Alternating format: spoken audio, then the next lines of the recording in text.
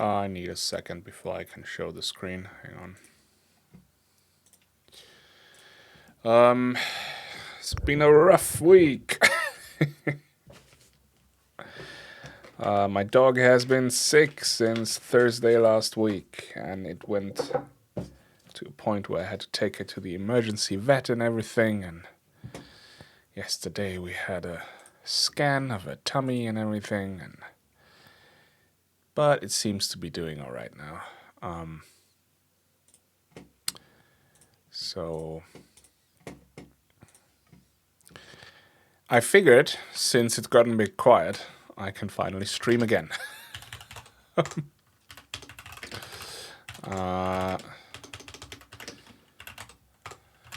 I will switch to the screen soon. 1 second. Okay. What's with all of this? Anything here that is odd? No. Let's open the folder. All right.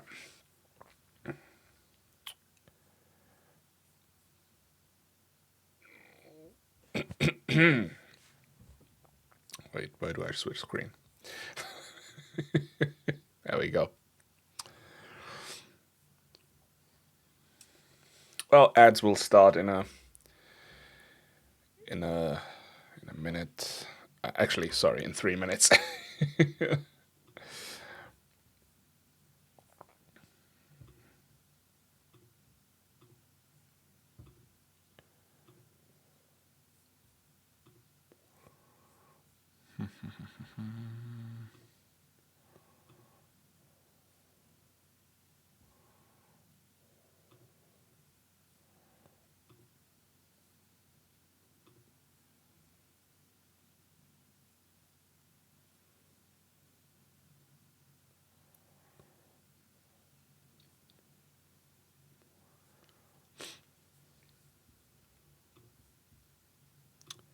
Did I even put out a tweet?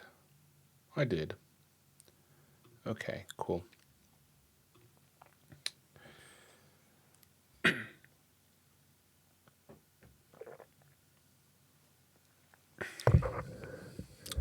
So yeah, since ads will start in a second, in 2 minutes, I won't be going full force straight into it. But essentially, I'm going to continue with alpha version 5, which basically just means working on parsing the syntax tree. So I dabbled around a little bit with it since last time, but I have not made any progress whatsoever. Again, because it was a very, very busy week, very stressful week, so I did not get a chance to code anything really. But now I can focus, hopefully. So we have this messaging system, right, for all the error messages. I added a few ones. I did some small changes to this one because I didn't quite like how I did it. So now the macros are slightly different and things like that. But it's not really that meaningful of a change, right? It's just for my sake. But yeah, I have these macros now with fatal message, error message, right, warning message, info message, passing the arguments and stuff, and all the messages are just in one location, so if I need to edit a string, I can just do that, like, right here. On the tree itself, not much has changed. The syntax tree is still the same, although I have a few helper methods now, and I will add a few more as I continue parsing the syntax tree. But I was kind of trying to think of, like,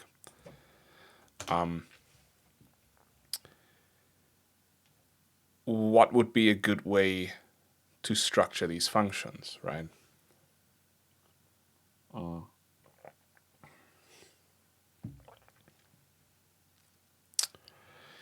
So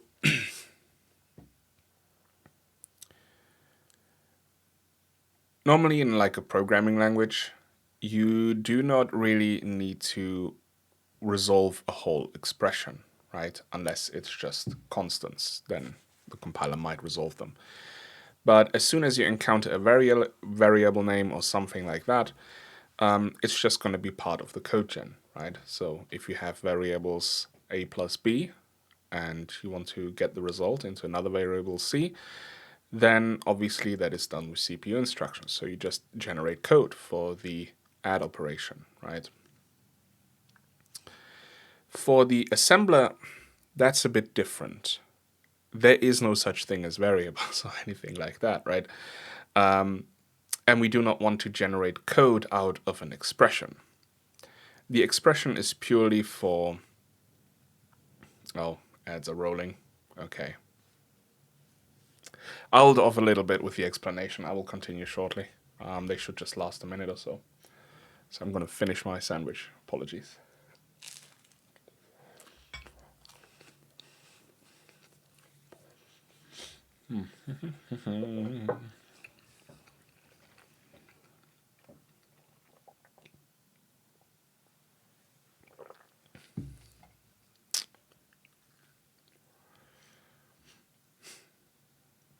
This font is huge.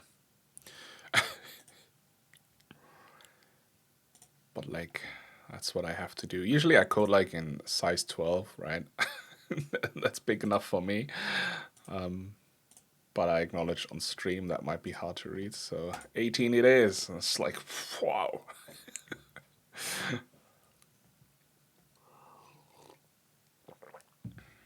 Okay, ads will end in 30 seconds.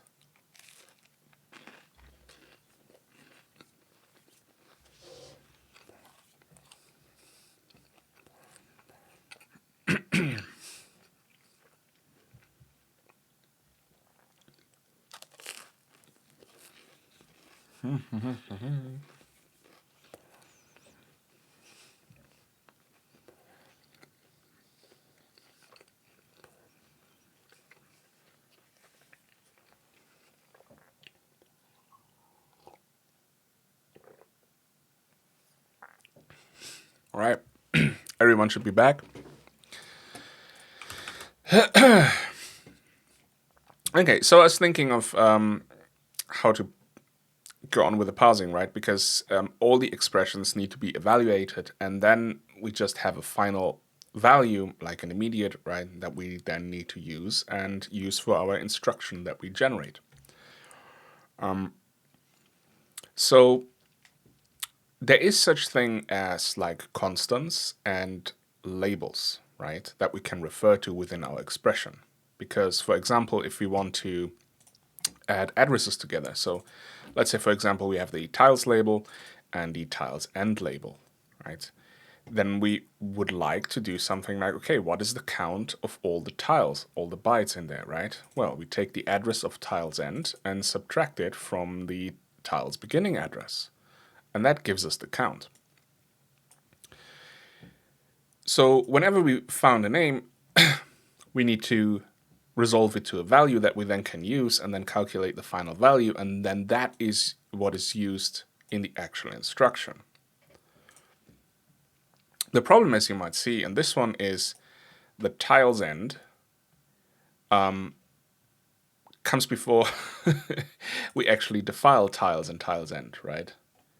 So there's no way we can put a value in there. So there's multiple ways of dealing with this. The first one would be is you have a multi-pass compiler, right? Or assembler in this case. So we could just go ahead and parse the whole file and just look for label definitions, right? And parse all the label definitions first. That will be one way. But then you kind of have to go through the file twice. Greetings, IO means life. And I'm not really a fan of multi-pass compilation and things like that. It's just a bit, annoying. What I would rather do is we're trying to parse this command, right? And we're parsing it. The tree is basically built, yeah, multipass. Imagine the meme with like, Lilo multipass. anyone owns that. No, multiparse. It's 2 passes of parsing, you know?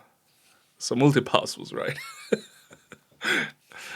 It's like you have the first pass, second pass, and then whatever. But anyways, we're trying to parse this line here, right? So we already know we have a load instruction before we get to this point where we then need to resolve tiles end minus tiles, right? Both of these values are not known to us. So what I would like to do is hold on to the whole syntax tree in memory. Yeah, the 5th element, exactly.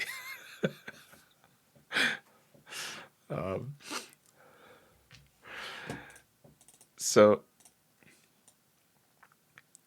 hold on to the whole syntax tree for this particular line and just mark it as, you know, unresolved, because there's a few things that are unresolved, like tiles end and tiles, right?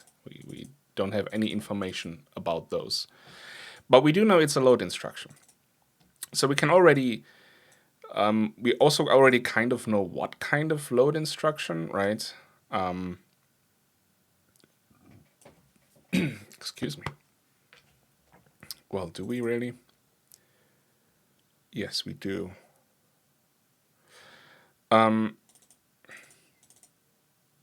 So we can already make like some educated guesses about what we're writing into memory, but essentially we're just gonna remember the address on the output that we're at,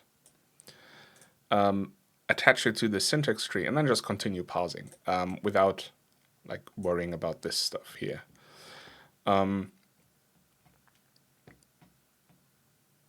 Then once we parse the whole file, we just simply look at, okay, which things are still unresolved in memory, right? And then we will fish out the syntax tree and then basically parse again. So we can then write the right instruction in there. So that was the initial idea. I might be explaining that poorly, but... but that means I have to have some kind of, you know, different results for parsing immediate values, right? So the whole expressions. So either it is a success because it was just constants and we could just simply parse them and it's all right, right? Or it might be incomplete, which means there is some identifiers that we didn't know about, like, or it is just complete gibberish anyways, and then we just mark it as failed and do not parse anymore, right? So that was kind of the idea behind this. I'm not sure if this is a good way of doing it, but that's about what I came up with.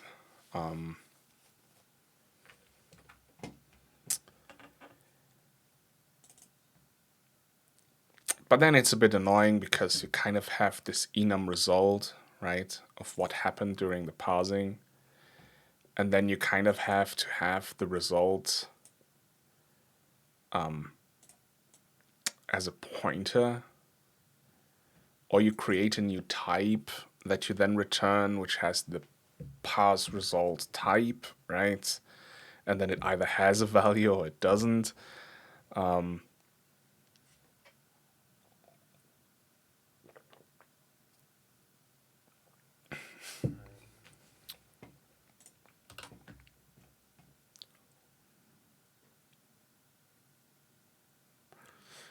Hello, Kakalak and Joe.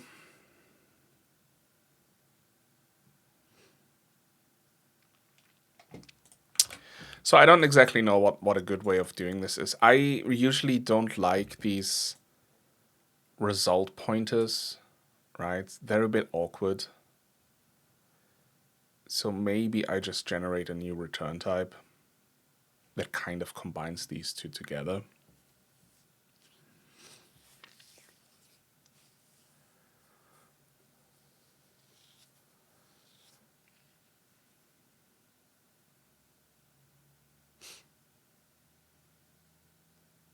First I was thinking, okay, let's just return a number always, and then, but then, you know, I really need to, you kind of run into issues then. For example, if you have, let's say, an open bracket and a close bracket, right, immediately. Without a number, let's say you have 1 plus this plus 4, right? What is this? Right? What do I do with this?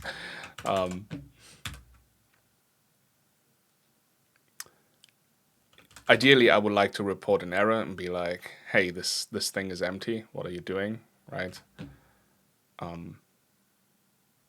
So I need the error result. If I would just return a number, then I need to just make up a number to return, right? And that would be then 0, right? And then just pretend like nothing happened. We just report the error.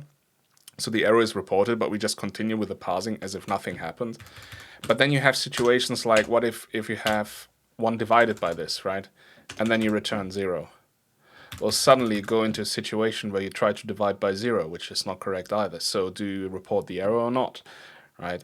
So, okay, then I report the error, but all the user sees is this, and then he gets an error that says like, oh, you're dividing by 0 here, and it's like, where? So first you get an error message for missing immediate, and then you get a message for like, you're dividing by 0, and you're looking at this, and you're like, no, I'm not. What's going on? You know, so I kind of want...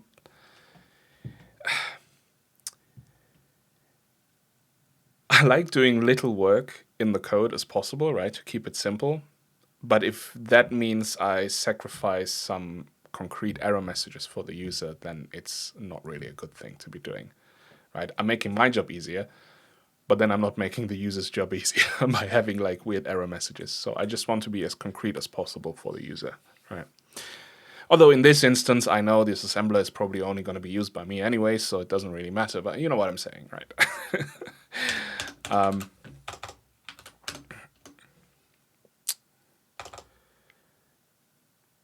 So I think a result type would be a good thing. Okay. Type def struct parse result.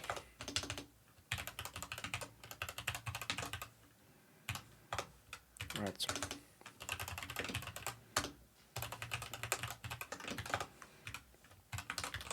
It's going to be a fairly flat type, so all it's going to have is the parse result type.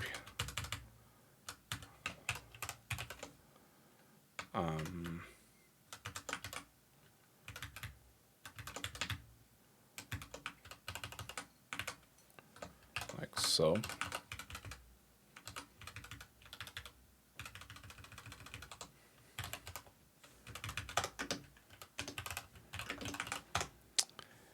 And then I don't know if I want a union or something. At the moment, I just have the, you know, a U16 for an immediate. And you kind of know what you're getting back by whatever you're calling, so you don't even have to have a type of like, okay, what kind of union value do I actually have? That will be fairly obvious depending on what you're calling and what you're getting back.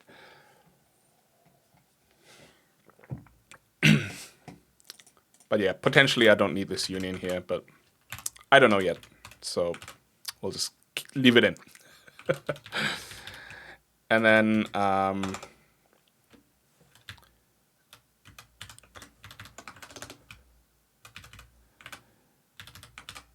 let's say is result success, is parse result success. Can make that a pointer. Result was actually a good name. Result and type.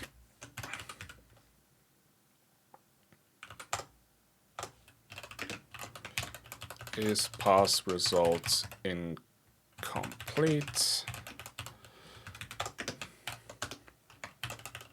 Okay, I need to sit down properly. I can barely type.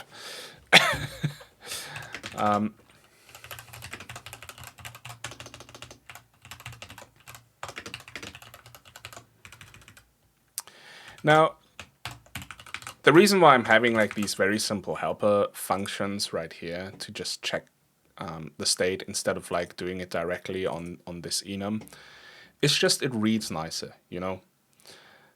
When you look at the code and you have a bunch of ifs that clearly state what you're checking against, as opposed to like having, you know, the result type with an equal sign and all this kind of stuff. And this is so small, it will most likely be inlined anyways by the compiler, so it doesn't really matter.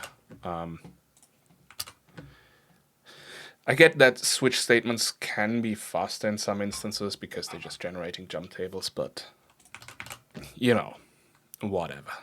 If that ever becomes a bottleneck, we can talk about it. I just want to have straightforward code. That's all.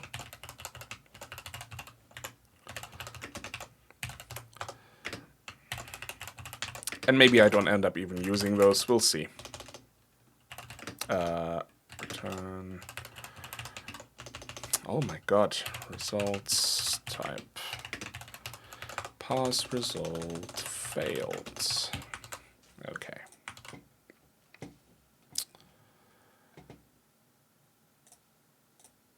So that is the parsing results. This is a little macro right here for file locations that is used for error messages. So,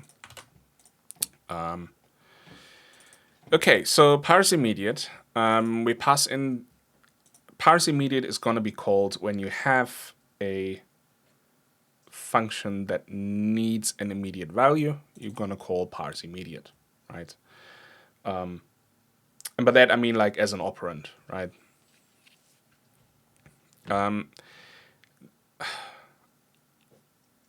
This is going to become slightly annoying because we need to have a parse operand thing, and we kind of need to figure out, because an operand could be other things as well, right? So it's going to be fun.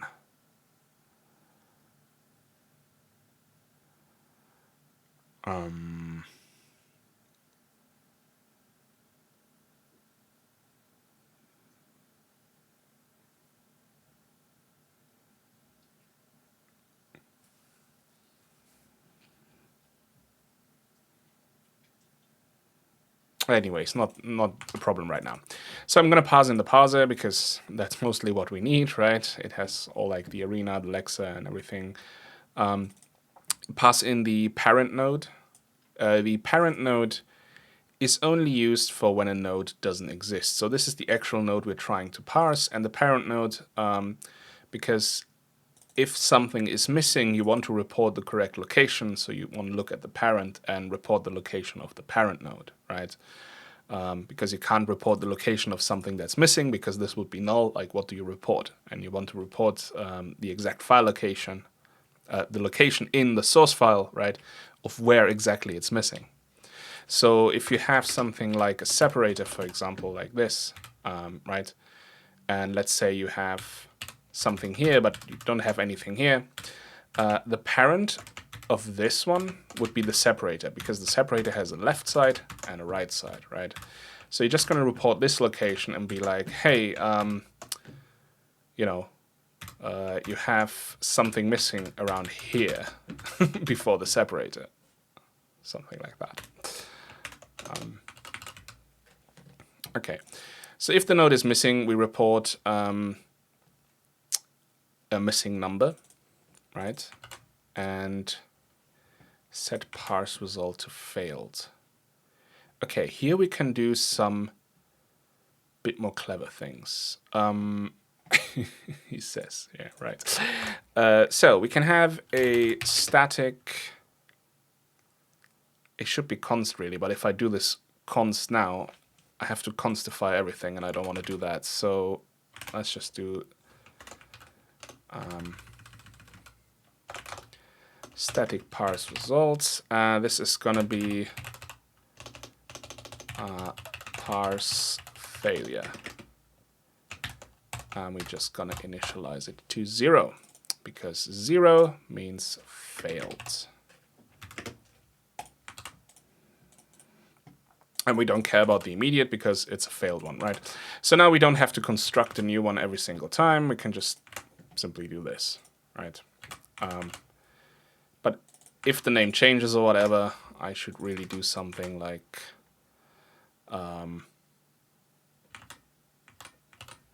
nah, this is fine. It should be fine.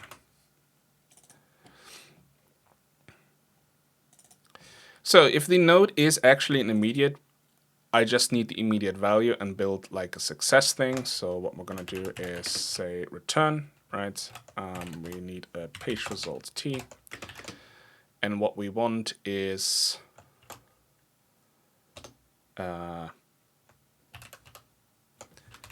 actually, you know what? We can make this a bit nicer.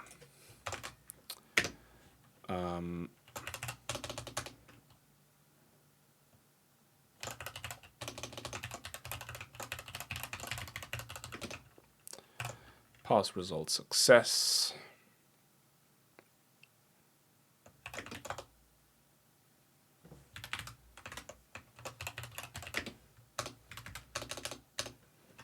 And we're just going to say parse result t. Type is success.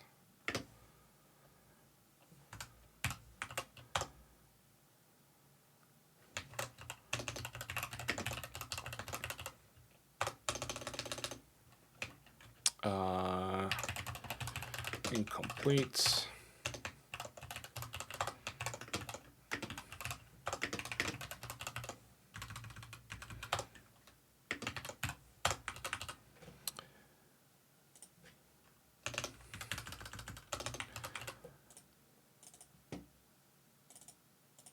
Oh. So I don't know if those need... oh, right. Wait, can I do it? No, okay. I don't know if I need to have anything else for the incomplete yet, so these might just be temporary macros, but we could also do parse result failed, right? And then just have it like so. And then we can say this.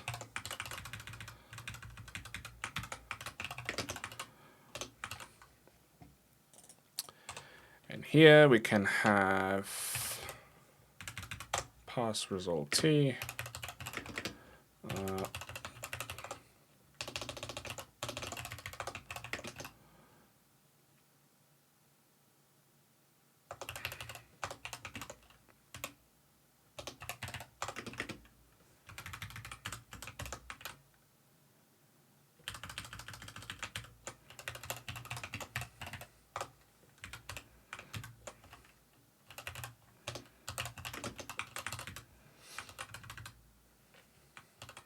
Okay.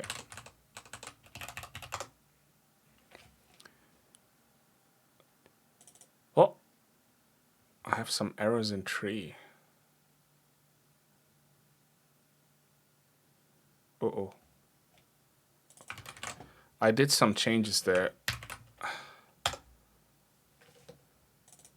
Valid or empty node. Oh, right, I experimented with this. Yeah, that is not... I was trying to figure out if instead of having null pointers, I could just have empty nodes instead, and if that would look slightly better, but that was a bad idea. So let me reset it. I can't just reset the whole file because I might have added some helper methods, so I'm not sure. So let me quickly go through this. Okay, this one should just be 0. No. This should be left, right? Actually, I could have just looked at the diff, to be honest, but maybe I should do that later. Let me just quickly fix all of these. What? But I was at 380. Okay, 380. This is just left, and you're just gonna be this one, right? And then this is just the nodes, right? Okay. Where's tree C? Let's look at the diff.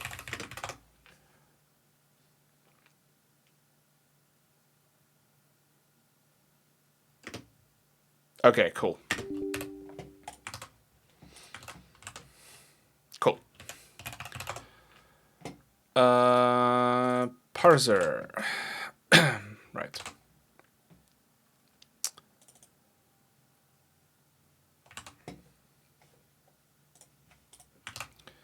Okay, that won't build, obviously, but I just wanted to make sure that like the macros are okay and not, oh, this is type, right, 4.1, message code parser missing.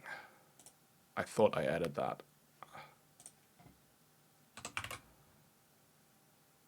Missing num.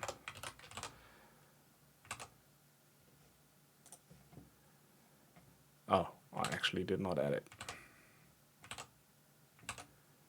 Okay, fine. So we have a missing number, so this should be probably our first error, string literal, right? And we have missing immediate value.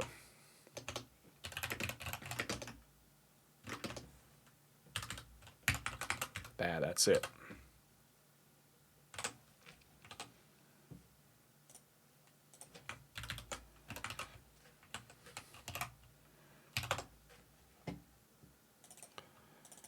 Okay, back to the parser. Okay, we no longer need the result. That is correct. Syntax error equals on 4.6.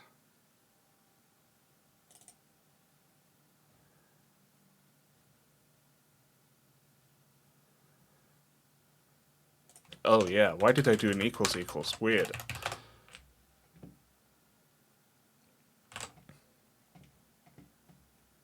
Oh right, it's not a pointer. Good call.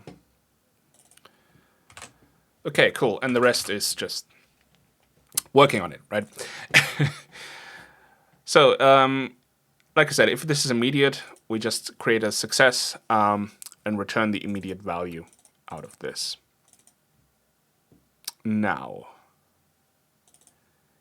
if the node is invalid, so an invalid node is something that can only happen if the tokenizer already has recognized an error while trying to build a token. For example, you haven't closed a string with quotation marks, or you have some bogus values after a hexadecimal number, right? Then it already reports that error.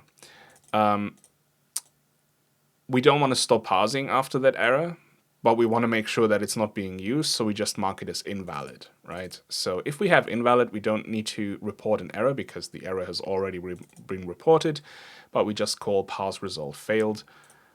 So whoever called this knows this is complete bogus, don't use it, right?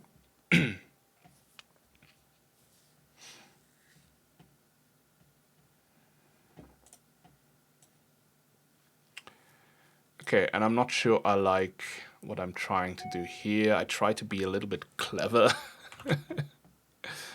I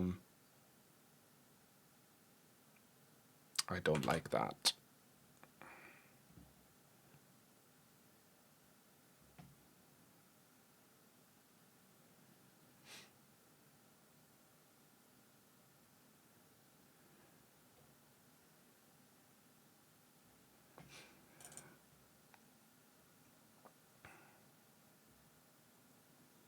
Okay, those are all just different error methods, right? So really, this is a gigantic else-if chain. I know some people might get a bit twitchy when they see that. Right. But that's perfectly fine code. Actually, we don't need DLs because we return out of those anyways, right? So probably going to do the same here. So you just want to report specific errors when you get stuff that you didn't expect in this instance. So in this instance, we wanted an immediate value, but suddenly we got a register, or we got a string, or we got a directive, or we got an operation, or we got a label, right? Those are all syntax errors. That's something that we didn't expect. We just expected an immediate here. So a number. So I kind of want to report that. And then there is some special cases. Oh, sorry, there's an ad break. So I'm not going to go too deep into detail, but it gives me a chance to drink some water because my mouth is running dry.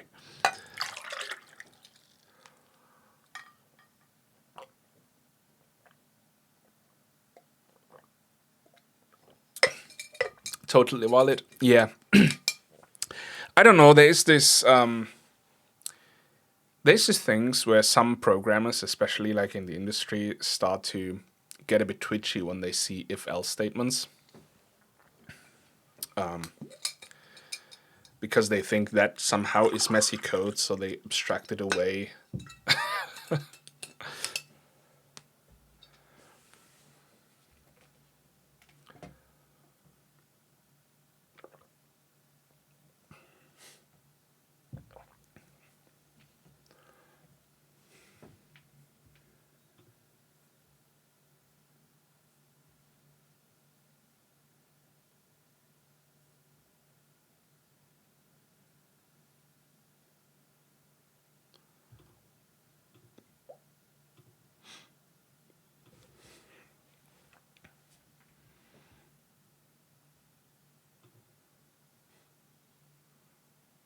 Okay, ads are ending soon.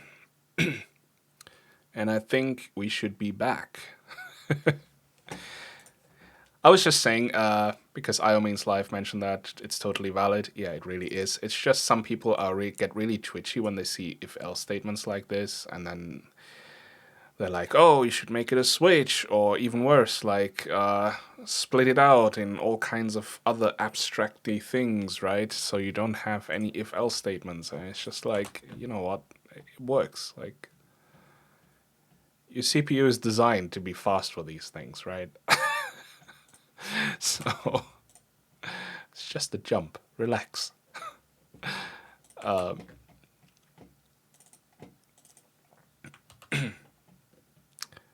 I mean, I was in that camp where I looked at like gigantic if-else statements and was like, this surely could be refactored to make it nicer. And then over the years, I learned like, no, just having a few ifs is just so much easier to read. It's so much, so much less cognitive load.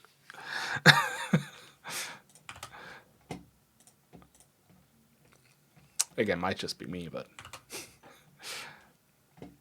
Okay, there's also some other special cases down here, which we have to go through later on, and that is unary operators, binary operators, and brackets, right? So that will be fun. These are just the more obvious things to fail on. These kind of need to start calling itself recursively, and I haven't quite thought about how to do that, but we'll get to it. Let me just do like these error messages, right? I don't like assigning the code and then just calling whatever. It's a bit messy, so I'm just gonna refactor this a little bit. Basically just calling the right error message immediately and return. So, okay, if we have a register, we just say unexpected register, we expected a number, right? So this is what this error code means, unexpected reg, num. So this is what's unexpected, this is what you expect. And this we just need to add to messages. Okay,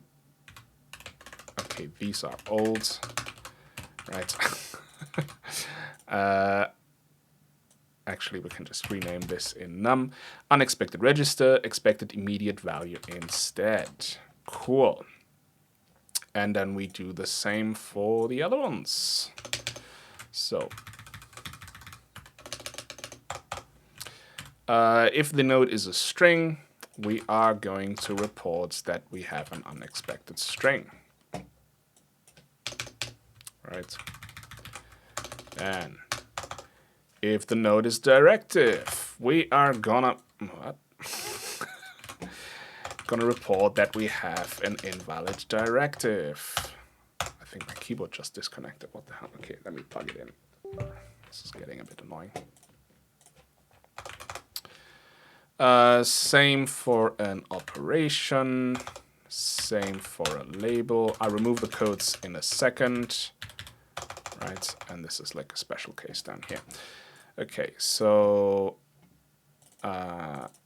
unexpected string, unexpected directive, unexpected operation, and unexpected label definition.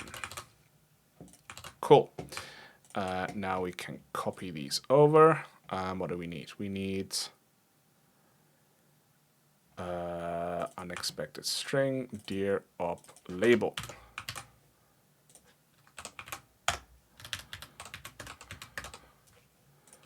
Okay, and then we take those bad boys. Oh, come on. And put them in here.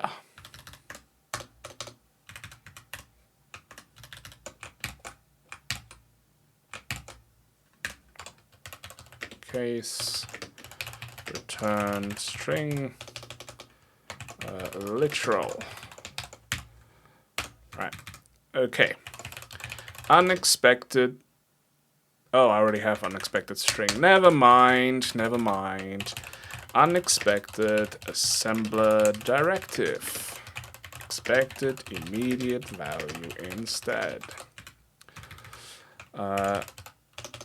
Now, at some point, I might change this messaging system a little bit to have like, okay, you just specify the string of, you know, what you encountered, and then you provide something what you expected instead. So you maybe provide 2 message codes or something. I haven't thought about this too much because like there's some patterns in these error messages, but maybe that's just going a bit overboard trying to make a pattern and like, you know, building it out. This is at least straightforward, right? You look at this list and you know what it's doing, and you know what every single item is doing. So unexpected assembler operation. No, just unexpected operation.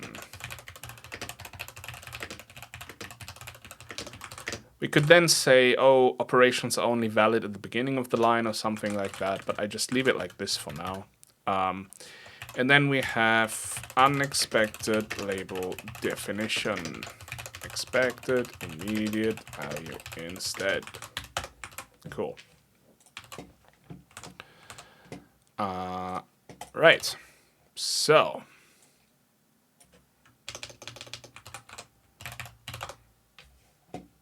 Well, that looks better, doesn't it? What? Parser unexpected string im. Did I not rename this? Ah. It's num, not im. I looked at it and I didn't know what im was. So num makes more sense. Alright, can remove the spaces here. My backspace key is slightly sticky. It's super annoying. I might have to change the switch. It has been annoying me since yesterday a bit. It's like... Maybe I'll do it on stream in a second. Because this is really getting annoying. Like you press and there's like this slight, you know, delay of it popping back up. It's so annoying.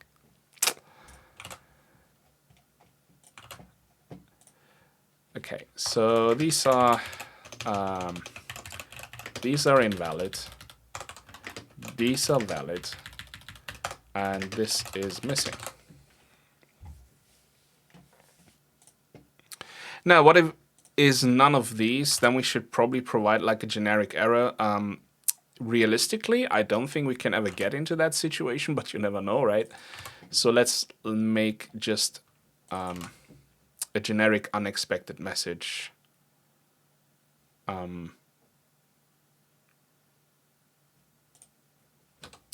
Or for now, we could do an assert that just says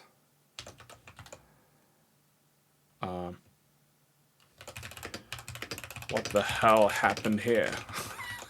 Right.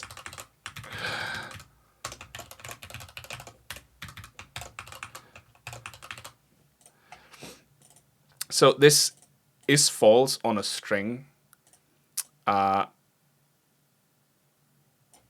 It's just basically turning whatever you have here into a null. And then this assert will always fail.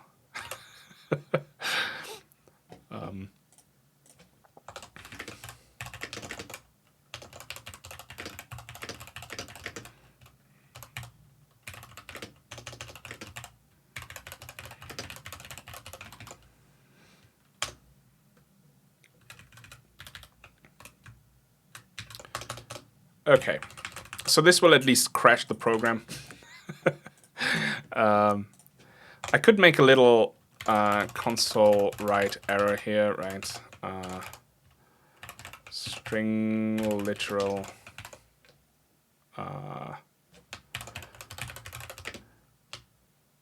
Let's do it like this. Unexpected node in parse immediate. Right, so I know when I'm debugging this, there's something going on. Actually, I think this is write output error or write error output. I can't find that, so it's probably write error string. Well, not even close. Okay, write error string.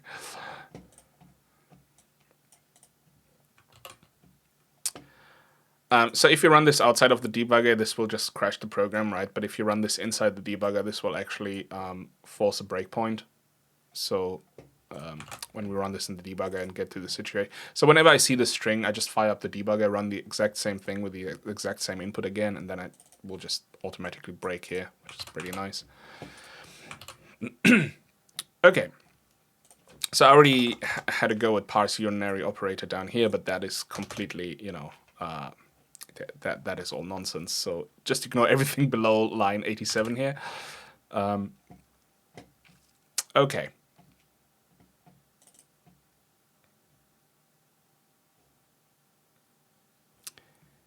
Actually, I forgot the node type.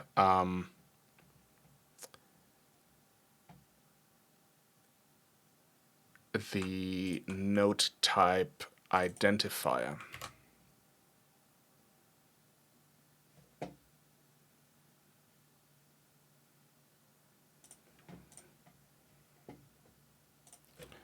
So if is node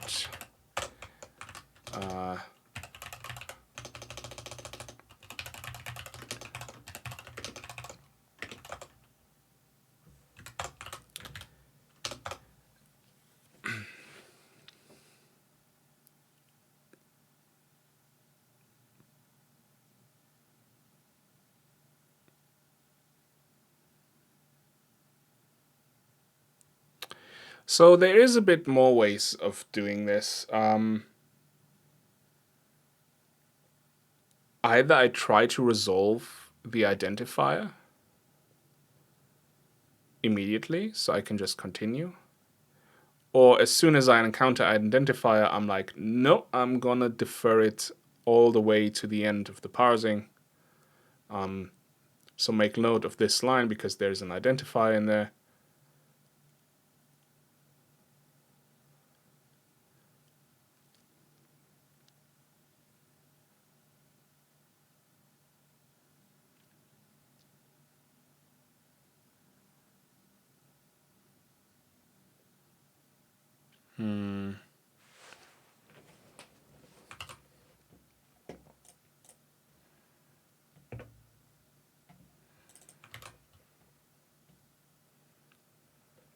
I think I'm going to try and resolve it. So that means parse result parse immediate identifier, right? We probably want the parser. We want the current expression node.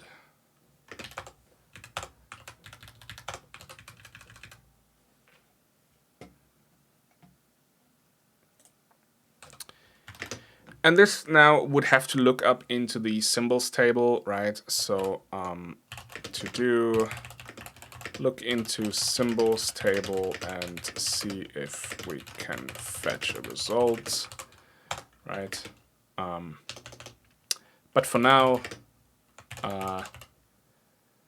parse results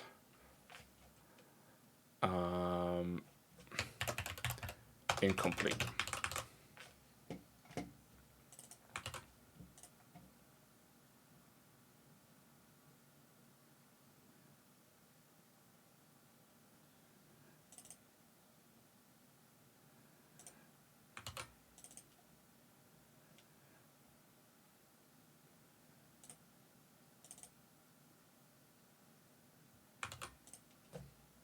So at the moment, we just defer it to the end.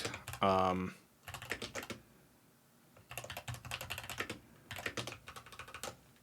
I don't need this. I already have a to-do there, right? But essentially, if you have an identifier, you would try and parse it. Parse, and we have the node. We no longer need the parent because we know what we have. And then we kind of just need to figure out what the result is, except we don't. We just return the result, right? That's up to the caller. Okay.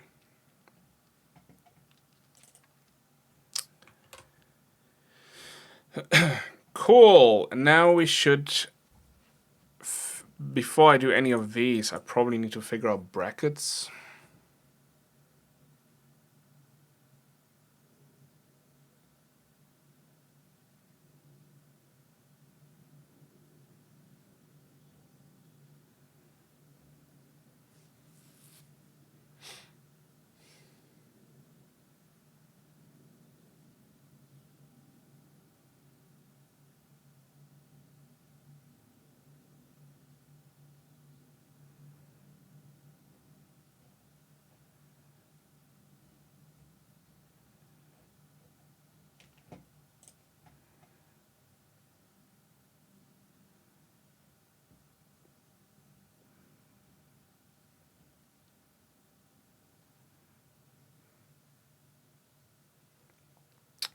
So what I'm thinking is brackets is a bit annoying because like you have either expression brackets like these, right, to group certain expressions together, or we have indirection, which is with these brackets. Now, an indirection could have expression brackets inside of it. What should not happen is that you have something like this, right? So these always need to be on top. Indirection always needs to be first. It cannot appear anywhere inside, while groupings can appear everywhere. You probably, yeah, you don't want to have this because that doesn't really make any sense.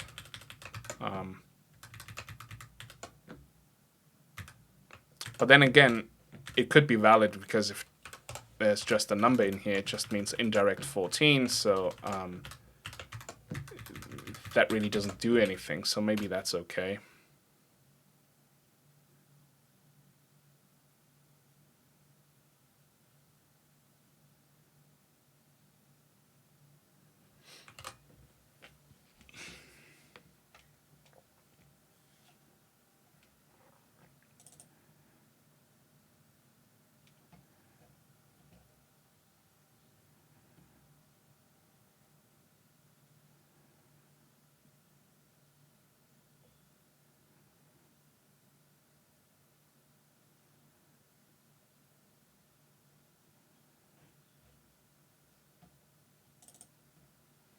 But then I also need to kind of report this to the caller, whether something is indirect or not.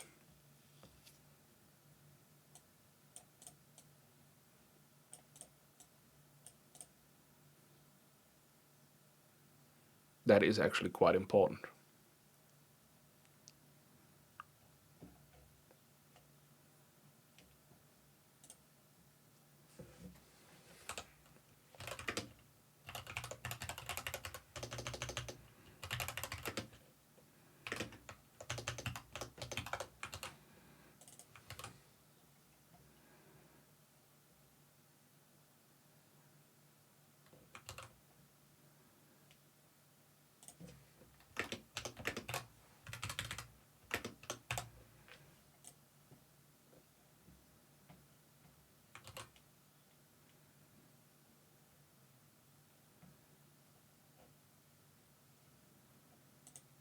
Okay, let's do brackets.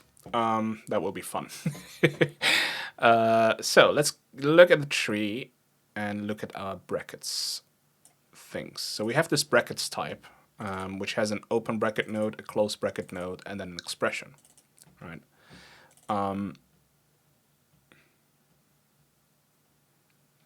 So we can check whether something is a node brackets.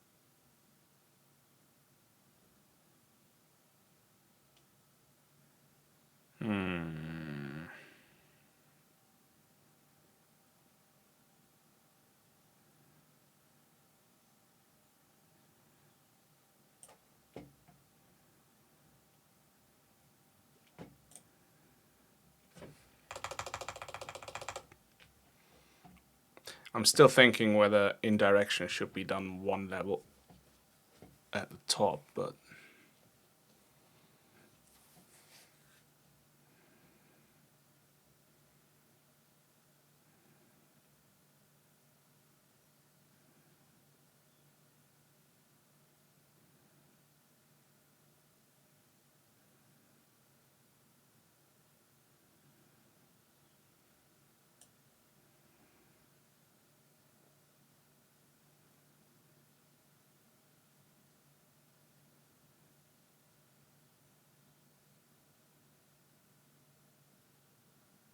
I think I should.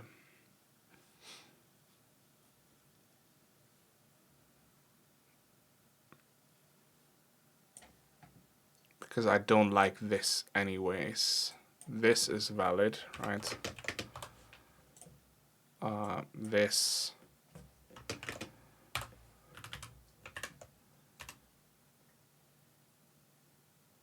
shouldn't be.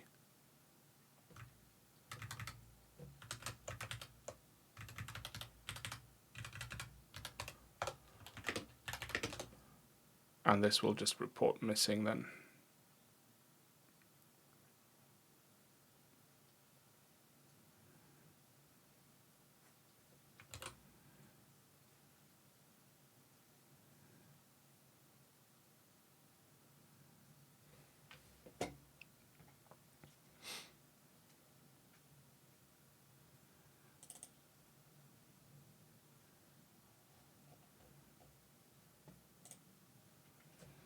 Okay, so parse result, parse round brackets.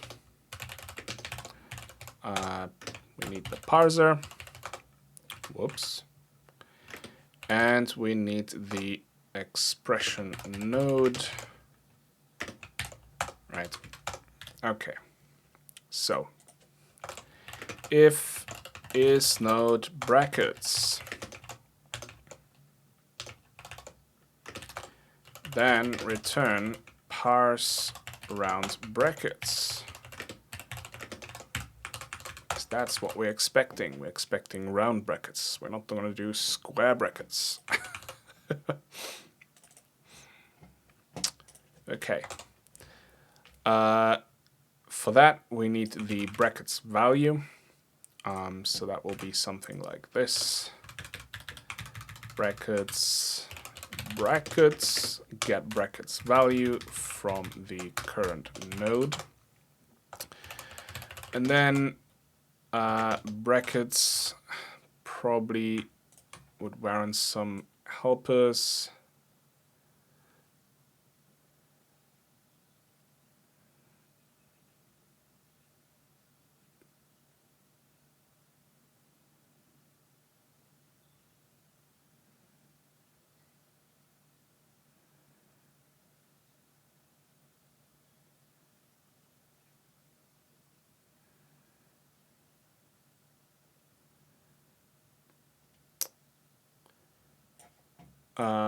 What error message do we want to report? So we probably want to report if we have either one of an open bracket without a close bracket, if we have only close brackets, right, without an open bracket, and we probably want to report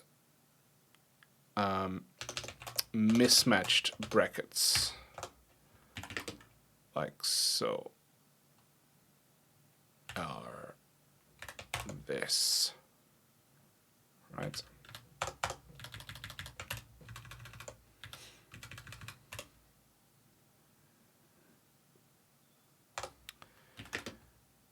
And if it is an indirect, we want to report that as an error. And if it is empty,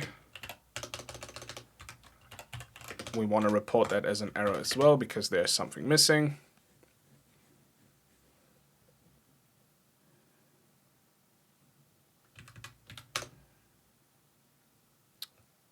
And anything else, we just go ahead.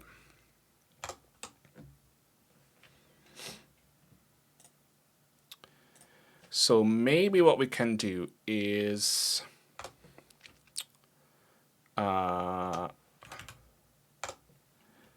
B32 is brackets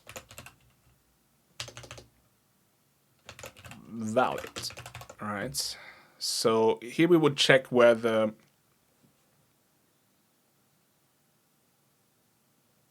we have a matching open bracket and close bracket type.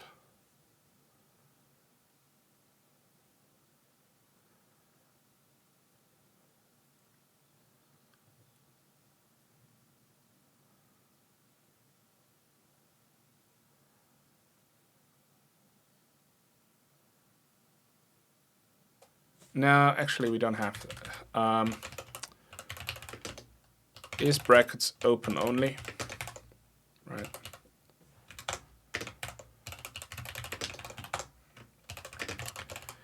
Is brackets close only?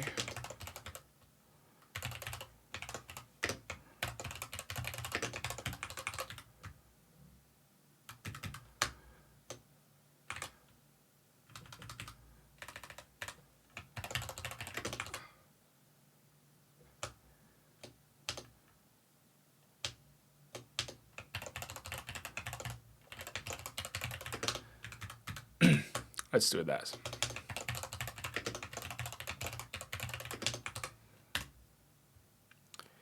It's missing open bracket, is missing close bracket, right?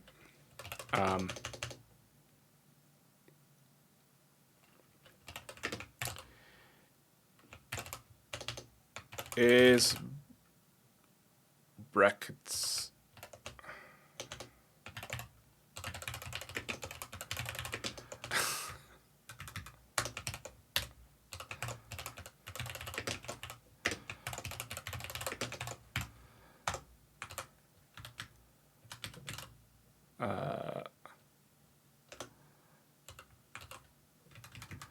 no, is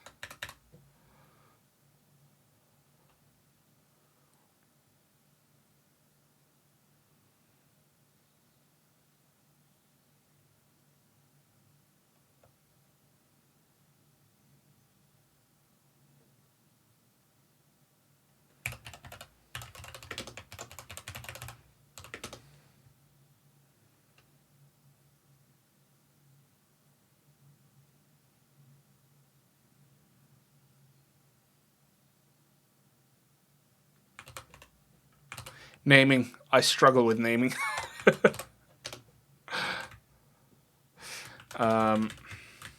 Is unmatched brackets, whatever. And then we kind of want to figure out what kind of bracket type we have, right? So, oh, sorry about the ad break.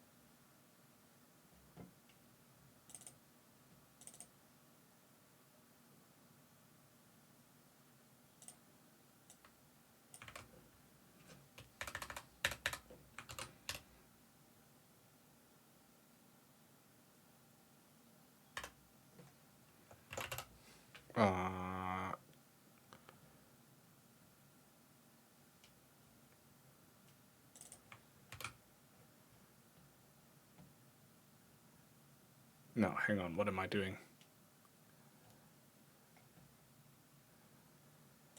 Is missing open bracket. All I want to do is check for 0. Return. There we go. Right. And is missing close bracket. Return brackets. Close bracket is null. Then is unmatched brackets. This is where we actually need to figure out the type, right? So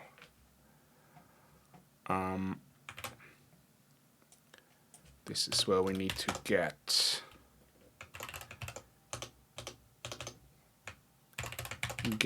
open bracket value, brackets, open bracket. And we want the bracket type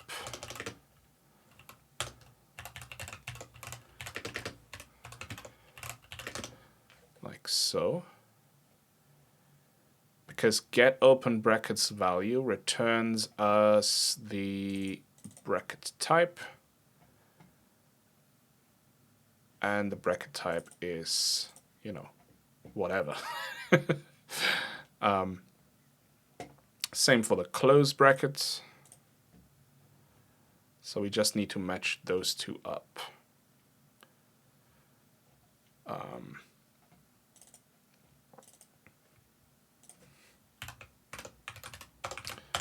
Then get close bracket value.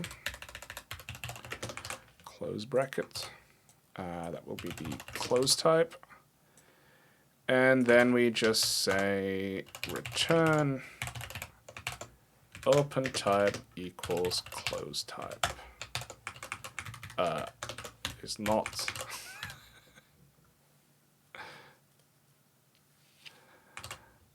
Because we're checking for unmatched ones. Okay, and once we have checked for that, we can just check for open brackets. We do not need to check the close one because I'm calling that one first. So we determine this based on the opening bracket. So we get the open bracket, we get the type, and then I have already something that can just say is bracket round or is bracket square. So really, return is bracket round. Right, there we go.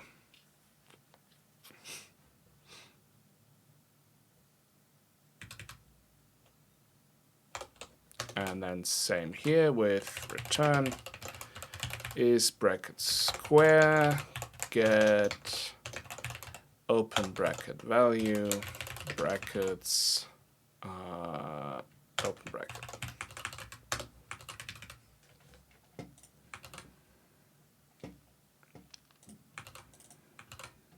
Okay.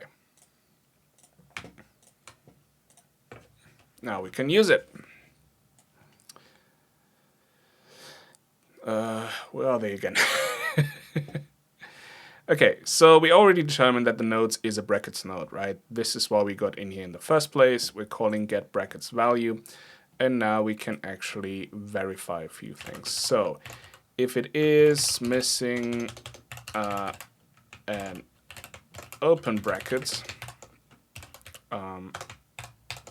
then we're gonna have a specific error, right? Otherwise, if is missing close brackets, we want to have a different kind of error. If is unmatched brackets, we want to have a different kind of error. And if is square brackets,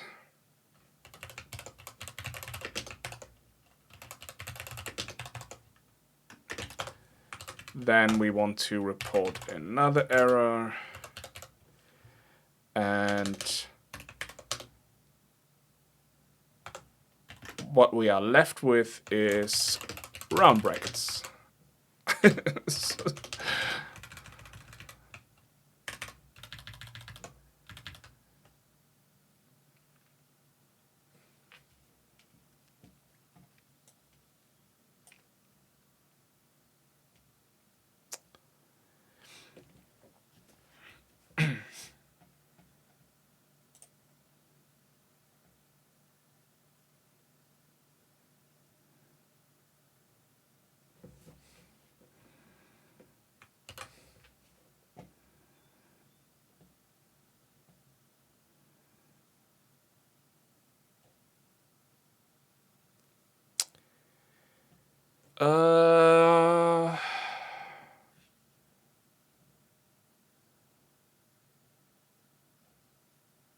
Okay, this is slightly annoying now as well because I kind of need different error methods, right? So I could have the brackets also when I use registers. So for example, you could have LDA, right? Although that's kind of shit.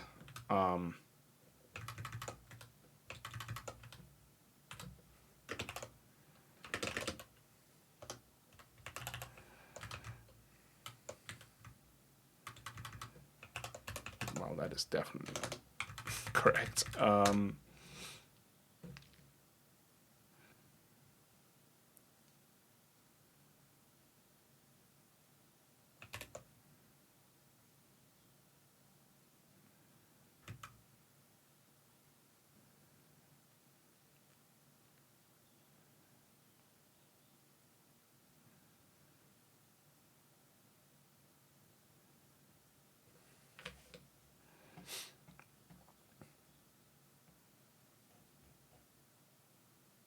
No, that makes only sense for immediates anyways, so I think we're okay here.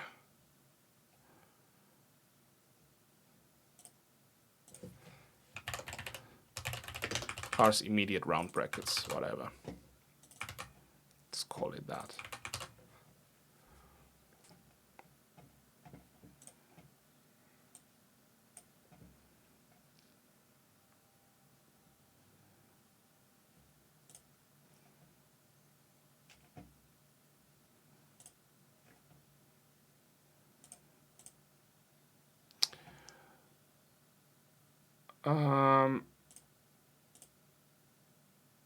I could just reuse the missing immediate value error message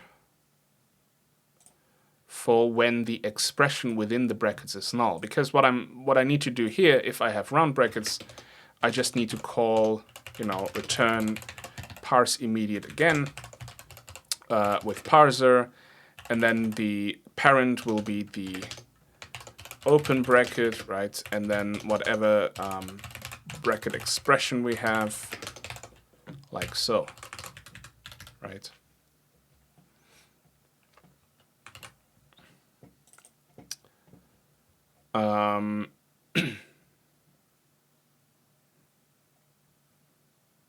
So in cases of empty braces, we would just validate that this is correct and then try to read the expression, but the expression is 0, right? So we would go into parse immediate with a 0 node saying, oh,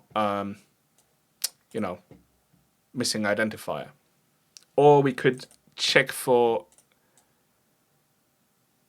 0 right here and then have a specific message saying you have an empty, an empty group of parentheses, which is not allowed. So it's a slightly different error message, I suppose. Maybe better.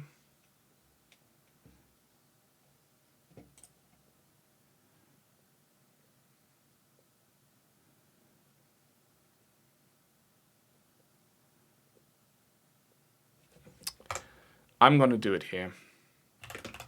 If brackets expression is null, we're going to report a missing thing here. Okay. And then we have an expression node, which will be the parent node.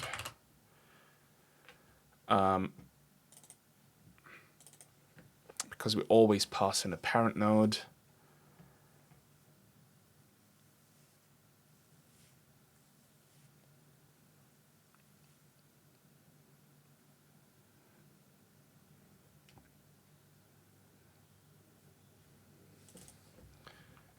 To be honest, that is just the brackets node, right? So it's just node. So we want the brackets expression here. Brackets expression.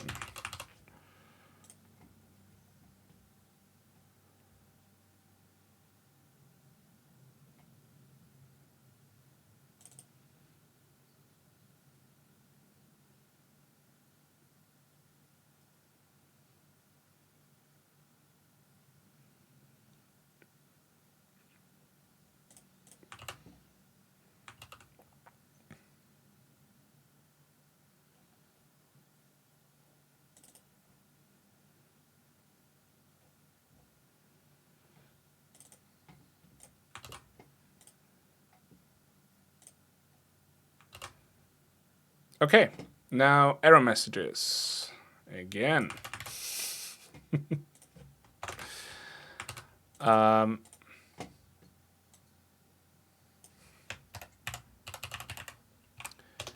Missing open para.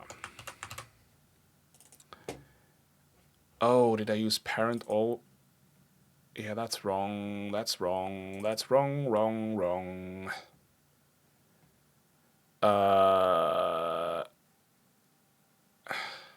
Node. Don't report anything here, but here those all should be node, not parents. You want the position of the current node, not the parent node.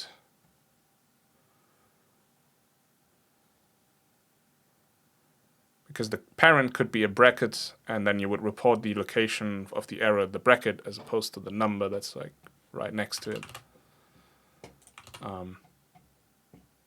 So you would report a different column or byte position that you're expecting. So, okay, missing open para. Then we have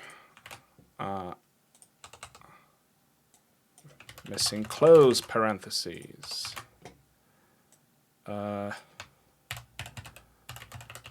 Unmatched parentheses.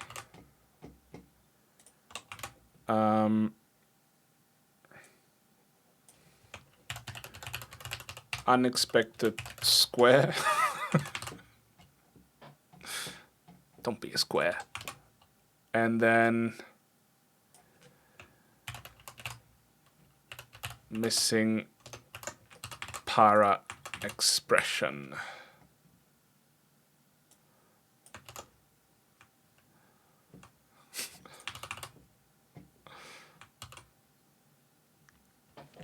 It's hip to be square? No! Squares are not allowed. Not in this code. Okay.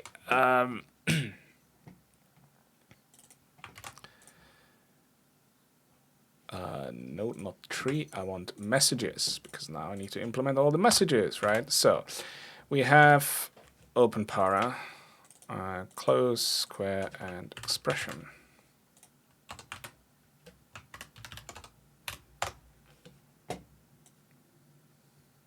Right. Copy this. Yes, please save the changes. Why would you not save the changes? Okay, and go in here. Do like this stuff, right? This. Case returns string literal. Okay.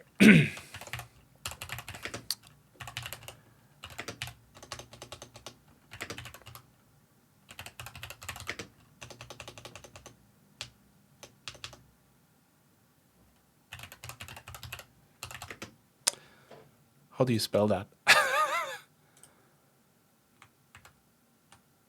Why do I spell it with an A? Parentheses. And we want to know what kind of parentheses, right? So we could print out the character like so.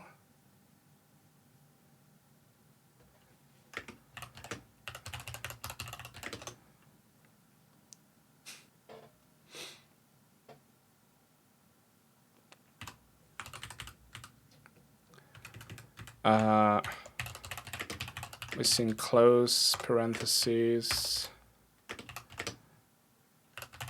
in expression. Then we can say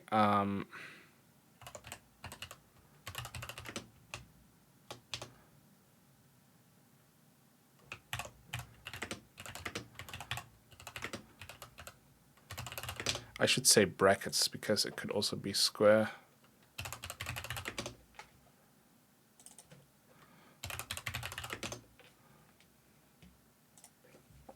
Let's do it this way.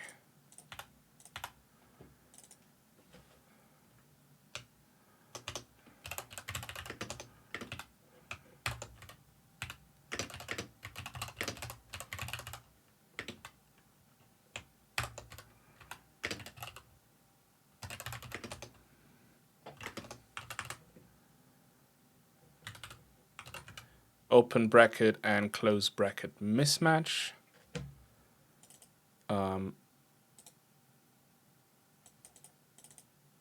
How do you spell that? Do you spell that with one S or two S? One S. Mismatch. Okay.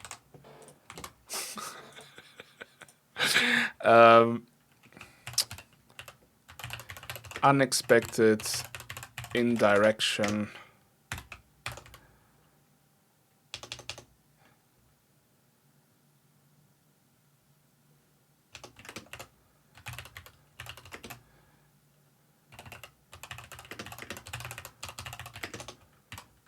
Expected immediate or expression.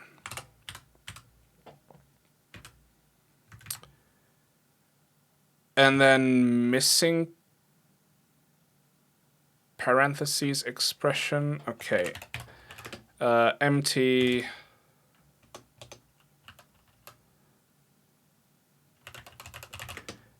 parentheses.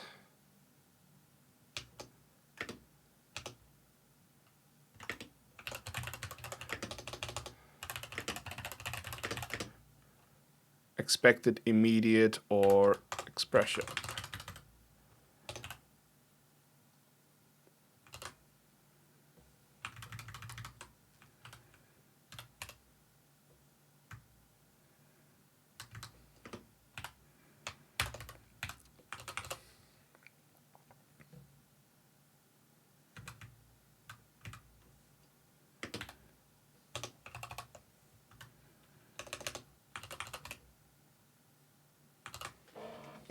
Okay.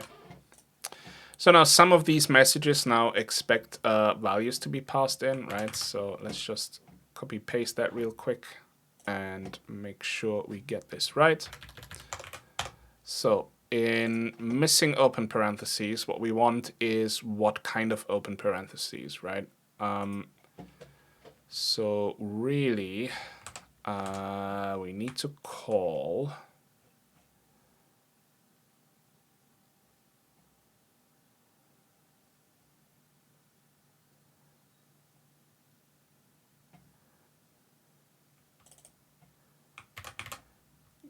get close bracket value. No, we can't.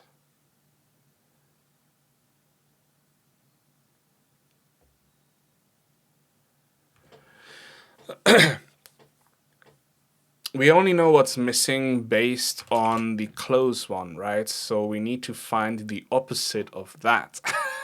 So it would probably be worthwhile to have a little helper method here as well.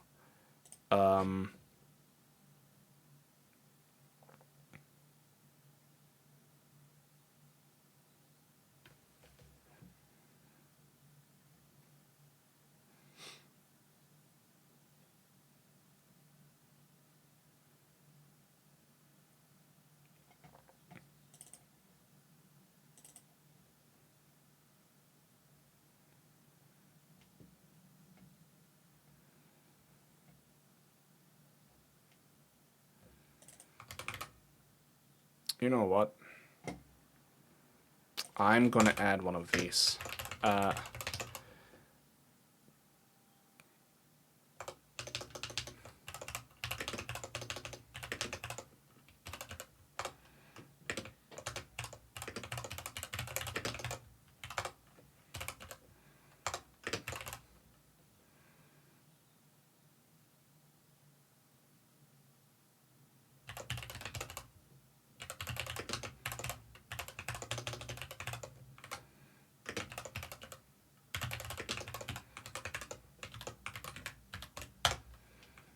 Right, and then we go in here.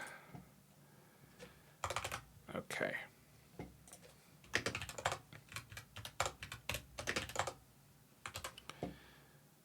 So basically we want this and this.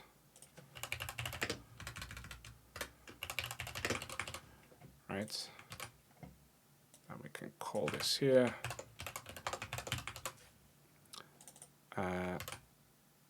Whoops.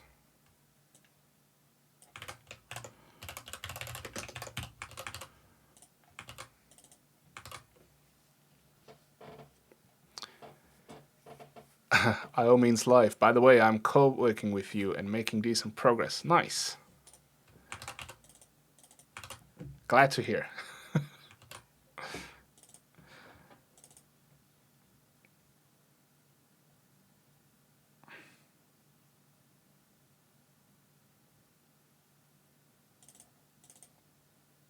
Is round brackets is bracket round. That is kind of shit, isn't it?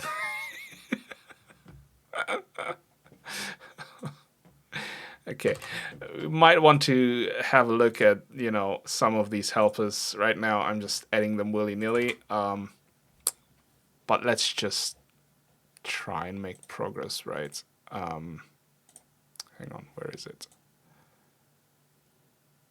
I think not all of them are defined in the header. Oh, it is. It's bracket round is bracket square.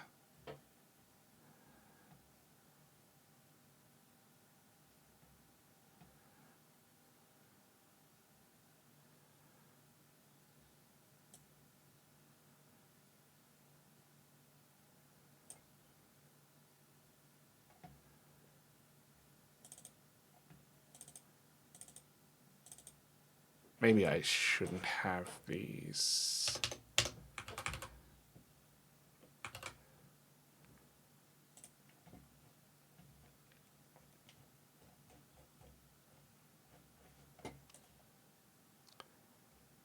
You can get slightly overboard with this stuff as well, so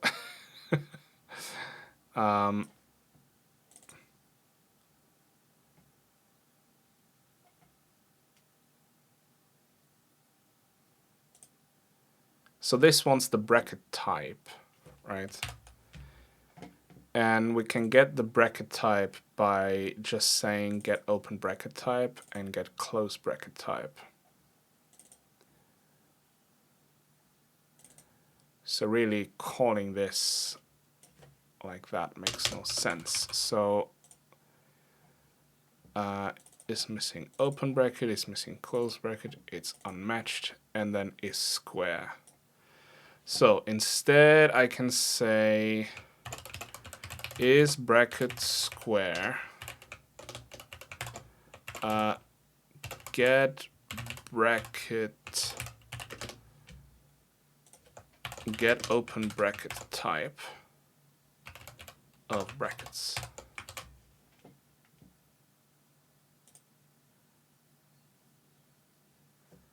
Is bracket square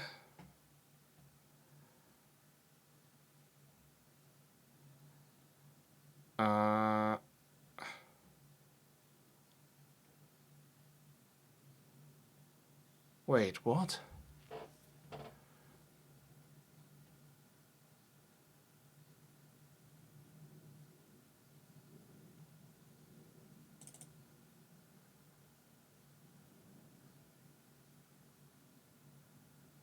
Why do I have separate type for... Oh no. I think I might...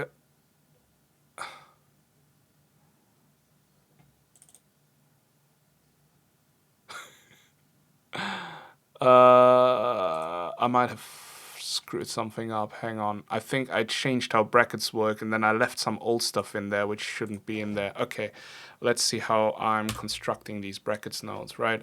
So I have an expression type brackets. I go into brackets. I create an open bracket node. That is the brackets type, right? So, okay, brackets type, fine. Open bracket node. What is an open bracket node? An open bracket node gets the bracket type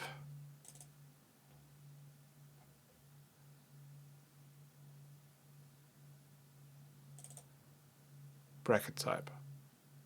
Okay, so this stuff here, this close bracket stuff and open bracket stuff doesn't make any sense. Is node close bracket.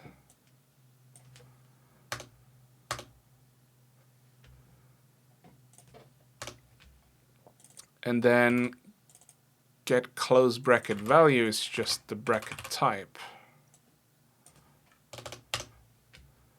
So like this.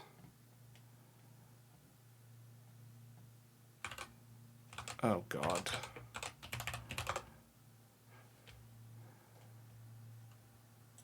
Yeah, here we go. There come the tree warnings.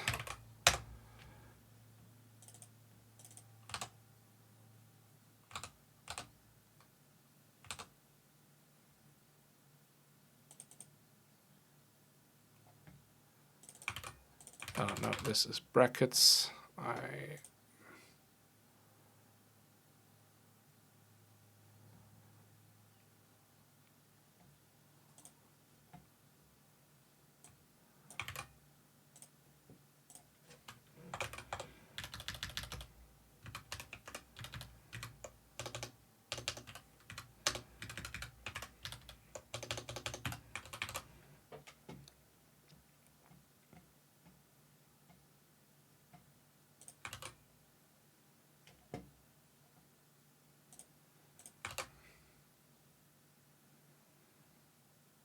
Okay.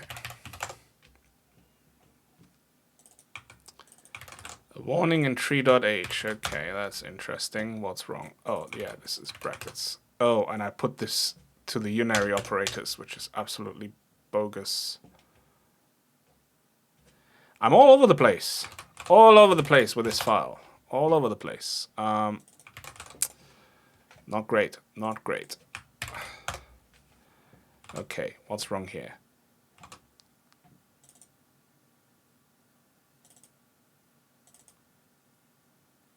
Get close bracket value. What does that actually do? So get close bracket value. That should be the close bracket node, right? Oh my God. Oh, it already returns bracket type. Okay. Okay.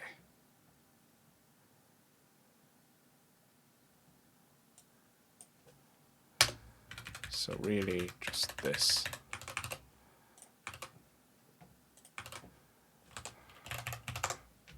Fine. Maybe too many indirections here, but that's okay. Okay.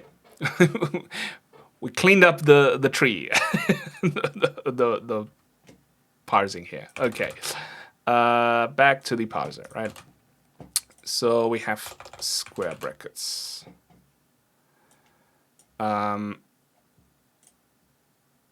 Okay, so really what we want is we want to get the opening bracket.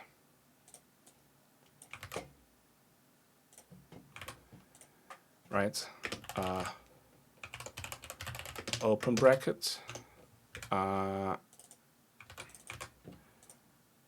For brackets.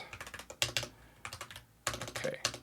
And we're holding on to that. And then if is bracket square the open bracket, then report this error right here.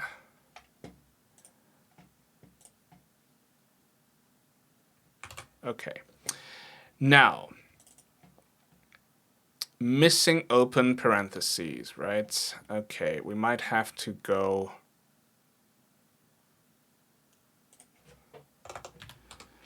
So if the opening is missing, then we have a close bracket, right? So let's get the close bracket type.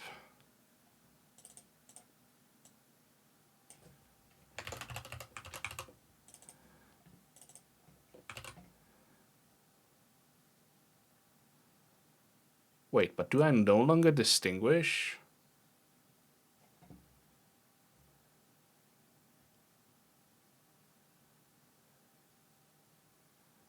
No, I do.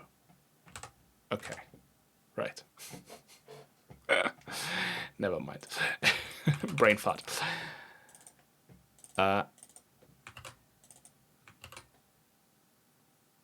Okay. Bear with me. So we have the bracket type. We have an we want the close bracket, right? In this instance, And now we can pass in if is bracket square, right? Then we can pass in whatever the square bracket would be. So this one, or otherwise it's gonna be parentheses, right? But we're missing the opening ones. So this or this.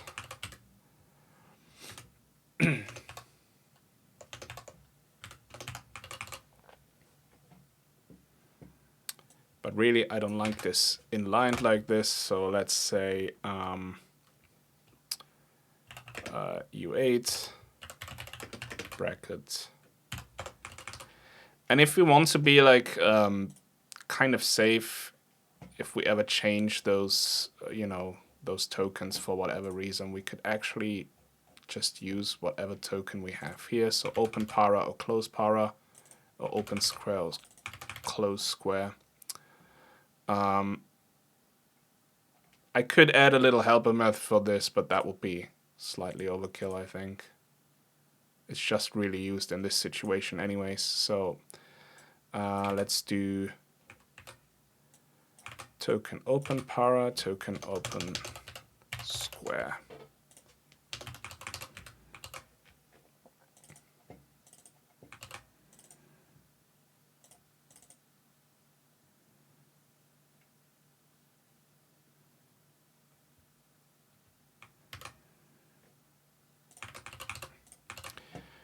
Okay, cool. And then we have the same for missing close brackets, in which case we kind of revert this, obviously. In this case, we need the open bracket, right?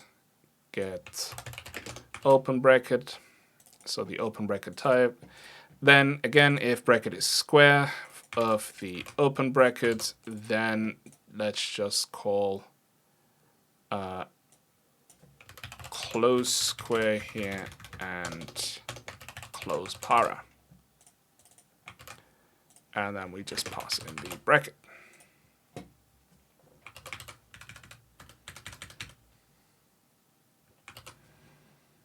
Okay. So if they're unmatched, you kind of want both of them, right?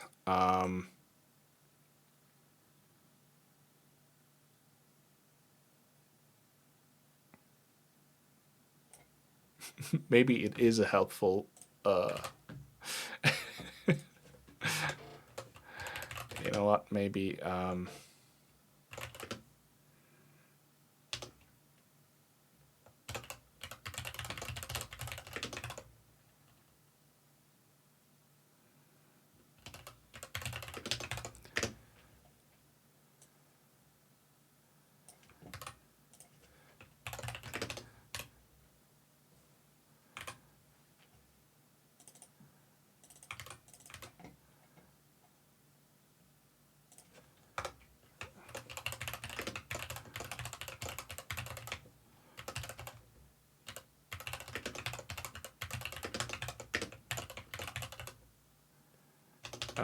is bracket square. Oh wait, we just do this, right?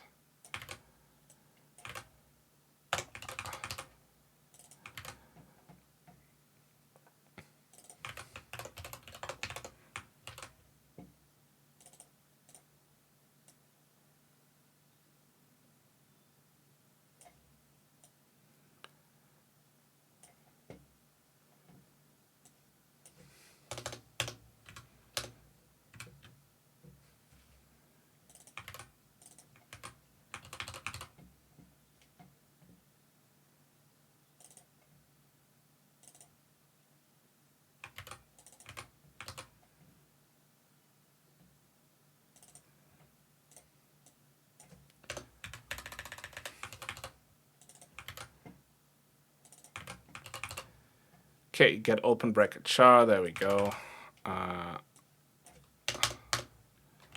It's a bit nicer to read, I suppose. And then we can have get close bracket char, right? We pass in the open bracket because we want the opposite of them. And here, if they are unmatched, we kind of want both, right? So we get the open bracket, we get the close bracket, and then we need to pass in both of them. So first we pass in the open bracket. So get open bracket char, open bracket, and then get close bracket char for the close bracket. There you go.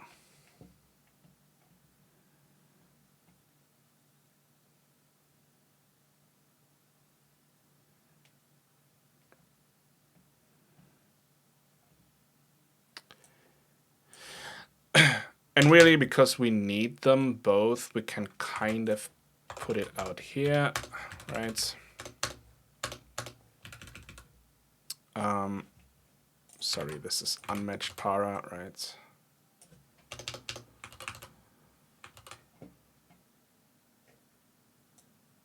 It's a bit long, but whatever. Let's do it this way. Okay. So if it's missing open bracket, do this. If it's missing close bracket, do this. Otherwise, get just both bracket types right here. Then we have unmatched brackets where we report to those unmatched ones. Then we check if the open bracket is a square bracket. If it is, we say unexpected square brackets. And that just means unexpected indirection. So we need the get open bracket character for this open bracket right here. Call.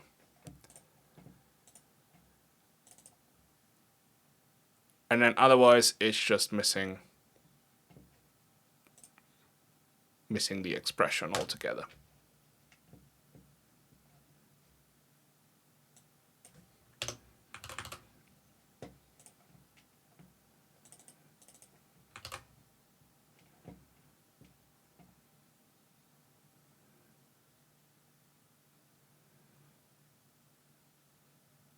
Well, we just really need the open bracket, right? So really just this. And don't really need the close brackets. No, we do.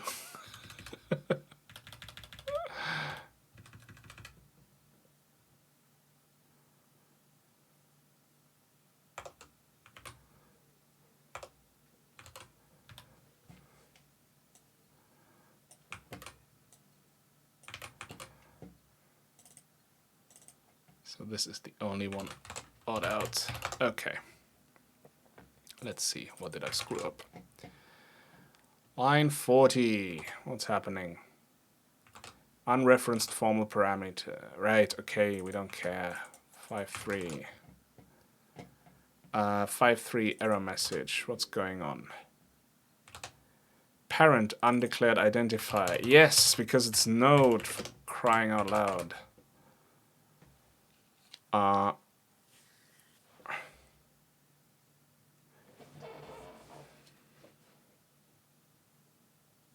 Yeah.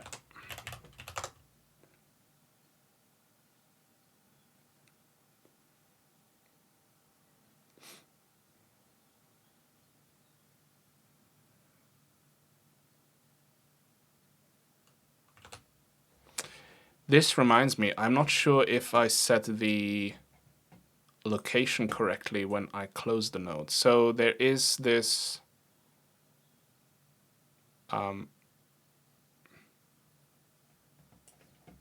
brackets node if close bracket is next.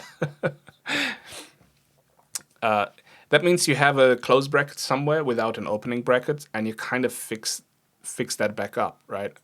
So we're getting the current token, see if it is a close bracket. If it is, we're creating an expression, a bracket node, basically. And then we just say open bracket will be empty, so it's going to be 0. We still use the expression that we passed so far, but it's now a child of the expression node that we're creating here, and then just add the close bracket. Now, I'm not sure. Yeah, that would be wrong, wouldn't it? Because that is basically the location of the close.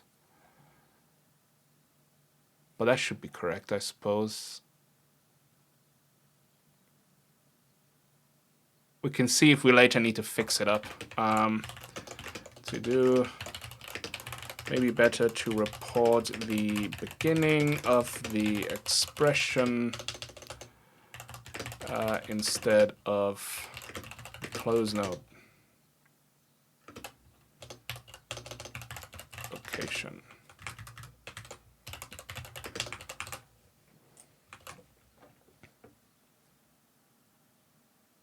But it's kind of similar, like, right? So if we have an open bracket without a close bracket, we're going to report the location of the open bracket saying this open bracket right here on this location doesn't have a close bracket, right?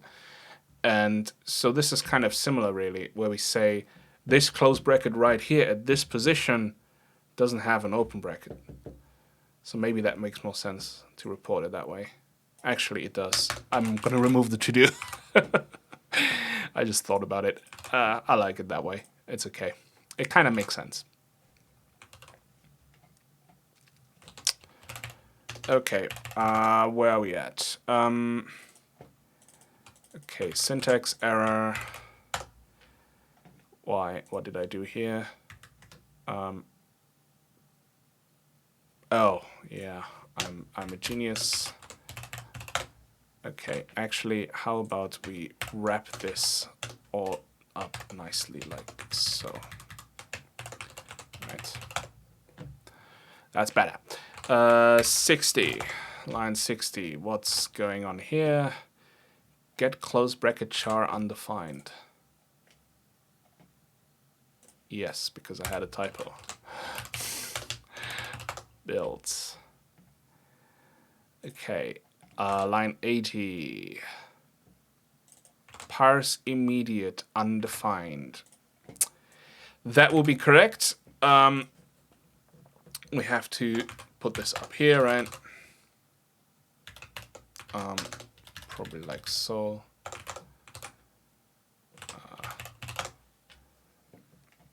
So we can call it again because this is C. Line 100.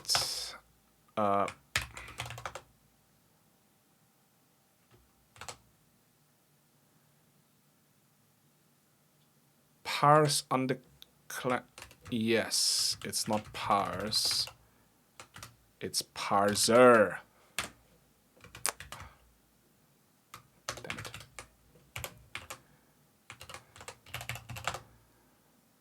Okay. Line 134. That might already be. Oh.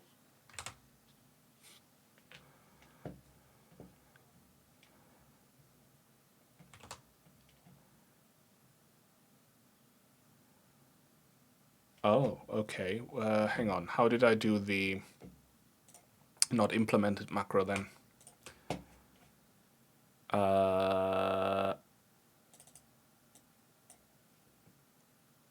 Oh, I'm just negating it.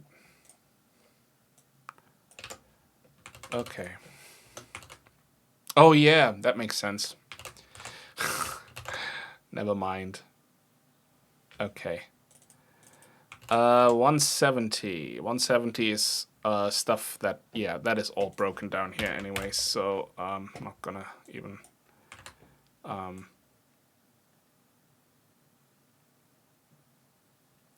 I mean, sort of broken, right?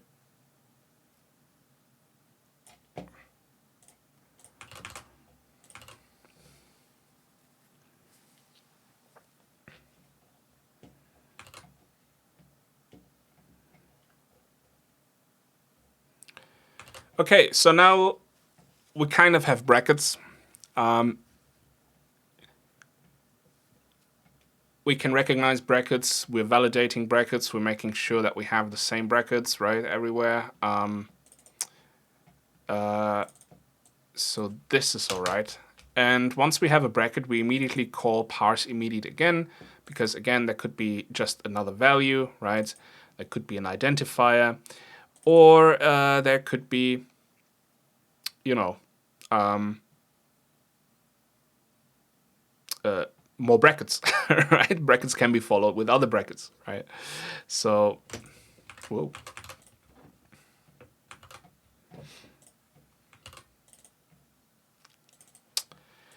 Okay, then we kind of have the operators. This is where the meat is, right? So if is node unary operator return parse immediate unary operator. Pass in the parser and the current node. And then we have parse results, parse this, parser t, parser, expression node, node. Okay. I already have like unary operators down here slightly. I attempted, right? But that's probably rubbish, but we can at least copy this to like start out. First, we're getting the unary operator value out of this node, right? So this is our operator right here. Although I think this returns a pointer. Yes, it does. So it's pointer operator.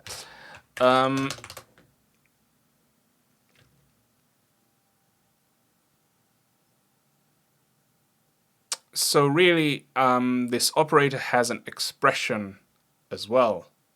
So every unary operator is followed by an expression. So the first thing you want to do is try and parse the expression, right? So parse result t result equals parse immediate again. Well, we pass the parser. The parent node now becomes the unary operator node, and the expression we're trying to pass is the operator expression, right? So like so.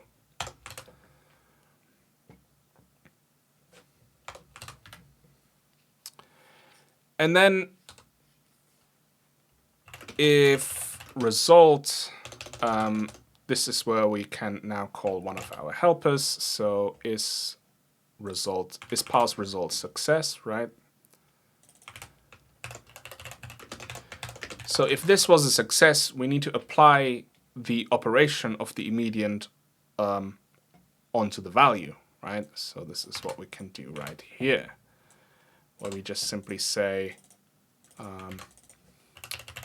result immediate is plus result immediate, right? We're just doing the same thing as C does. So plus will most likely do nothing.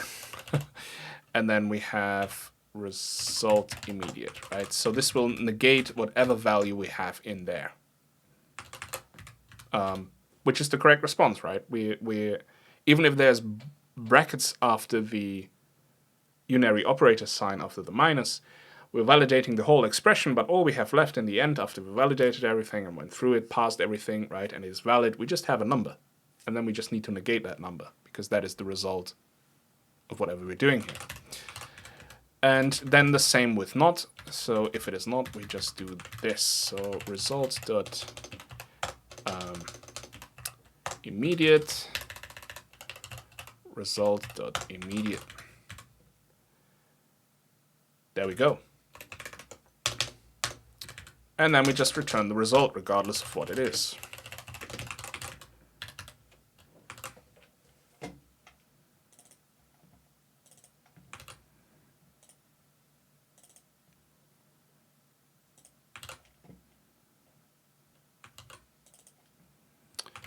Okay.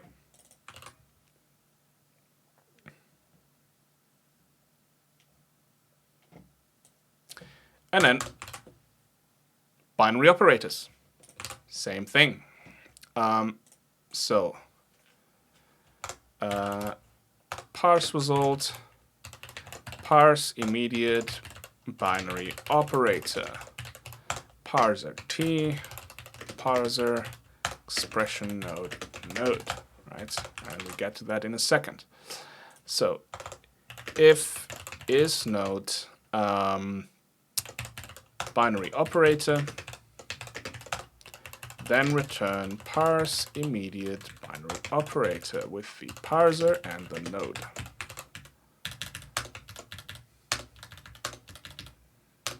There we go.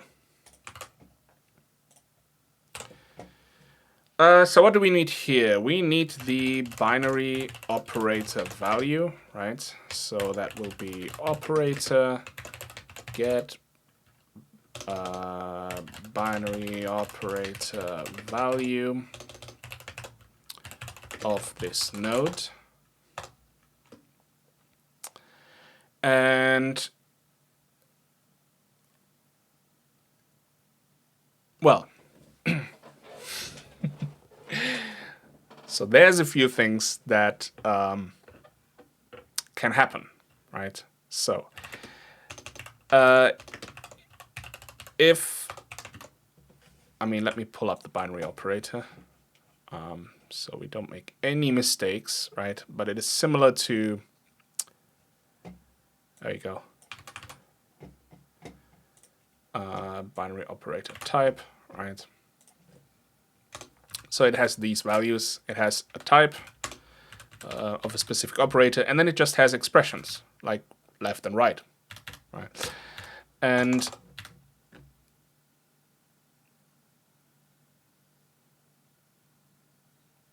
similar to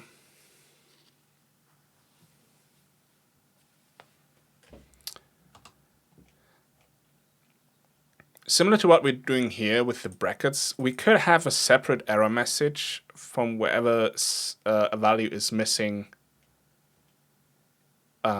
within a binary operator, and then we can say specifically left-hand side of this operator is missing the immediate value, or the right-hand side of this operator is missing this value, right? So we can be very specific. Or we can just delegate it to the parse immediate, where we then say, oh, hang on, this node is absolutely empty, so we're just going to report, hey, missing immediate value, right? Actually, come to think of it, this should be named missing immediate value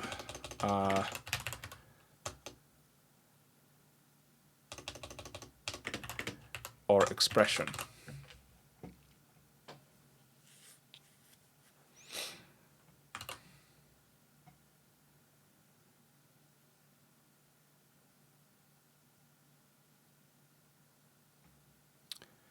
We could even go a bit more detailed with these error messages. So unexpected register could actually print the register that we found, similar to the brackets we have, right? String could actually print the string that we have if you wanted to do that, or at least just a specific amount of it. The assembler directive could actually print the assembler directive name and so forth, right? So we could like make this a little bit nicer, but for the first pass, this is absolutely okay. I'm inclined to just delegate to this and just report missing immediate value or expression, right? And then we can later on decide if we would like to have more detailed error reporting on this stuff, which is absolutely possible. So what we could say is here to do, maybe report more detailed errors for when left or right side of the operation is missing, right? But for now, let's just parse. So what do we need? We need a parse result left, right? Left, right? I should stop saying right, especially when I'm talking about left and right, right? So we just call parse immediate again with the parser. Now the parent node of this will be the binary operator node, so we just report this one. And then we can say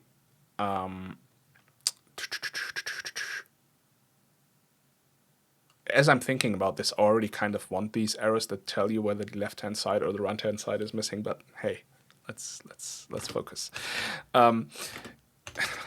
I really want to do that.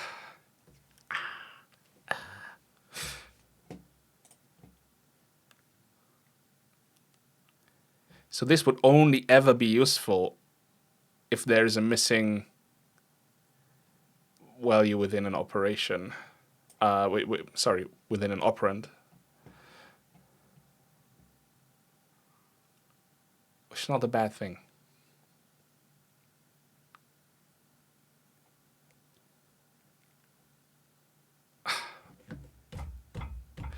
Okay, I'm going to do more detailed errors. So if operator left, right, for the... Stop it!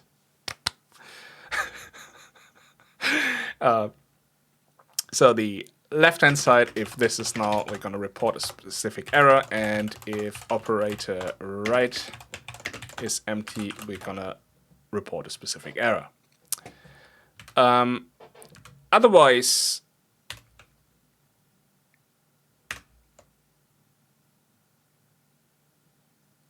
we're just going to try and parse, right? So we're parsing the immediate with the operator left-hand side.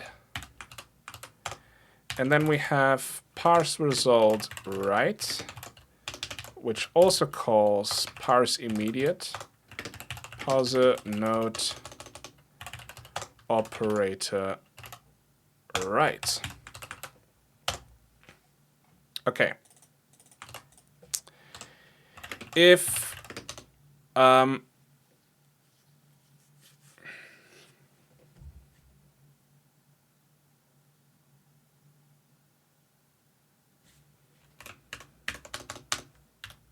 we kind of need to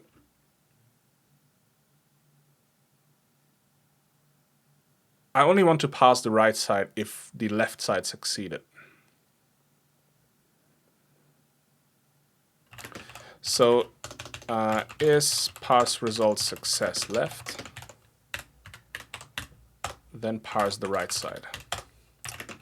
If is parse result success right,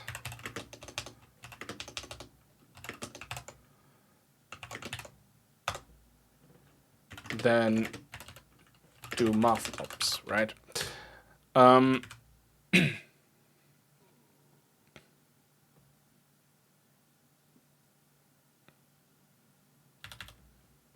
And you probably want to return a whole new result here. If parse left has not succeeded, you want to return the left-hand side. If parse right has not succeeded, you want to return the right-hand side. Right? I did it again. And here you want to return the new result, which could just be the modified right-hand side, to be honest.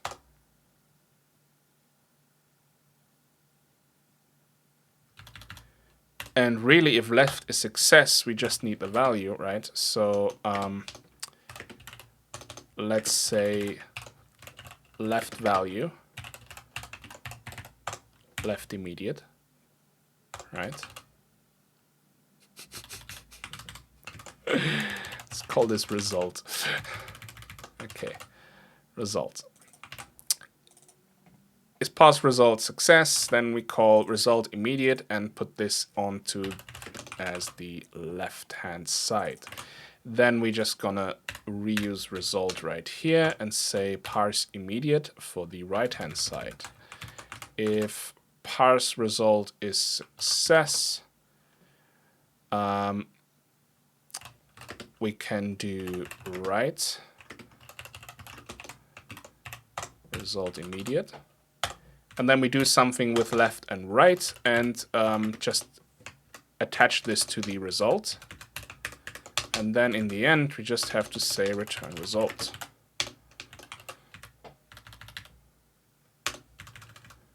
Okay.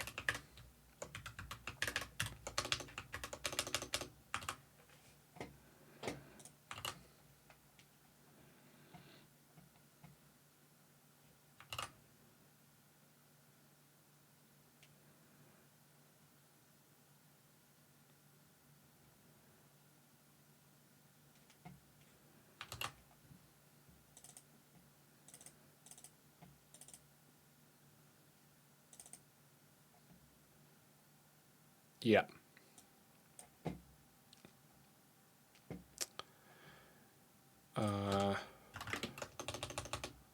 Okay, I don't want to worry about the errors right now. Oh, it's an ad break anyways. Okay, I'm going to do the error messages now, since it's an ad break anyways, because that is not really exciting anyways. So give me a sec to do that. Message code parser, missing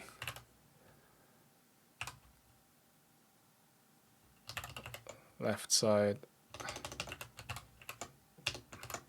missing left expression, message code parser, missing right expression.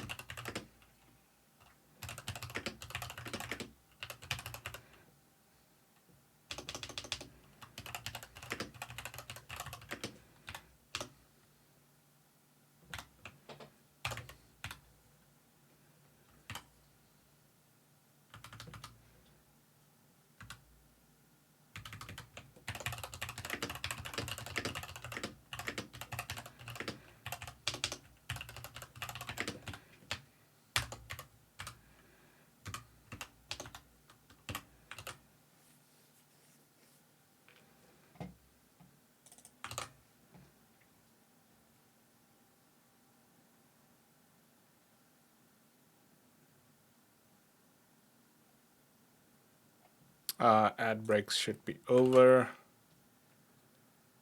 And I just realized for unary operators, I should probably do the same. I just diverted to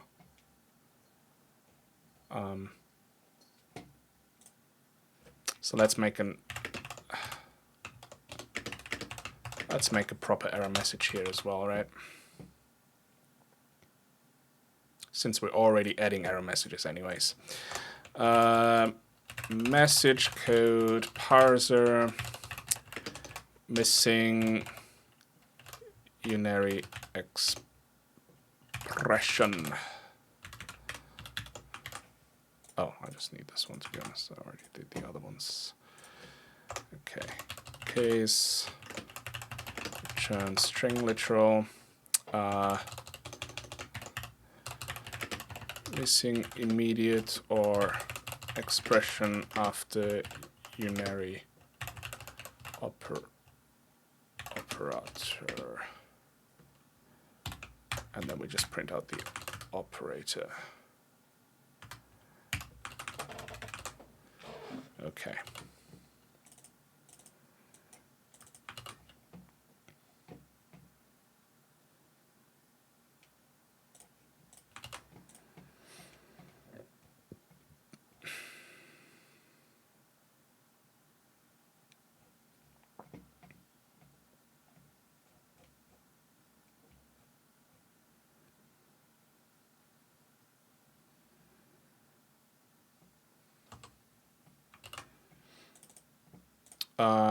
Okay.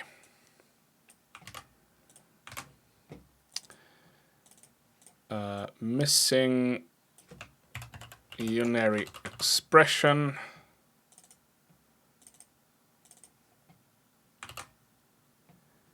And that one needs the character of the unary expression. So this is gonna be operator type, I believe.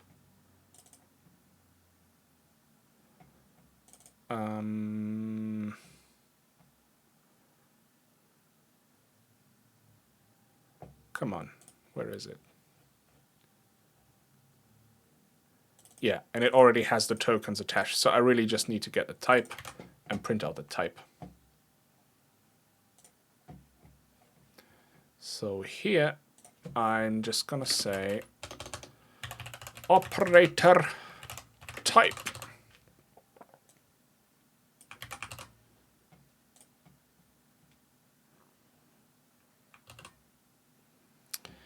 And I think I can do the same for this.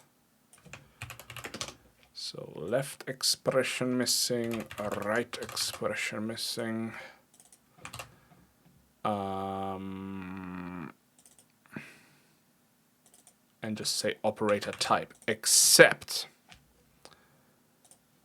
for shift operators. So left shift and right shift now will just display the token type left or right shift, which is a bit annoying. So it's just... so a left shift is like this, right? A right shift is like that. And right now the arrow will just show one of these. So it looks like a greater than or less than, but I do not have those anyways in the assembler. There's no Boolean logic or anything like that. It's purely just math. Well, you could argue Boolean is math, but anyways.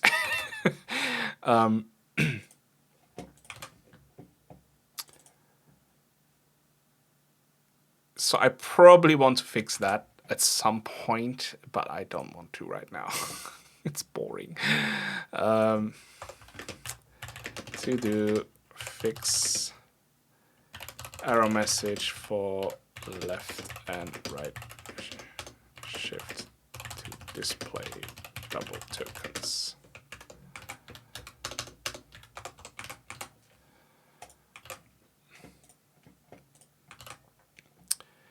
Okay, and then we just do the math operations, which is cool. So we just need all of these. And I could make helper methods with if statements for all of these, but honestly, those are so many. I think it's fine to do a switch statement right now. So let's just do... I mean, I already dislike it. Okay, whatever. Switch operator type. Right.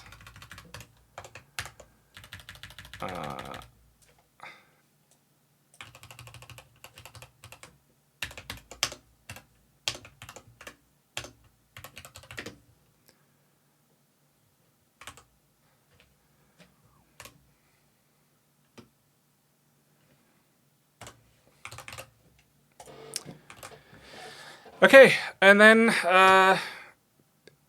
it's gonna be very simple. It's basically just gonna be result immediate equals... Well, we don't even need to do like this with the left plus right. Honestly, that was just...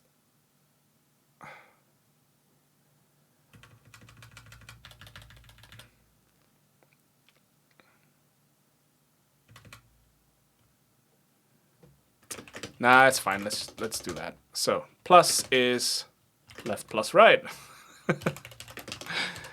Okay, minus result immediate equals left minus right. Divide is gonna be result immediate equals left divided by right. Except we need to check for 0 here. That will be a special case. Result immediate equals left multiplied right break. Result immediate equals left or right. Result immediate equals left and right. Result immediate equals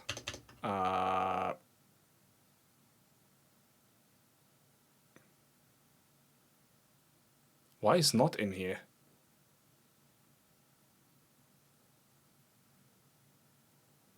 Not is not, no. No, no, no, no, no, no, no. No, no, no, no, no, no, no, no, no. Not is not. Not is not. Not does not belong in here. Not is a unary operator. Aka skills me. Okay. left X or right. No, right. You go down here. No, you switched the whole line. Okay, there we go. Right, break. Oh my lord. Okay. Results immediate equals left with a left shift of right. And then immediate equals left with the right shift of right. Okay.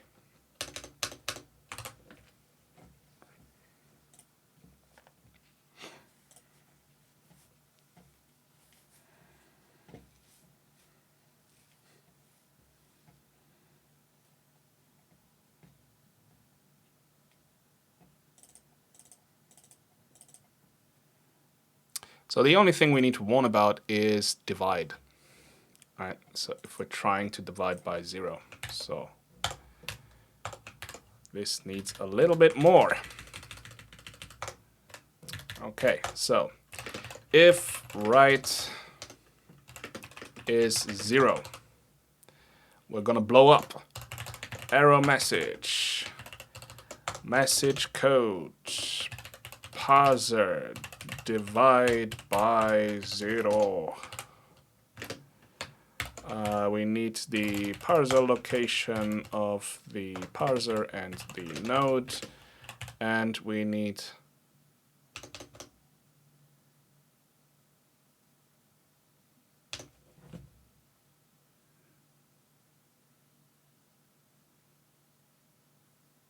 well, that's it really. Well, honestly, we can have the left-hand side in there. We can be like, yo, you're trying to divide this by 0.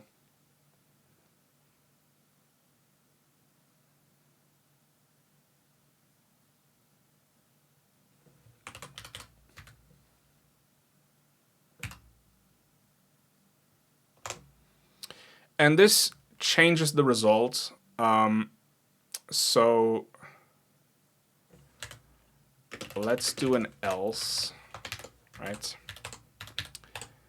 And here we modify the results to be a result failed.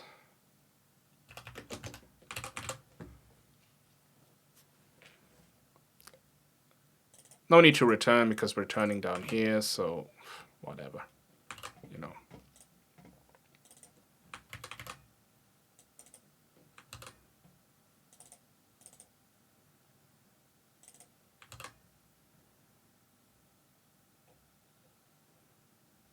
Okay, let's add the message.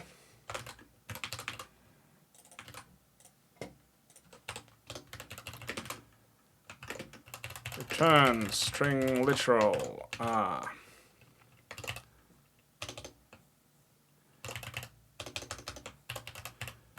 Trying to divide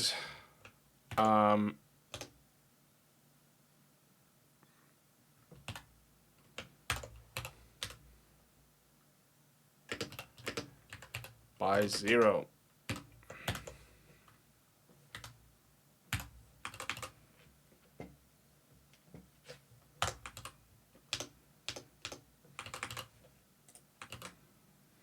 I'm not sure how a divide operation is anyways in the assembler. Most likely you just want to work with basic addresses, which means like plus and minus. Maybe the occasional bit shifting and an ORing is alright, but I don't see division ever being like useful. I don't know. It's in there. It was cheap to implement, so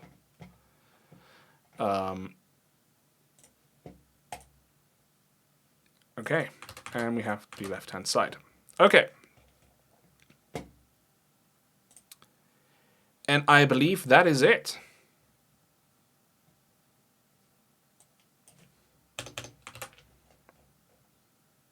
You know, apart from resolving the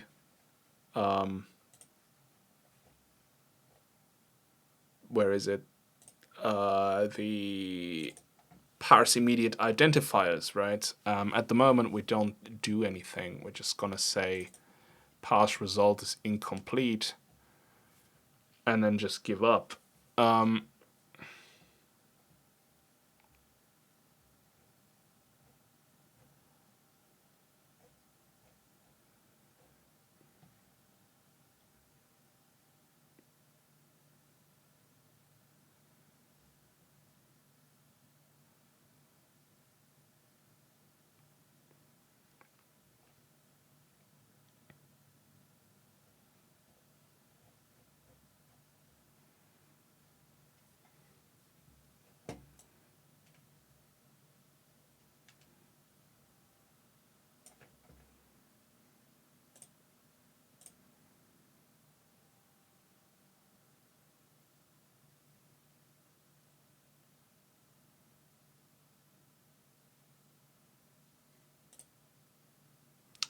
Okay, but this is really just for when you want to parse immediates, right? This is for things when you know you have immediate values, for example, like parsing an index right here. Actually, I'm curious why everything down here fails, because that should just work.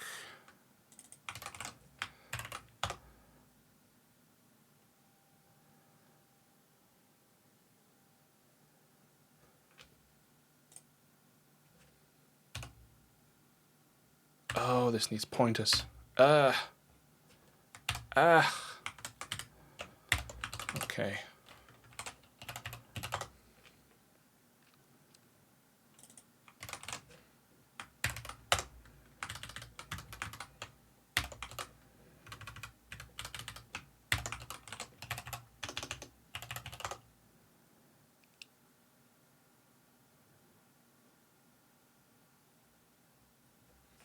Oh, really?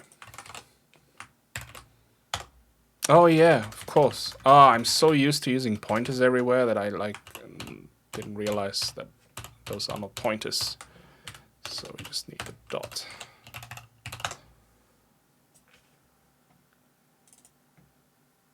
Okay, cool. So the whole reason why I did this whole parse immediate thing is, if you remember, we already have some keywords that we're able to parse, right?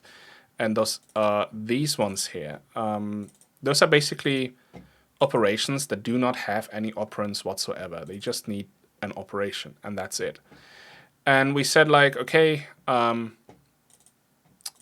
can report an unknown operation right here, right? We can report some extra stuff after the operation. Those are all like debug messages at the moment. Hang on, where is it? So like right here, right? So these are actually fully implemented messages. These are just because I was playing around. But really, the next operations I wanted to look at is, sorry, instructions, I should say. I had a better one with like stuff sorted. Where did that go?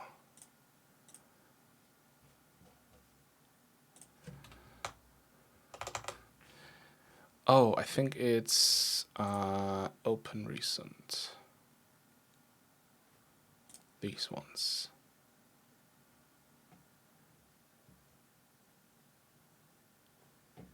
Yeah, because of these things right here, right? So this one needs an immediate, right? And you can specify the index however you want. It doesn't really matter. It could be specified as a mathematical operation if you're so inclined, right? But usually you would just type in 0, 1, 2, or whatever. But nothing's stopping you from saying 1 minus 1, right? If you wanted to, for sorry, that would be index 0. But you know, it's silly, but that's just the nature of how it works. So, but because we only expect values from 0 to 7 for exactly these, I need a parse index function, right? And that one will call parse immediate. So we have a parse index where we get a node. We have a result, and basically what we're gonna do is we have a parse result.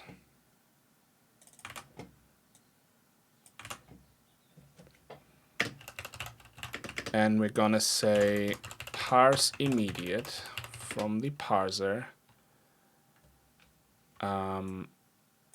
I do need a parent. Actually, this would be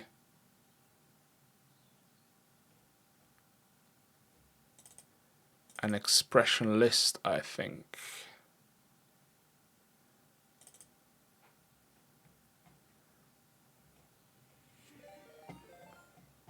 Oh dear. Hey, thanks for the raid, I suppose. Hello.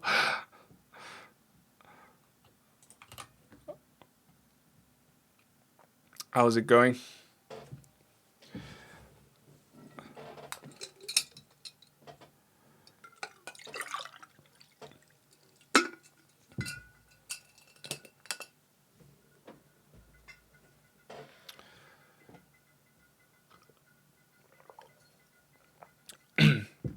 So we're building an assembler for the Game Boy, so to create Game Boy ROMs. And I mostly do this in C, so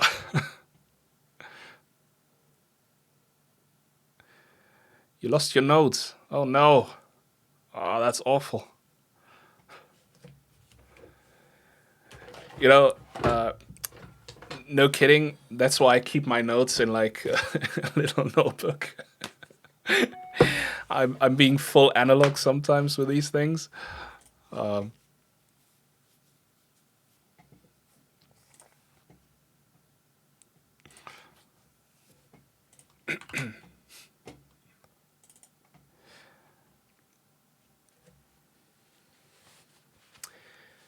An endless virtual blackboard full of notes. Wow.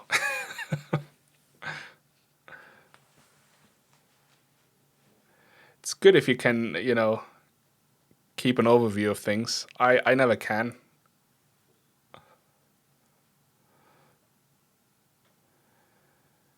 Yeah. The reason why I mostly don't like digital note taking is like you always spend a lot of time organizing instead of just, you know, doing, and it kind of annoyed me. I tried a few, but don't know that one that you mentioned, but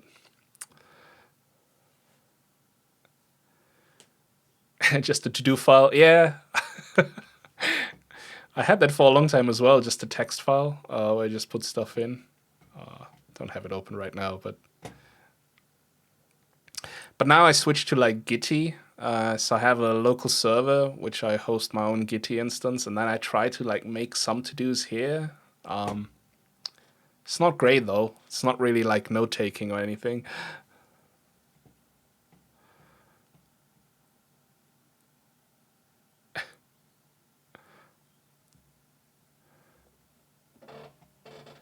You're lost in the notes. Yeah.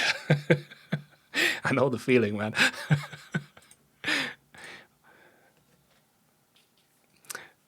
At some point I even had an iPad to like, you know, take notes, because I was like, okay, I like taking notes by hand, so maybe if I take them digitally by writing, that would help, right? But that also failed experiment as well. A very expensive failed experiment, to be honest.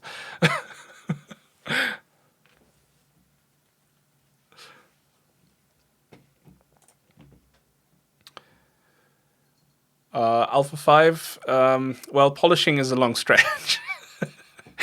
I'm just building it, right? So it doesn't do anything at the moment. Alpha 4 was basically just building a syntax tree out of every single line of code that I had and printing it out onto the terminal. And now I'm actually creating the functionality that parses the syntax tree and writes the binary file. So that is what Alpha 5 will be for, right? I just named it Alpha 5, whatever, because there were some releases beforehand. Oh, great. Don't tell me my server's down. Oh no! No! Why are you down? No, 404? What? What? What? Okay, I need to figure this out. Hang on.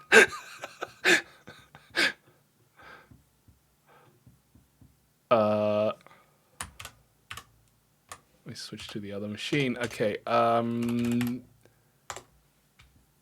it seems to be working here. What?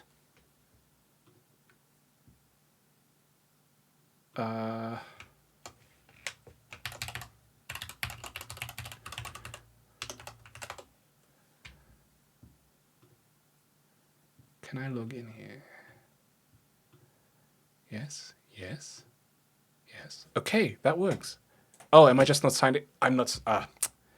I'm just not signed in, guys. It's all good. All good.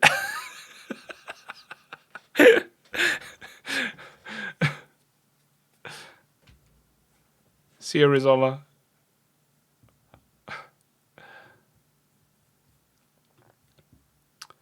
Okay. Crisis averted. Yes. Let me sign in really quick. I'm just gonna blend this out. So I do have a password manager somewhere. I just need to find it. Nope, that was clearly wrong.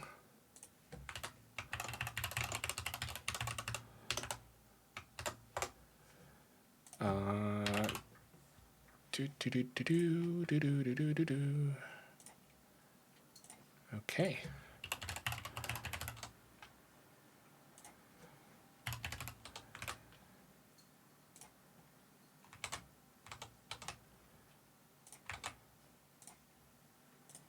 What? How did I start Steam? Go away, Steam. Go away. We're not playing. Okay, there we go.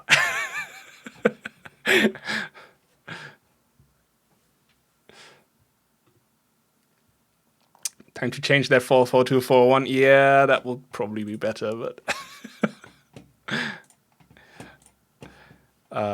okay, so GB assembler. Here we are. And then milestones alpha 5. Yeah, so what I was saying is I already had a bunch of releases like alpha 3 and stuff, but I was mostly, you know, just playing around, really. And wanted to have a logical break of things. Little milestones. And then the awesome VNext milestones, which basically is a dump for everything that I don't want to do right now. It's like one day. Right.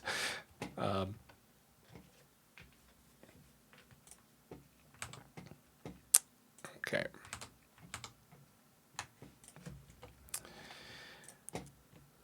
Cool. So I was doing... What was I doing?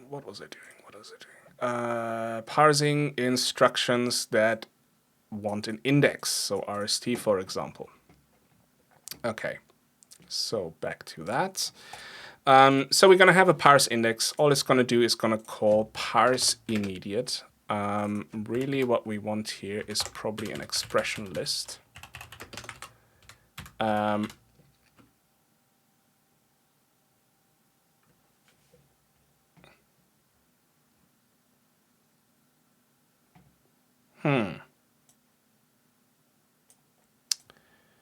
Actually, I don't know if I want that.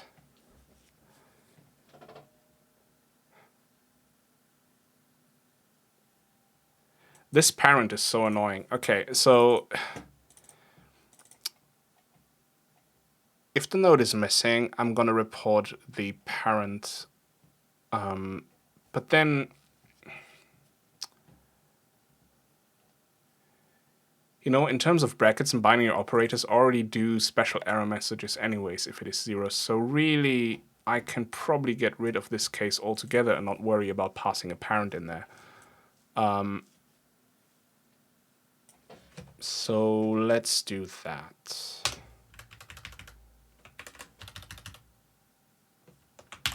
I'm just going to comment it out for now.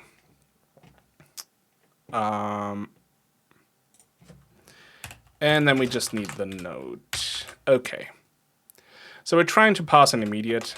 If is parse result success. If it is not, just return result. Okay, and once we have a successful result, we want to look at the immediate that we actually got and see if it is in range that we need. So from 0 to 7, really. Since it is an unsigned, we just need to check if it's bigger than 7, which I've already done down here, right? So really,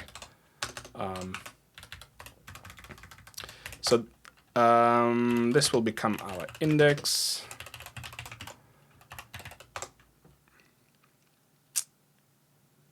Now we don't even need to do that. We just need to check the result immediate.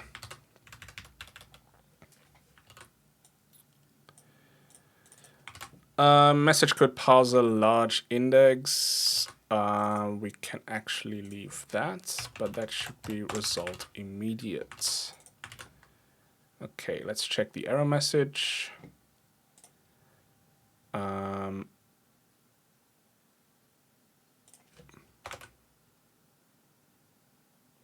Do I not have this in here already?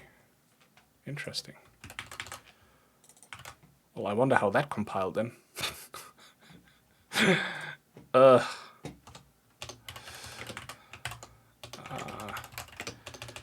Return string literal, right? So we need a message. The message is gonna be, what is the message gonna be?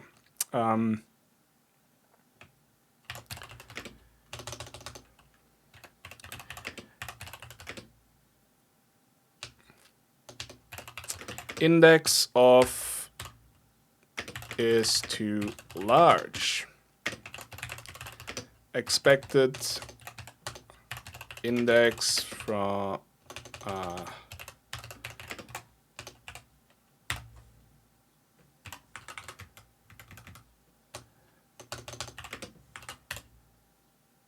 yeah, that sounds okay.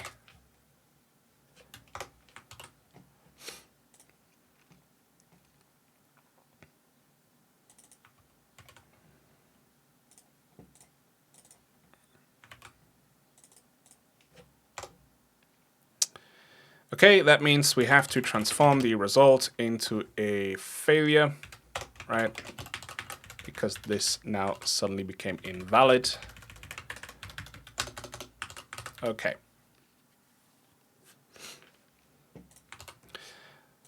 So that's basically just an extra step where we take whatever the immediate is parsing out, like our expression and everything like that, and just check if it has the right value, right? So, okay. So parse index. Now, we have parse operation. Let's think about how we want to deal with that.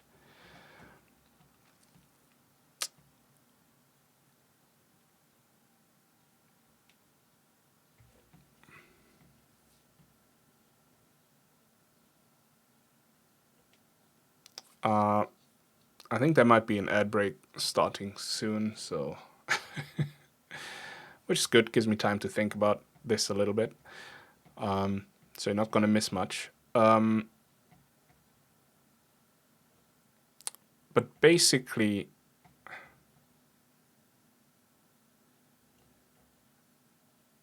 I now sort of want to have a function that is able to pass the operands.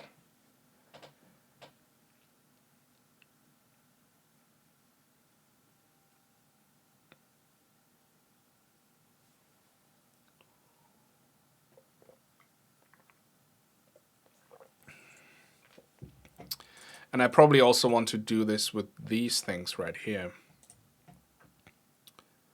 Although I'm kind of cheating a little bit here. So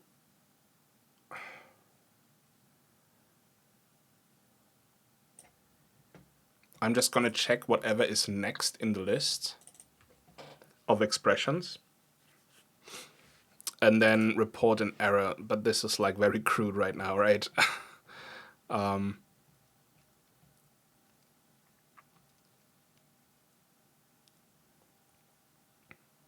especially because expression lists are only like expressions that are separated via white space. So we can have expression 1, expression 2, right? Expression 3.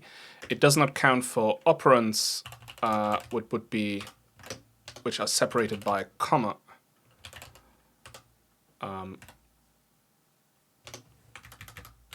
Because that in itself is just an expression in the expression list, right? So there could be something else here, and then there could be other operands.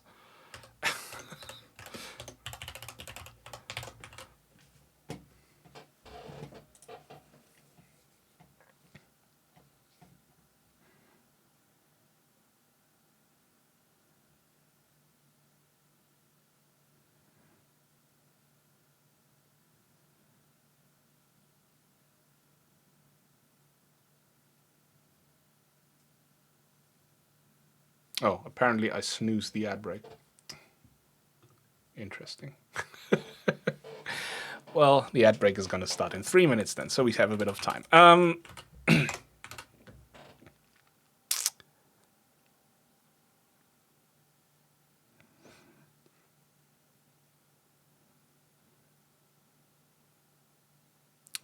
Now,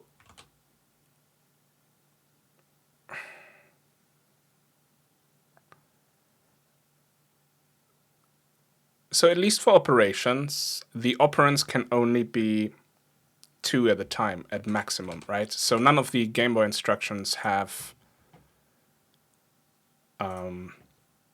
more than 2 operands.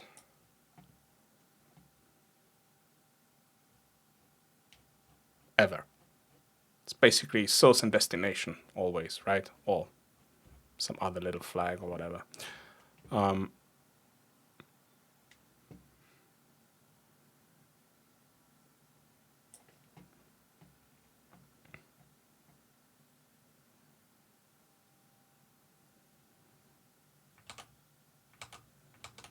So how do we express that?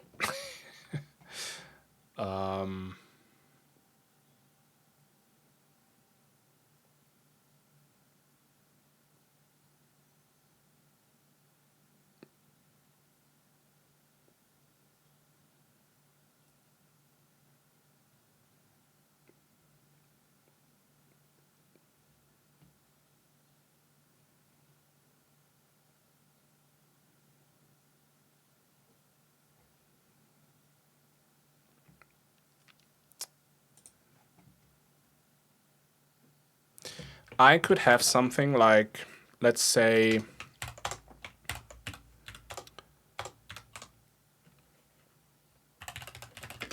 you want an operand, so you just say get next operand, right? And then you can validate whatever that one is. That operand will just be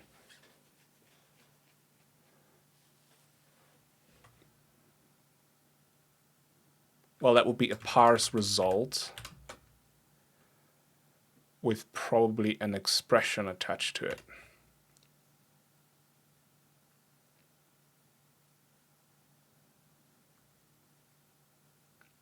So good thing I did the union.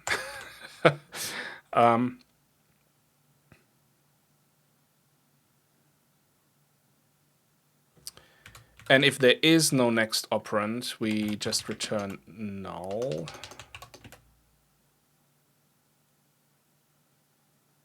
Maybe.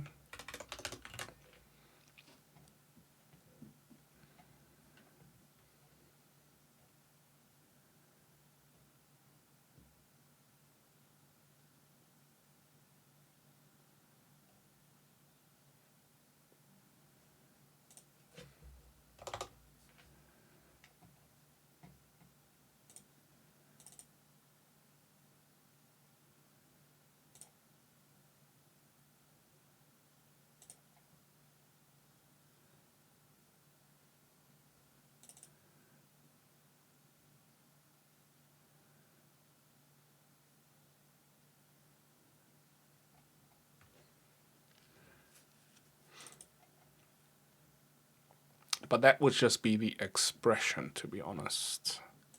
So maybe that's something for the tree. So right here we have separators.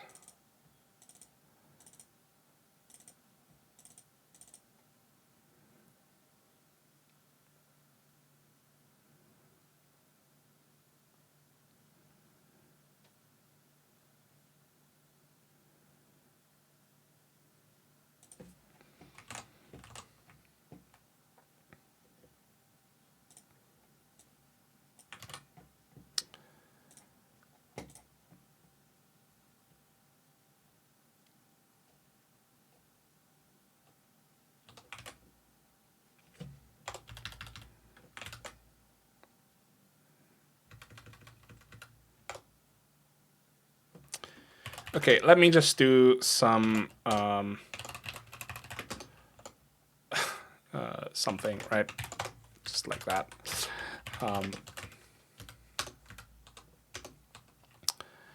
And let's just...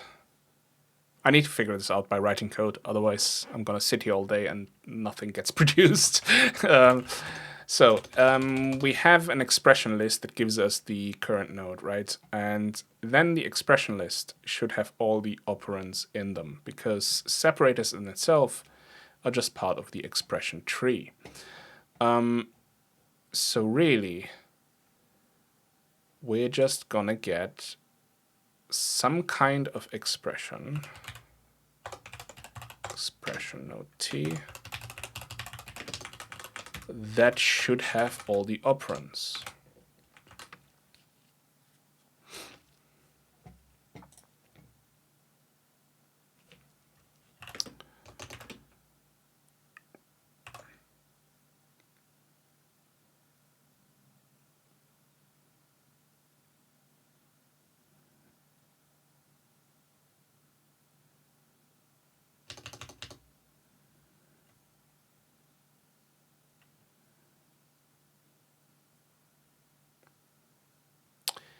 And some of those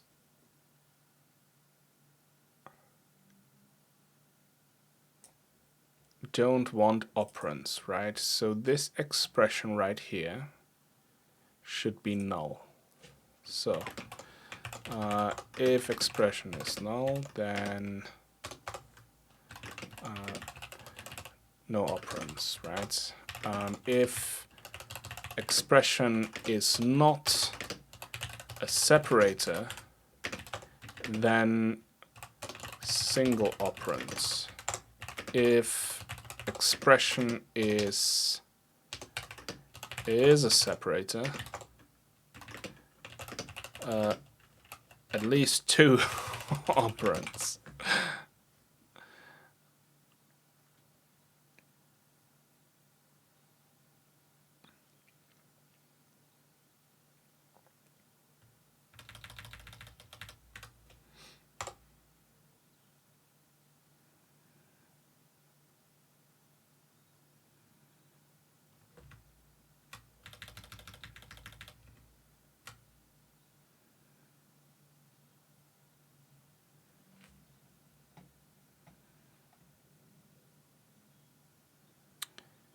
I think this generalized error message right here is okay. So if there's anything more in the expression list, we definitely want to have an error. So this is okay. So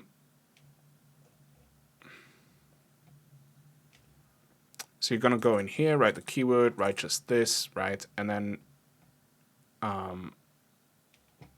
because we know it's a keyword expression, because if it is not, we're going to print out some more detailed errors here.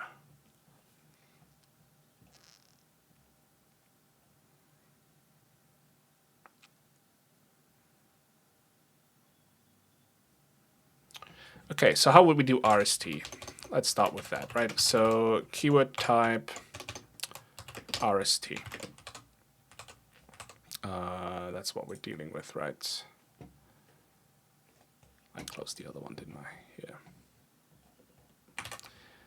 Let me copy all of this into this one.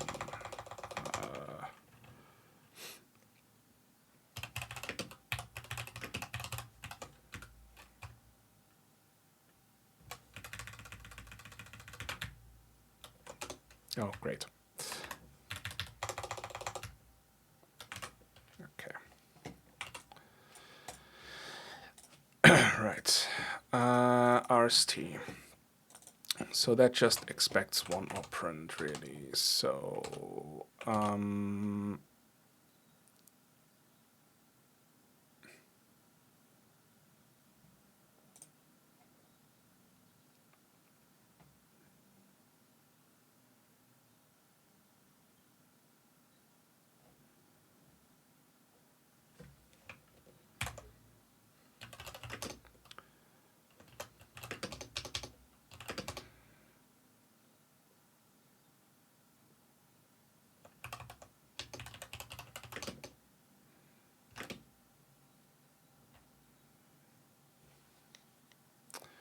and what we want is list next. But really what this returns then is whatever comes afterwards. So list.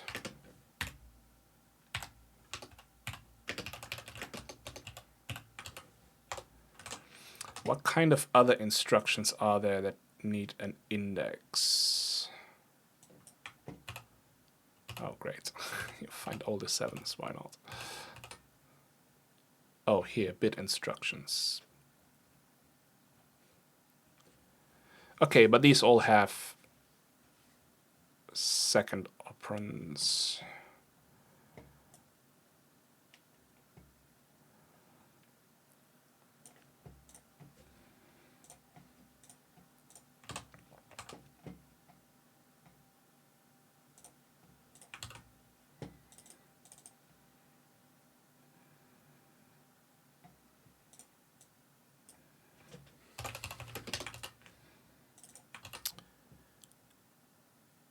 So parse reset. Okay, so we need an expression list. We want the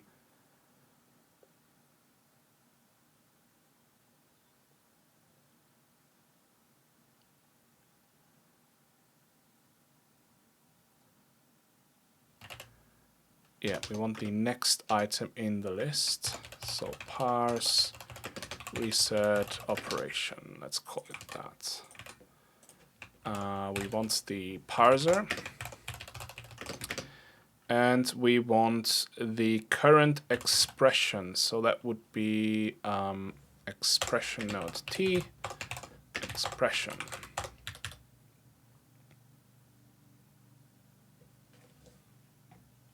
No, except next will be the expression list. Ugh. This is annoying.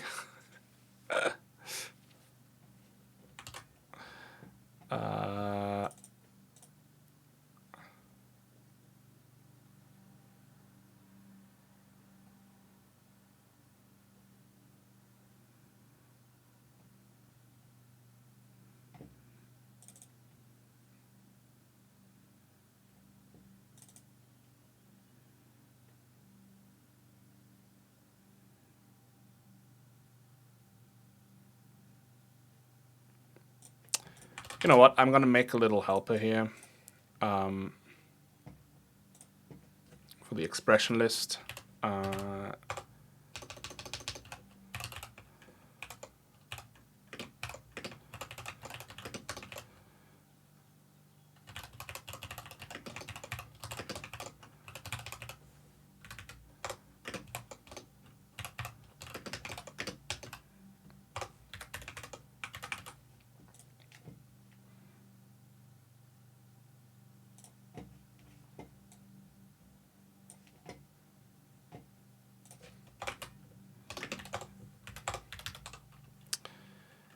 Okay, so if list is null, do I even need that? No, let's not do that. List next is expression node T node is this, right? And then this will be the turn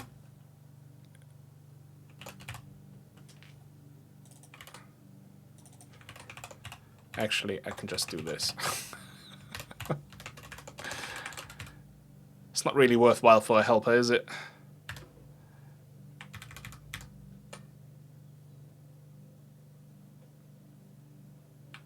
Yeah, that's nonsense.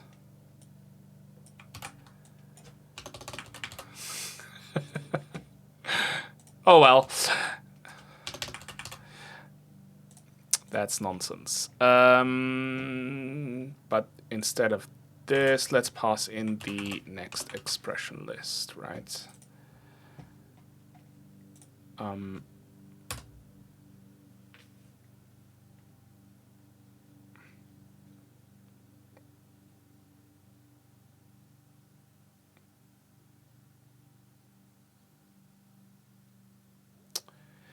Right, but this will fail if it's 0, so if there's no item there, then it will fail.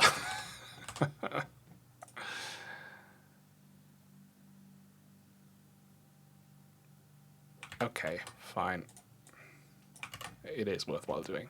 I just need to add the null check. That's all. So if list next is not null,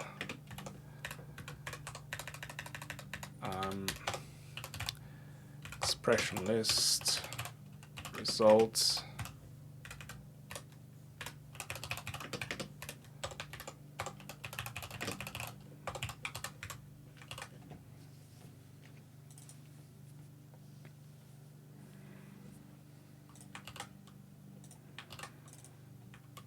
okay.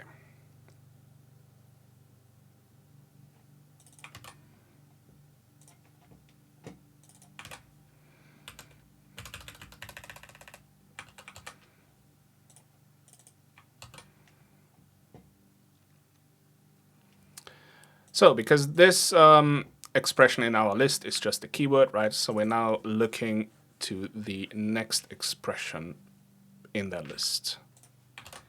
And that's the one we want to use as the reset operation, because that is the operation for, the operand for the reset operation. And if that one is null,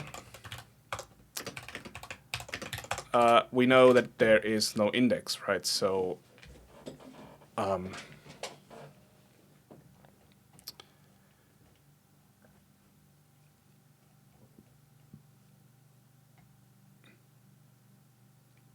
yeah, so this is what I mean. I could have just passed it through and go through this, where it then says, oh, the node is just, it's just going to be an error because the node is missing we're looking for, and that's why I passed in the parent, so you can then report the location of the parent and be like, yeah, this belongs to this one, but we want kind of more specific error messages, so just going to verify, check that on every single operation thing, so that is okay. So here, if the expression is 0, we can say the operand for the reset operation is missing, right? To do missing operand.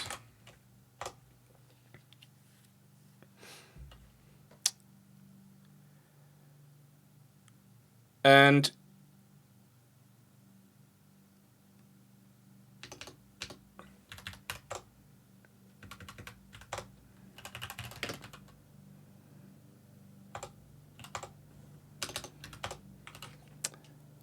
wait, that's not an expression node. I'm passing the expression list. Sorry.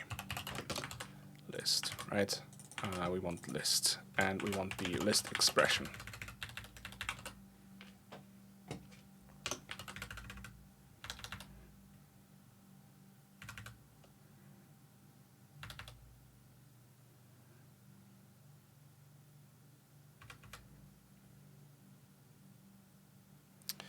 So, and if we have an expression, then we know it has to be an index. So this is where we then can call parse index.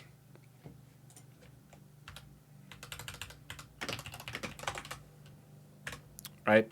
Where we have a parse result, parse index, give it the parser for some stuff, and pass in the expression node, which will just be list expression. Now, if is parse result incomplete, so can that even happen? Yes, it can. So incomplete means that we had an identifier in there that we do not know yet. So imagine you have an assembler program where you say, okay, I have this const value, which I call foo, and this is 3, right? And then you would say, okay, here's our reset instruction, rst, and I want the index foo, right? But let's assume const is being declared down here. Then this is unknown.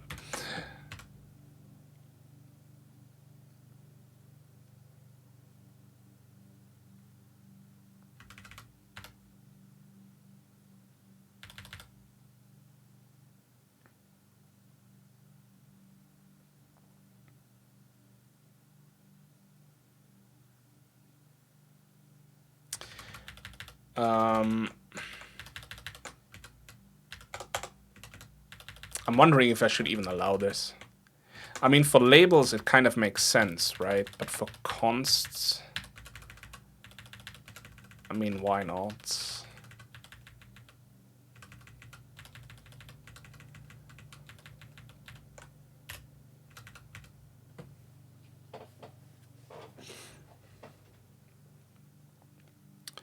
Maybe I should be a bit stricter with parsing immediates anyways, and disallow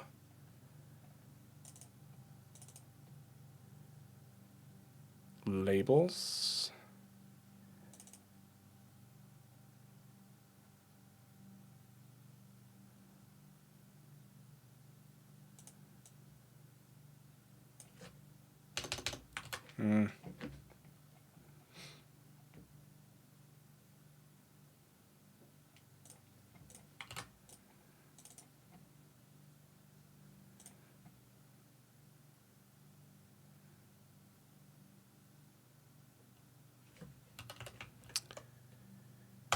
Anyway, whatever happens, the parse result, right? If it is a success, we want to write to the output file. If it is anything else, I mean, I should do special things. If it is incomplete, right, then it needs to be added into the list of symbols to then be passed at the end, to like clear up all the symbols that we didn't know beforehand. So if parse result incomplete,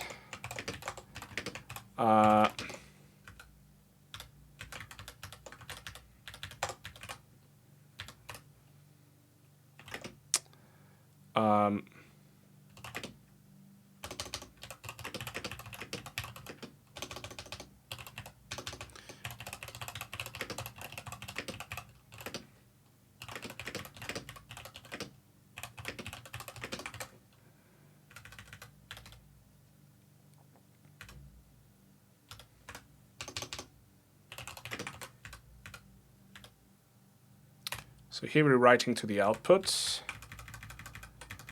And if it is a failure, we're just not going to do anything, right? And in any case, what we want to return is then the get next expression list, right? So we pass in the list and we get the next list out of it. Here, because it's 0, we can just return the same one.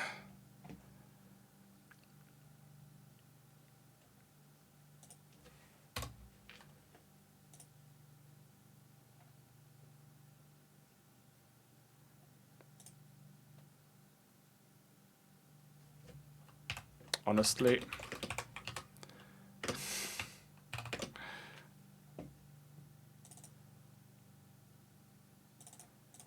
let's do that. And then let's just do this.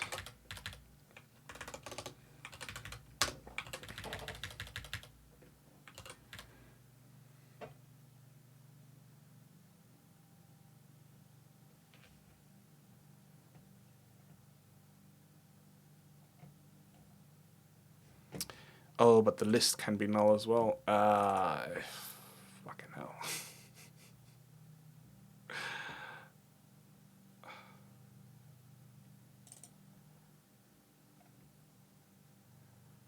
So list is definitely not null here.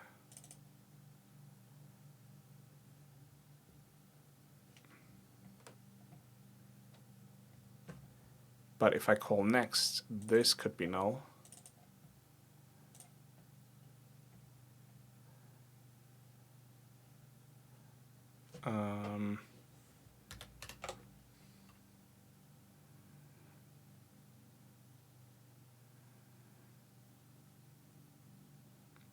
I hate this already.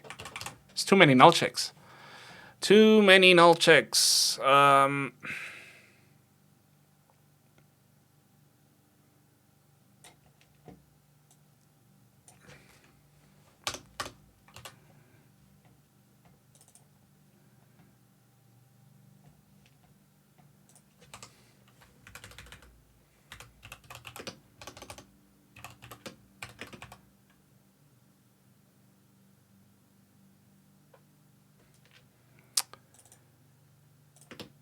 Can list expression ever be null? Actually, no, it can't. So it is just list null. Okay, fine. But then I don't even need to do that, right? Because why would I care about... Yeah, that is nonsense. Okay. This is just void. Okay. Better.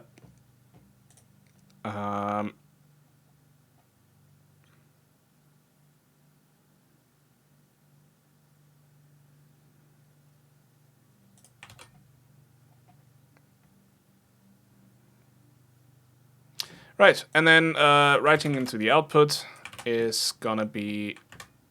Okay, I have to extend my output writing at the moment because I can only write a single byte. No, that's actually correct. I do just need 1 byte. That is just a 1 byte instruction. What am I talking about? Right, so this is the makeup right here. The value of the index is actually just put in the middle, as you can see in the pattern right here. So all we need to do is just shift it in. That's it. So we have a base, which is going to be this.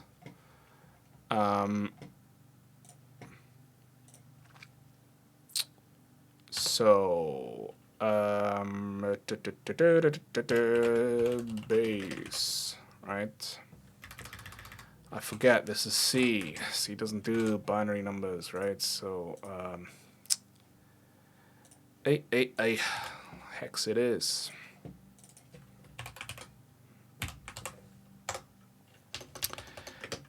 So that is the base, and what we need to shift in is the result immediate.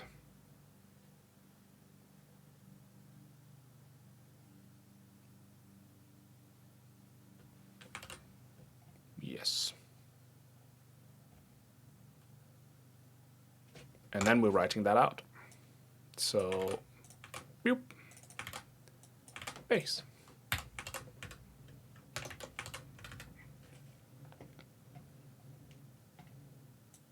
We no longer return a list.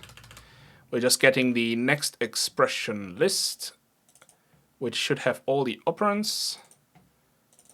And then we just take the expression, try to parse an index out of it. If there is no index, we are in serious trouble.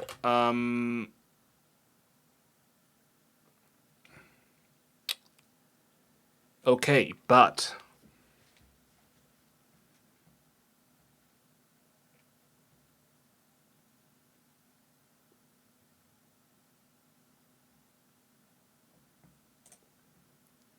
I need to verify that this expression is actually not a separator, right? So we have the expression 0 part, right? So if the list is 0, then missing operand, right? Now, if let's do a return.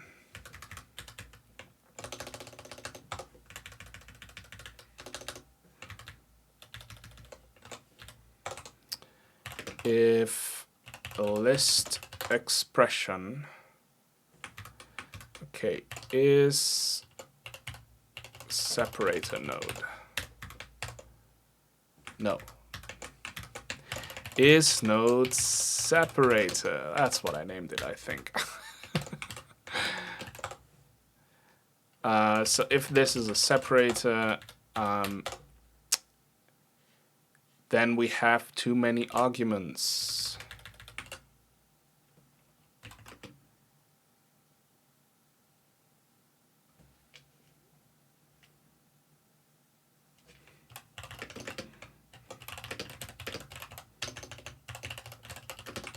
Operands.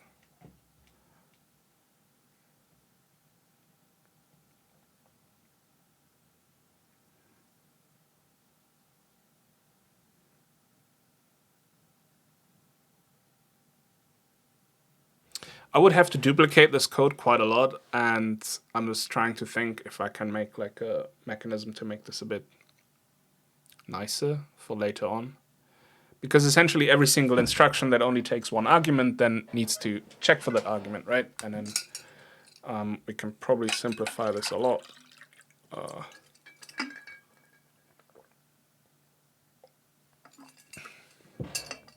Although not really. Because they all have special error messages, right? Because they all expect some kind of different arguments.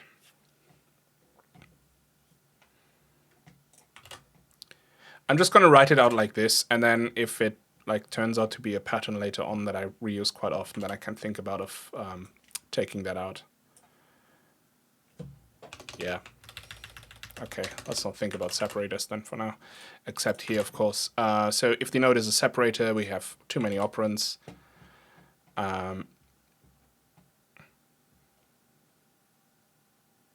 So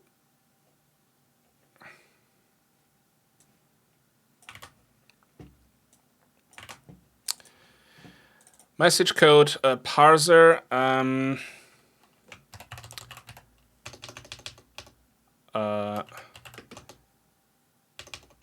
RST missing operand.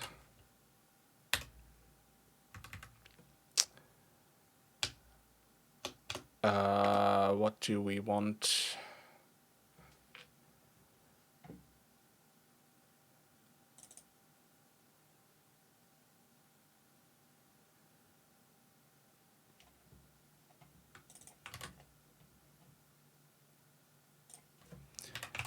G keywords.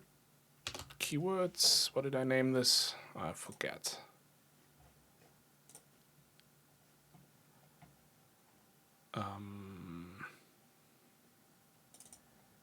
G keyword data dot entry dot key.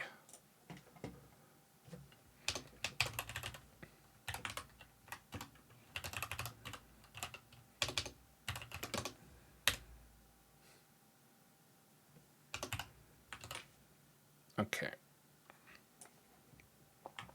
I can probably make this nicer.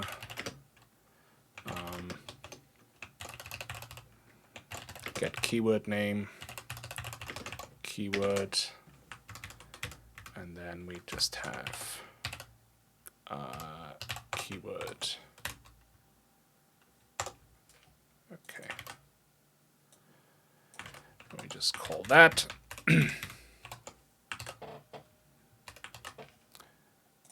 Okay, RST missing operand.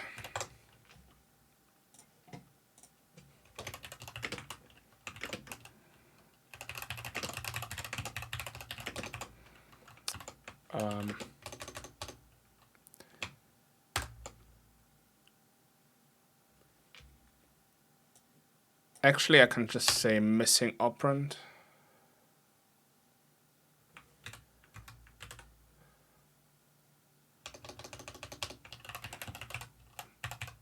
Missing single OP. And that would be no, dot %s. And that would be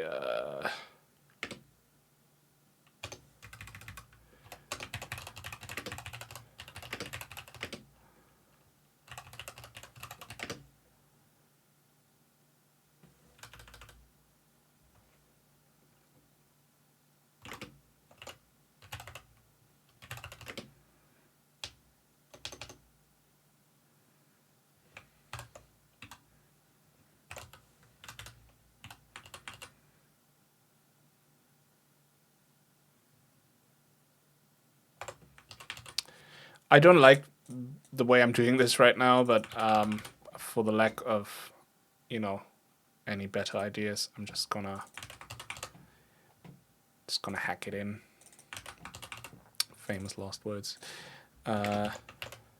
Expected.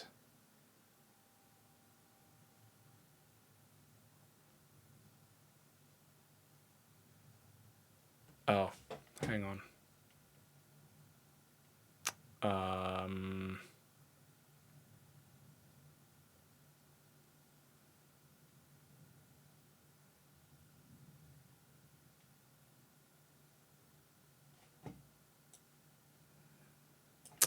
No, I don't like this for now. I'm just gonna leave it like this. And this needs to be a string to format args because we also need the length of it.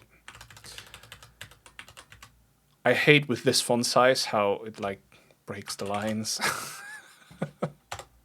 Really have to do this. Even though it would be perfectly fine if it's like font size 12 or whatever. But when I stream, this is what happens. Okay, so error message. We have missing operand after operation. And then it will print out the operation name. It doesn't say what's missing though, so this is what I mean. I could be a bit more descriptive here.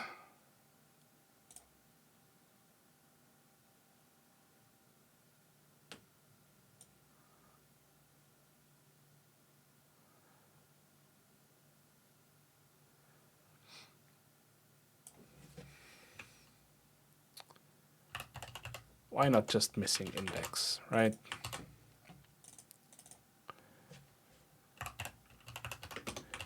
Missing index after operation, yada yada. That's better. That's better. I like that way more. Okay.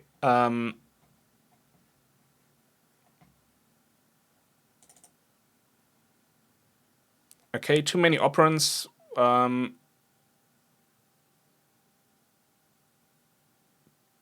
That is fine. We can just say message code parser too many operands. Right. That is quite generic, but that's all we need. String literal.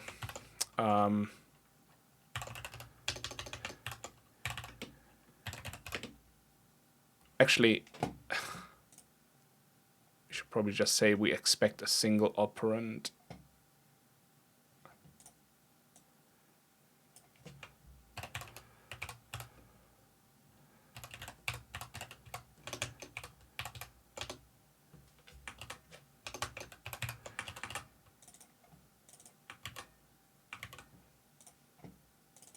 More than one argument.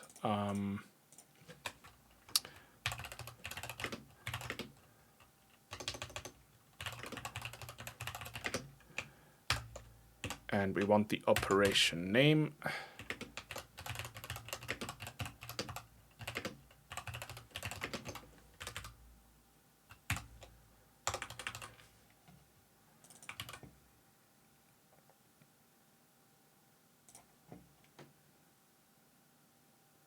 Yeah.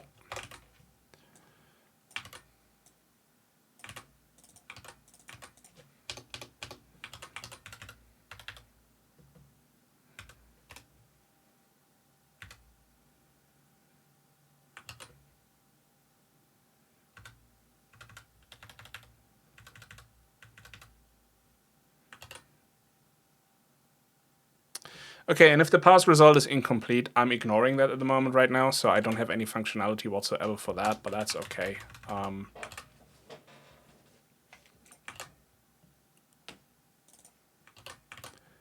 Okay, I think that is all for the reset operation.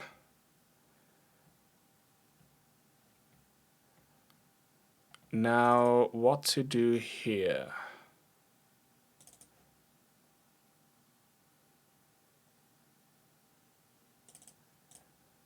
So here I can just say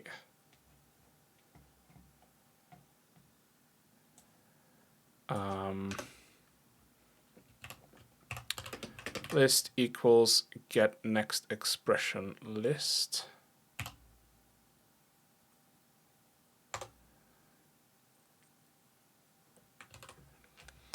Oh, but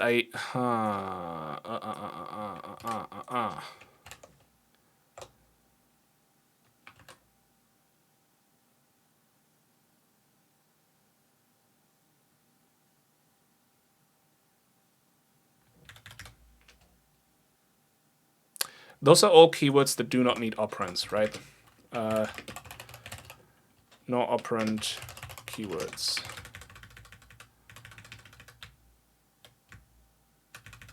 So let's do it this way. We do not need the default error message right here. Let's screw that. And after this point, we expect operands, right?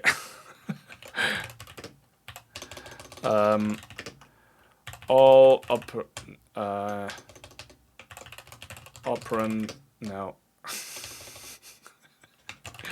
Keywords with operands. Jeez, Louise, come on. Then we do another switch for the keyword, and then we put our RST in here.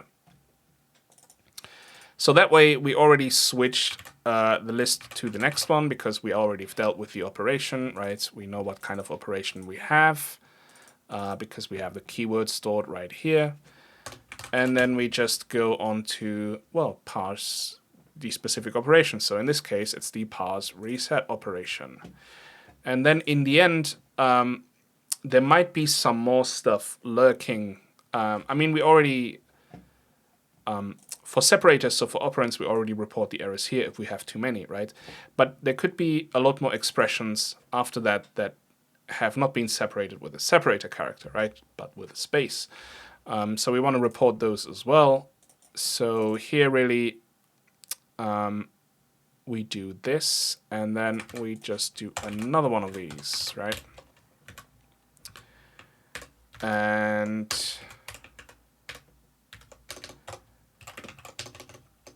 if list is not null, in this case, then we have extra stuff.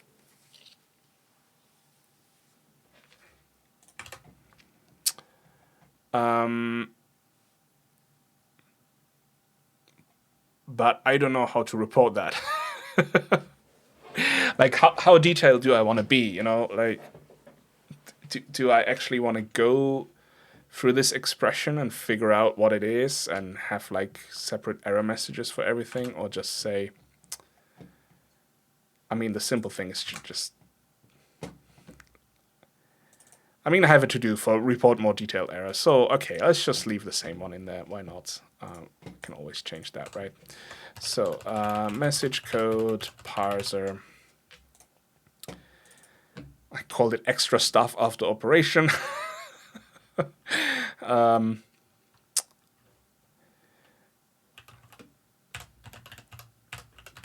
Too many expressions.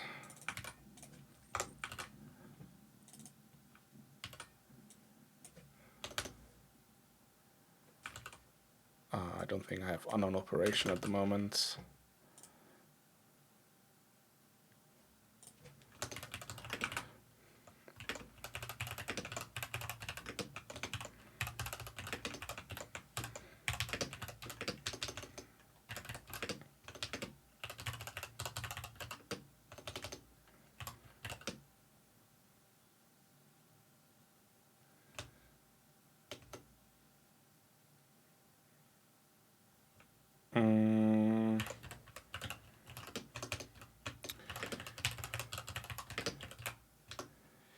Invalid expression after, well, you kind of want to specify what it came after, right?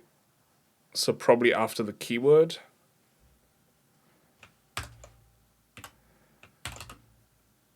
Invalid expression after so-and-so. expected new line, expected end of line.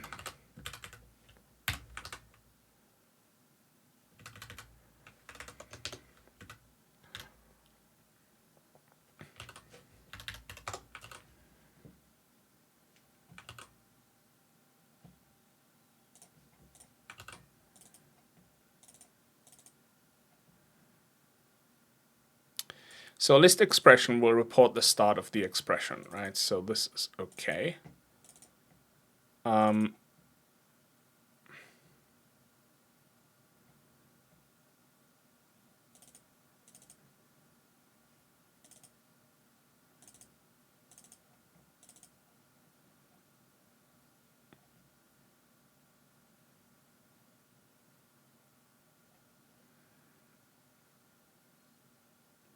This might be wrong.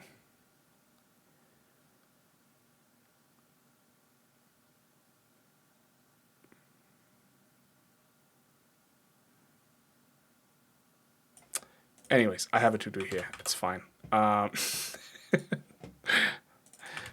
to-do justifies everything, right?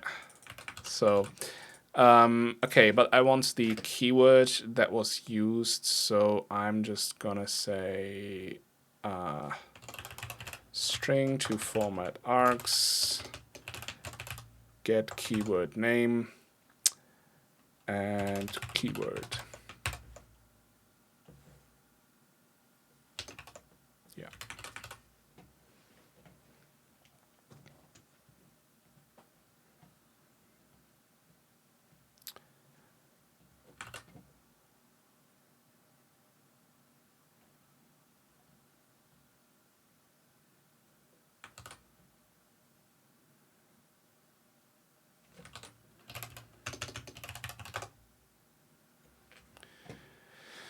Okay, messages 70. Unknown operation. No longer have that. Okay. Oh, shoot. Right, let's work through these then. Whoops, parser C.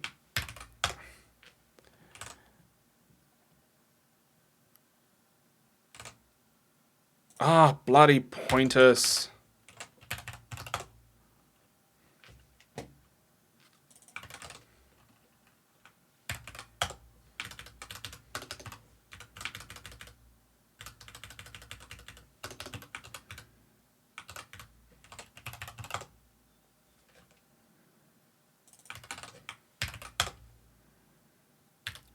Node is unknown. Oh shit, what do I report there? That's where I do need to know the parent. Ugh. No, this is so annoying. This is so annoying. Ah, man.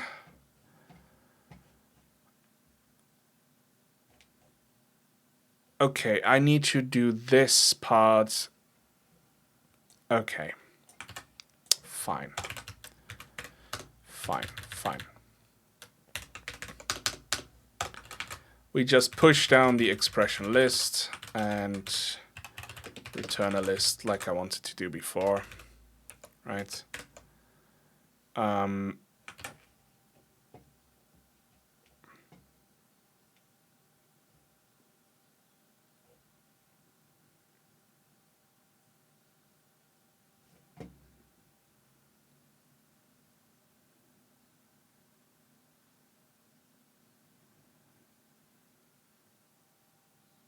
Why is the parser not doing that?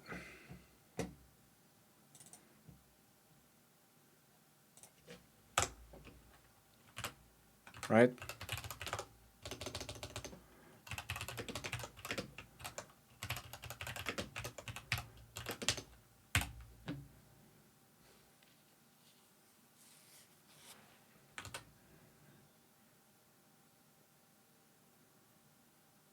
That's confusing.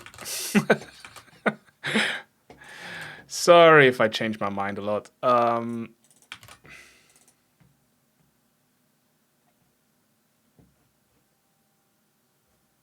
Okay, what are we trying to solve here?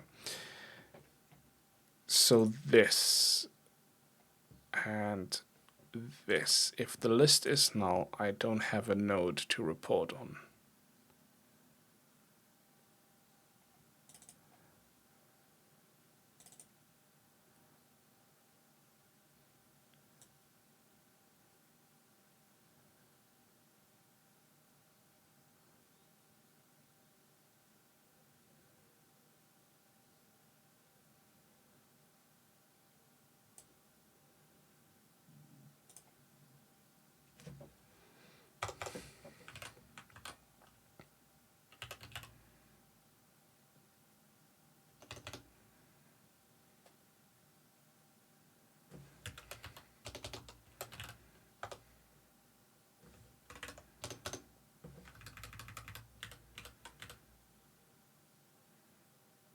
Do I really have to report the parent? Shoot.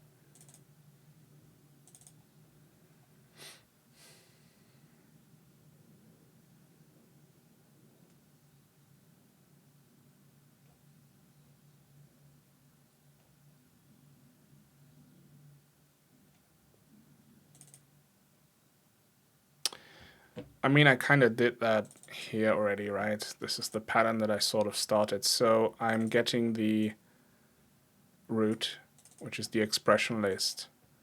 I check the expression for certain things. And then I pass the node down, the expression list, not the node. Right? And then, okay, I have the list. I know it is this type of expression.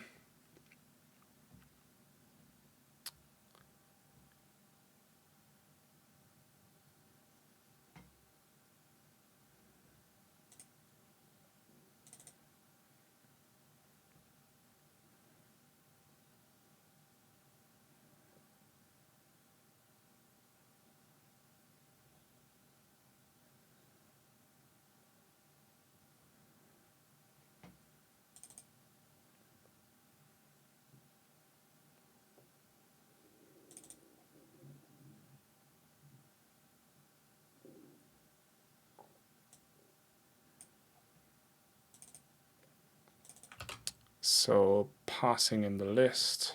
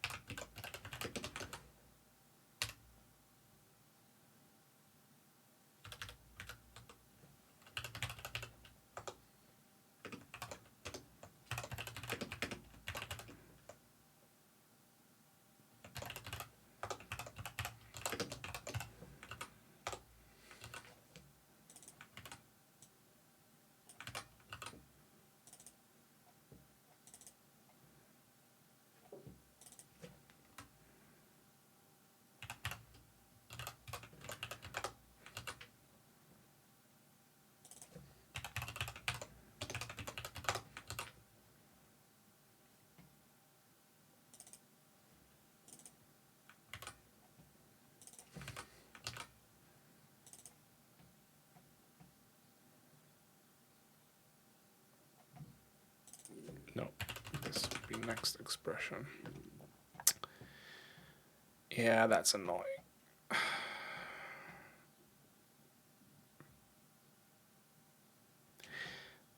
So the only reason why I'm struggling here a little bit is just I'm building a parser location of where in the source file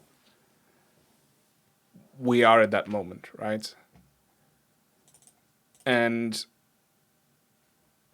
in before, I just passed in 0 for the empty list, but then I don't have a location of where I am, right? I need to report the location of the previous one, of the previous expression, to roughly give the user an idea that, hey, anything after this, there's something going on, right?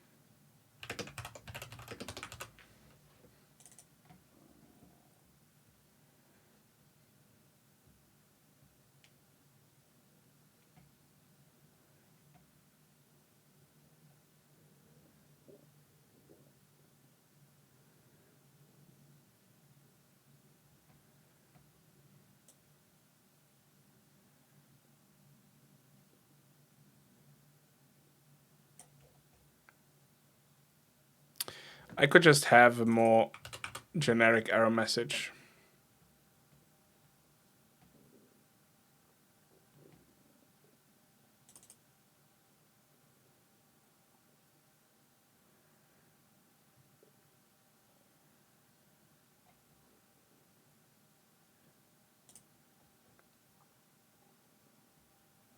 That would solve a little bit of my headache and maybe makes it also cleaner to read. So I'm just going to do that. Okay, so instead of saying missing index, I'm just going to say missing operands, right? Because after a certain point,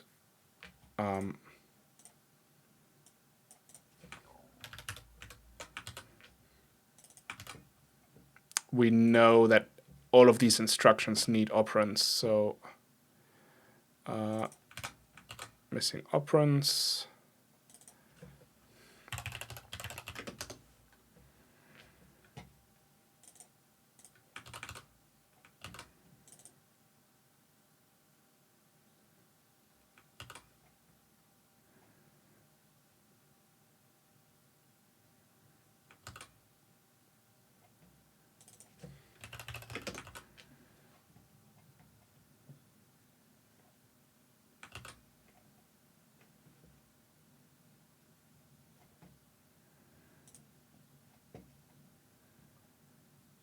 Okay, so let's do that again with the second switch case.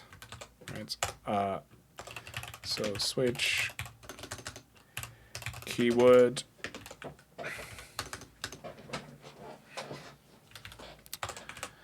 Here we get the next item, which should be all the operands. And if list is 0, I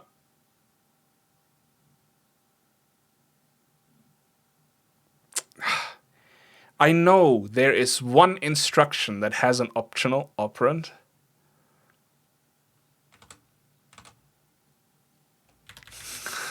So I kind of have to look out for that case as well. Okay. But I'll deal with that as it comes along. I think it's the RST instruction. Where is it?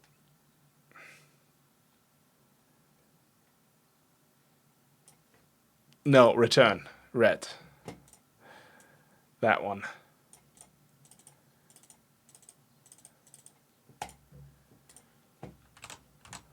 It either has operands or it doesn't.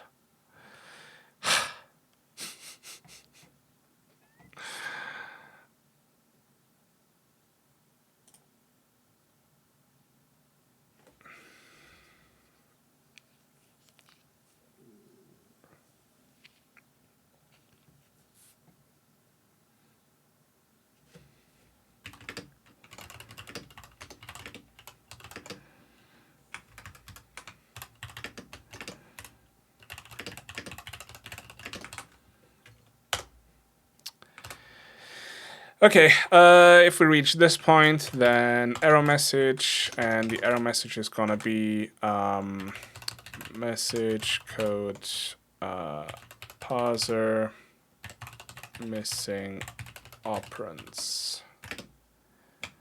We have the parser location is parser. Actually, you probably want to name this next. Expression list t next, right? And we want to report list as the location. And then we want to have the keyword.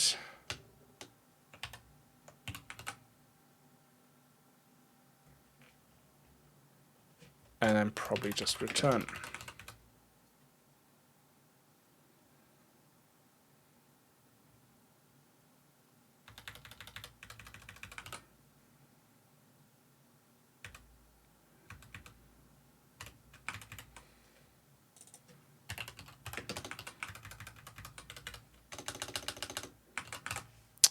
And those will have all the operands, so the next keyword. So we can just do that.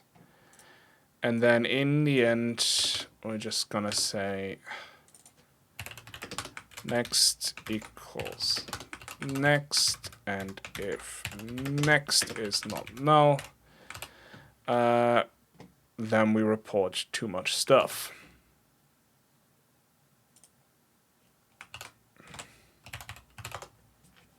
Okay.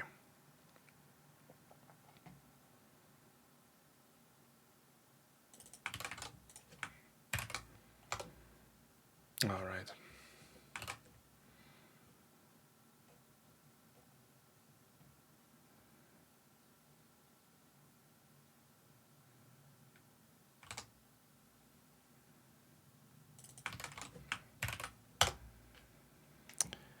Okay, then parse operation just needs, no, let's just call this list, right?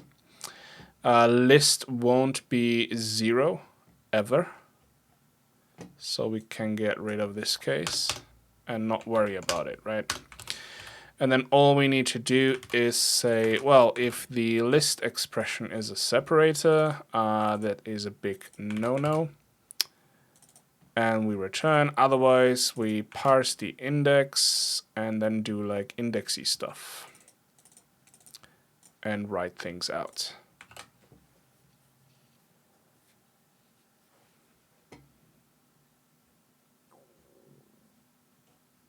Okay.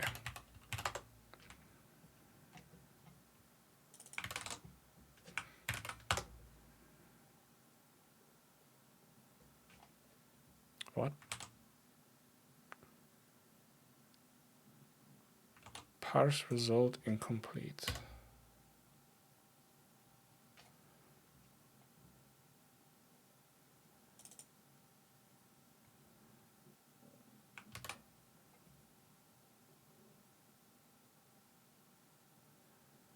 Oh, is parse result incomplete? I'm an idiot.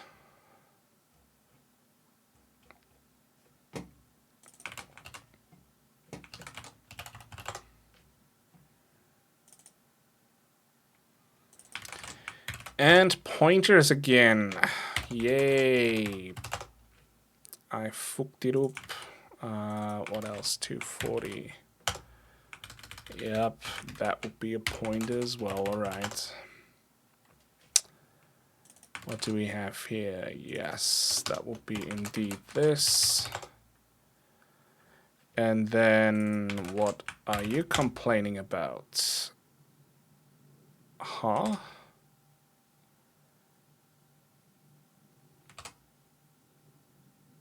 Position is not a member of expression list. That is correct. Correct. We want the expression. And here we don't.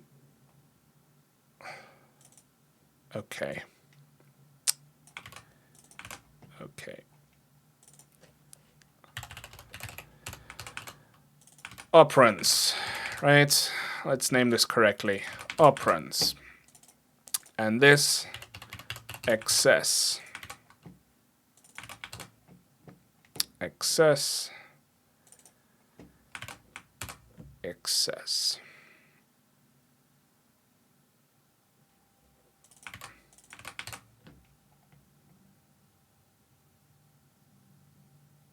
Actually,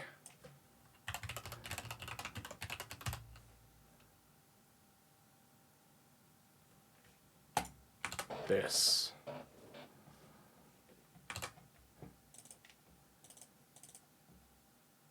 And this would not be list no, it would be list expression.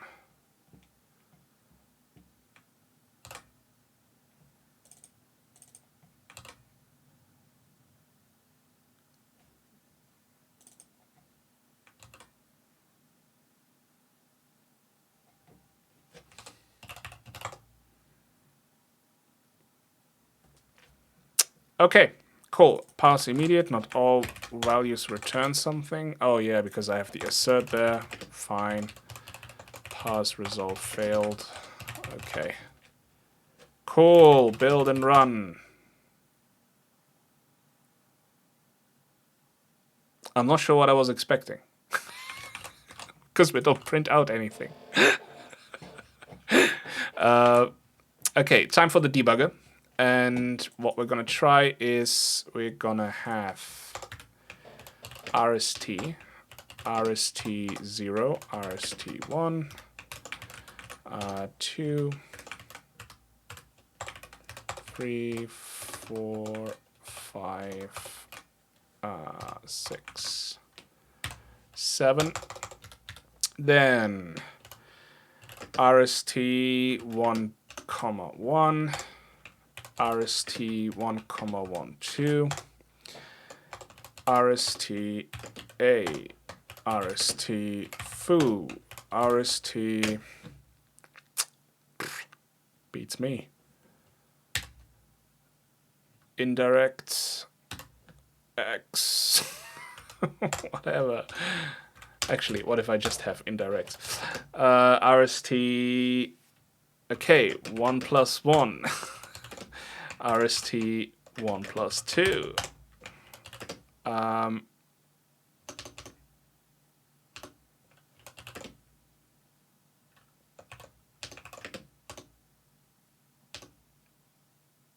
RST minus 1. I'm curious.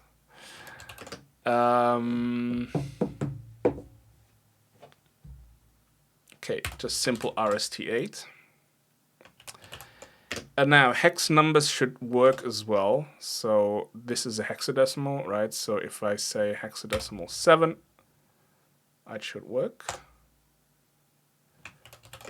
And if I do binary and let's say 3, that should work as well. So these are valid. These not so much. What if I just have plus 1, right? I'm curious. RST, that will be, that's a unary operator, so that is actually valid as well. Hang on, minus 1 is not valid. What if I have RST times 2, right? RST1 divided by 0. What other things can we think of?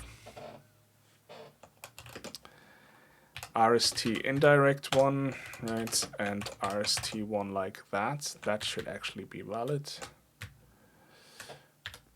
RST just like that. How about RST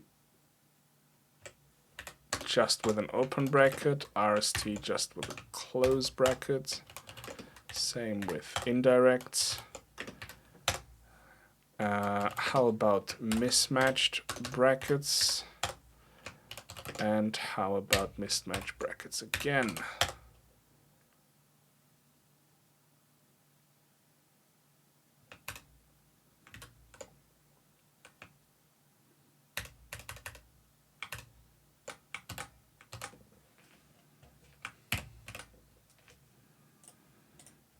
Okay.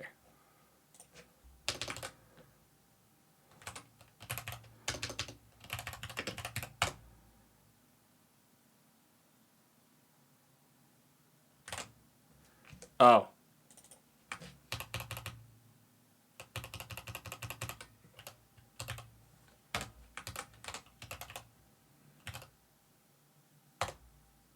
There we go.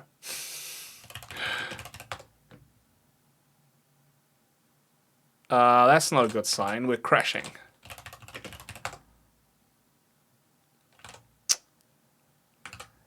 Okay, so build, run, debug, right? And I still haven't set my target properly, so I need to switch the folder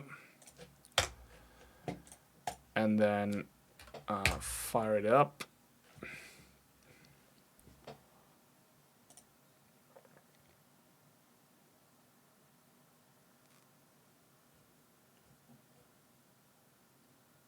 Wait, where are we interrupting?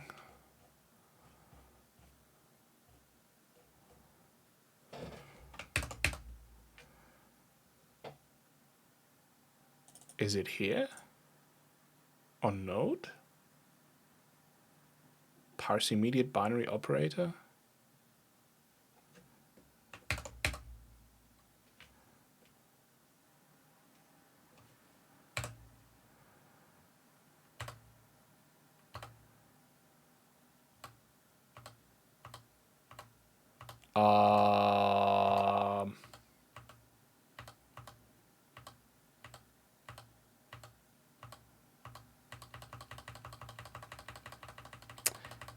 It appears that I have created a loop. And I think we are blowing up the stack. Cool. Now, why? Parse immediate binary operator. Right? That is the node. Then get the binary operator value.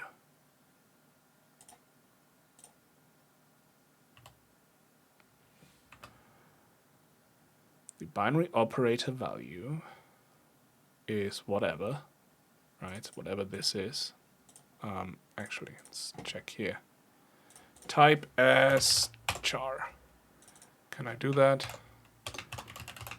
Char. No. Too bad.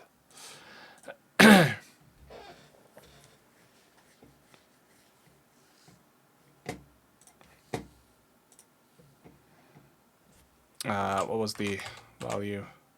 4.3. See?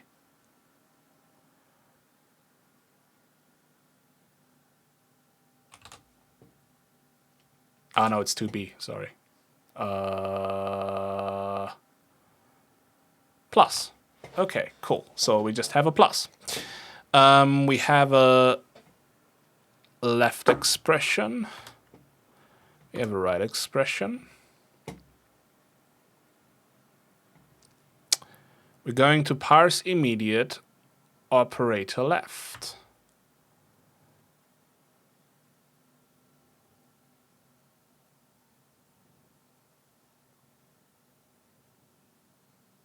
Huh?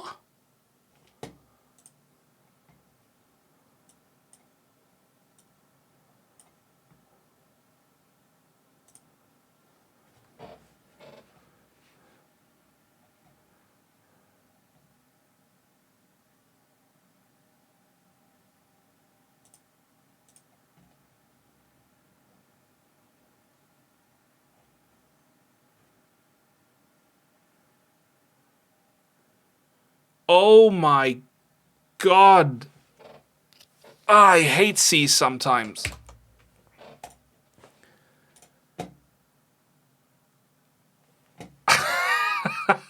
Okay, this is funny.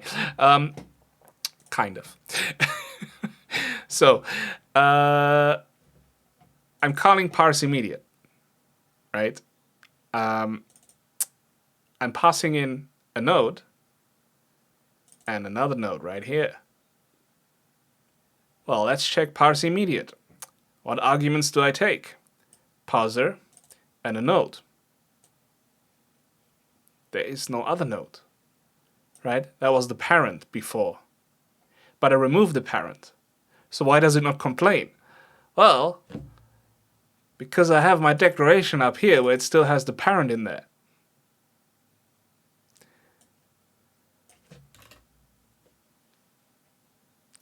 Isn't C amazing? It's like, it sees this, it's like, yeah, I can use this. Where's the implementation? I don't know. This one is close enough, right? It's missing something at the end, but who cares? We just remove it. Just remove it. Oh, it's awesome. Okay. So,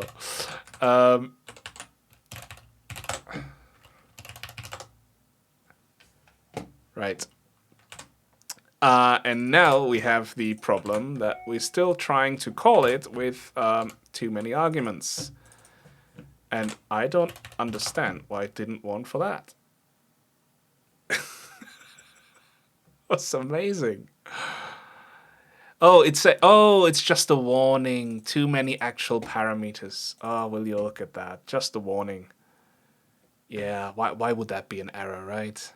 I mean, if I built in release mode, sure, then we get it as an error because I have warnings as errors, but oof. Oh man. Okay. So parse immediate. Now, where else do I use it? Here. It's no longer a thing.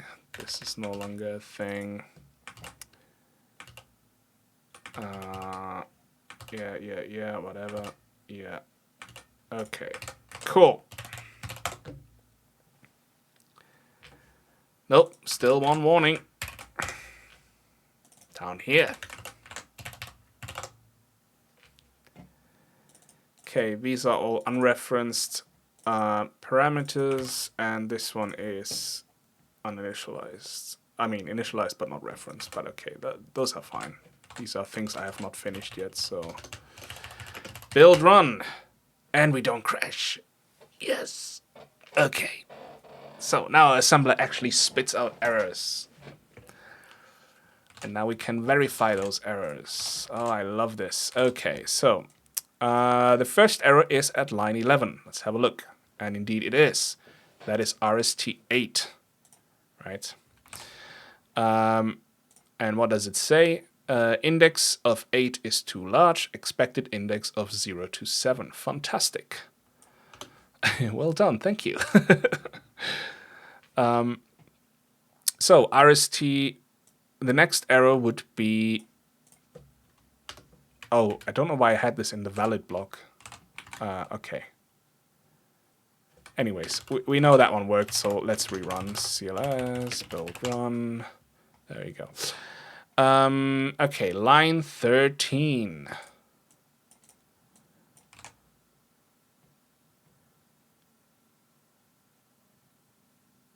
Operation or directive missing.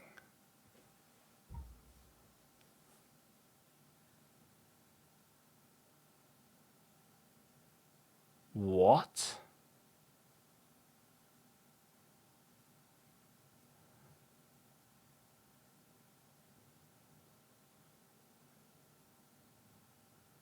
Okay, line 13 is curious.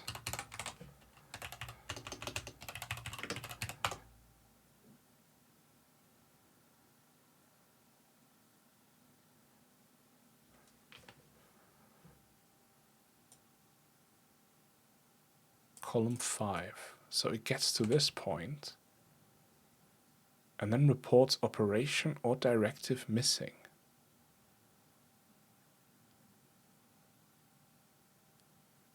Okay. Line 16, missing operands after operation RST. Yes, correct. Line 17, column 6. 1, 2, 3, 4, 5, 6. So it reports this thing.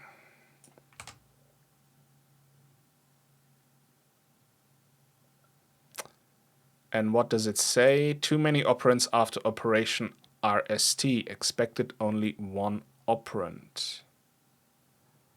Okay, I don't like that it reports the location of the separator. It makes sense why it does that.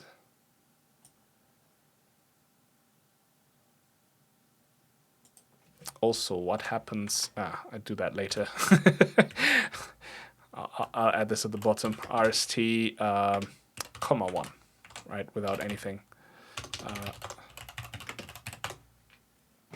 Okay. Line 17, there we are. And then line 18. Too many operands after operation RST. Expected only one operand. And then it says invalid expression after RST, expected end of line on column 9. So that would be 1, 2, 3, 4, 5, 6, 7, 8, 9. So it reports the two separately. Now, I don't know if I like this, that it says too many operands after operation RST, but then it also reports the extra expression at the end. I mean, it's not too big of an issue, to be honest. Okay, -1. It seems like unary operators completely screw up my parsing, because it also says operation or directive missing.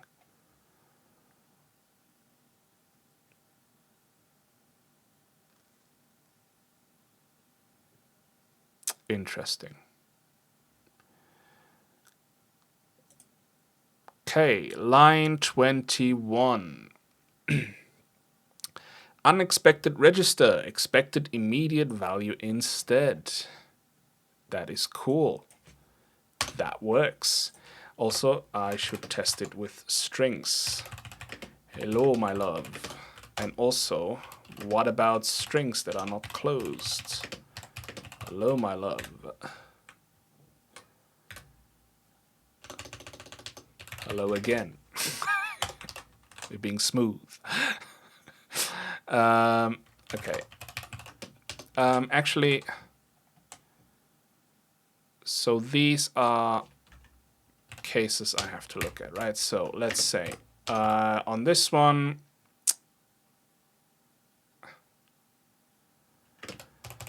error reporting should not report column of separator, but beginning of expression. No, actually, this is okay. What am I talking about?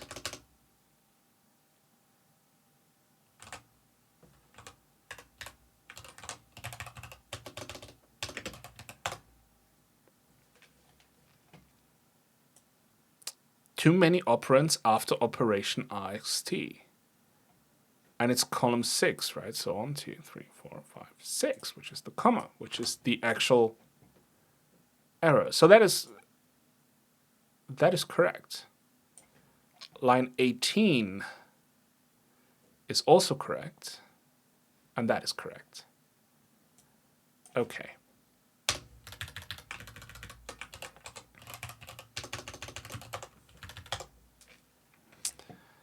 Okay, line 17, and this I have to look at.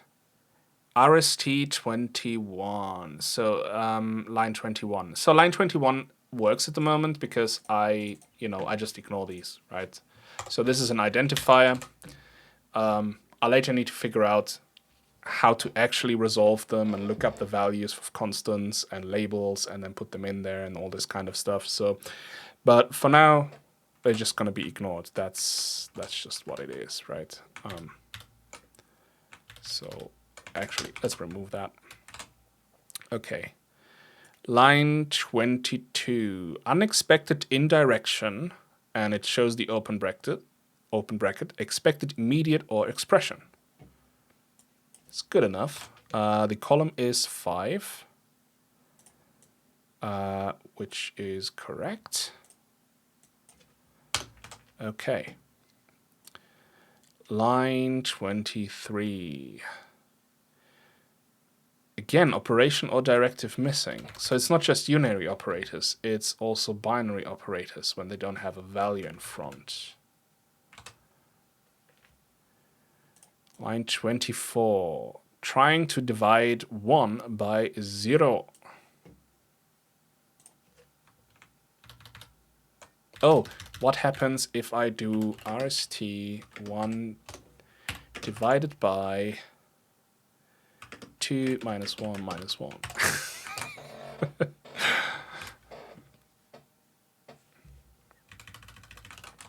Okay. Actually, let's put that in here and rerun again. Okay, sorry, divide by 0 was alright. No, what kind of line 20, what kind of column did it report? 7. I mean, that's the location of the divide. Yeah, that's okay. Oh, and line 24, 7 as well, because this resolves to 0. So it reports you're dividing by 0. Yeah, that's neat. Okay.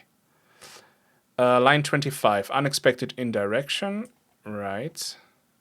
Cool, so even valid ones. Column is 5. Yep. I mean, that's correct. 26 RST, empty parentheses, expected immediate or expression. Yes, column 5 as well. Okay. Missing close bracket in expression. Will you look at that? It actually is missing. Okay, another case I want to test later on. Wait, so this one was correct, right? I want to test RST. I'll put that in the bottom. This was correct, this was correct, this was correct. I want to test 1 plus 2 plus whatever, right?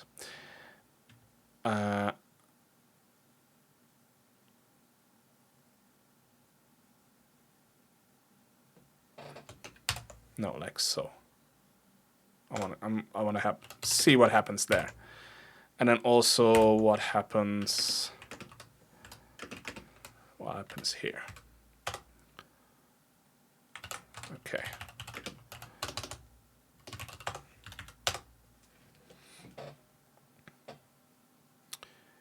Okay, line 27. Missing close brackets in expression. Correct. Line 28. Operation or directive missing. Weird.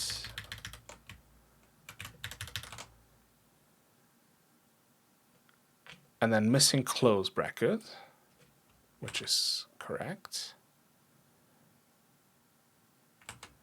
And then again, operation or directive missing. Huh. 3-1, RST.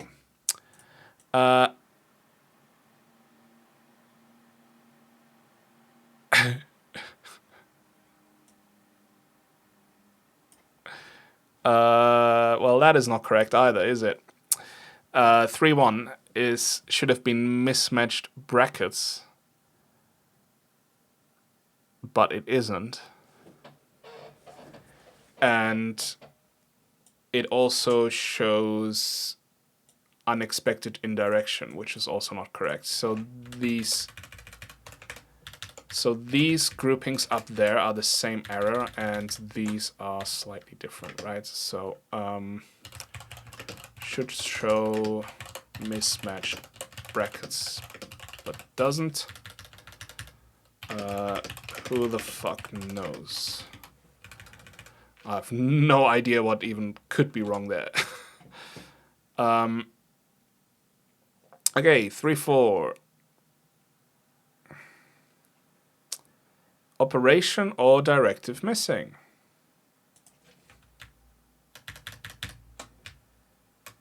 Great. 3-5. Unexpected string. Expected immediate value instead. Well, will you look at that? That is correct. Line 36, column 5. Missing quotation marks at the end of the string. And it even shows you the end of the string, column 17. Which, yeah, I mean, this is column 16, and then on 17 you're missing.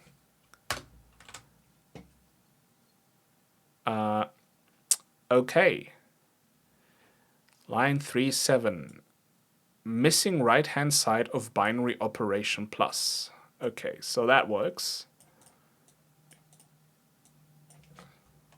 Hang on, what column do we have? 12. That's not bad.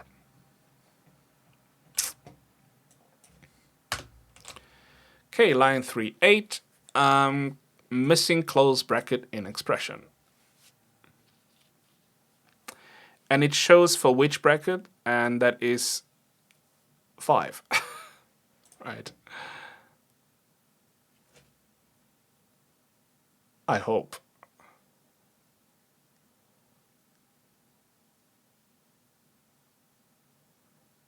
I mean, it will always show that one because it's the way it's evaluated, right? What if I create a mismatch?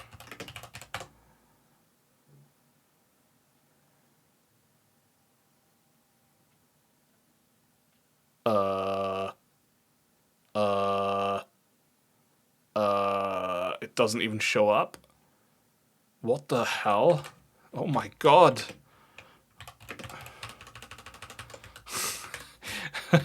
Okay, we have problems.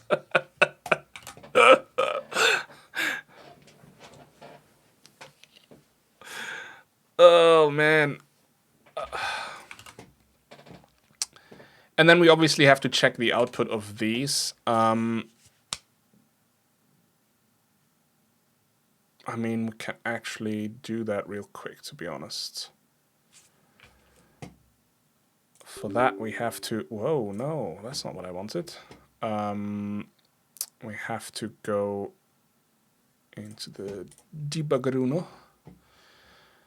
And we're going to go to program C. Oh, fantastic. There already is a breakpoint. Right, fire ahead. Fire ahead. Okay. No, that was too far. What am I doing? No, it wasn't. That was actually good. Crap.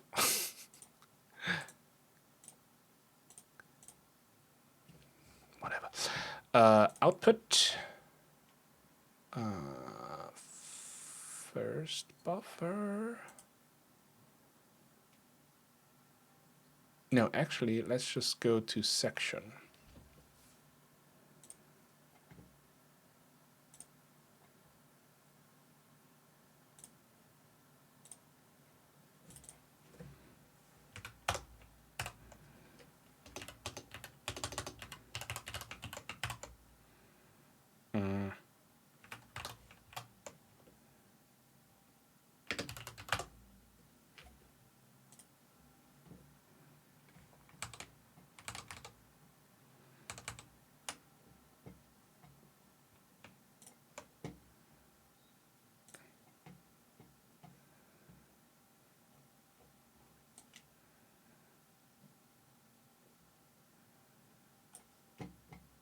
Okay.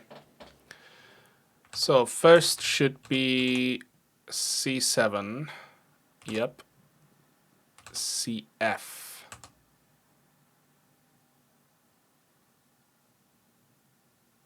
Oh, yeah, I already know what's going wrong. Yeah, never mind. I also screwed up the output.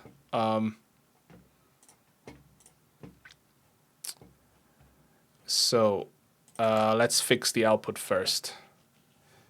That is in parse reset operation.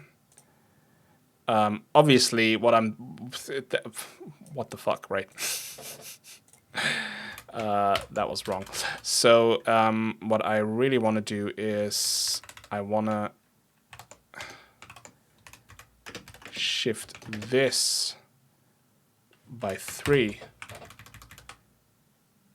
and then OR together, right?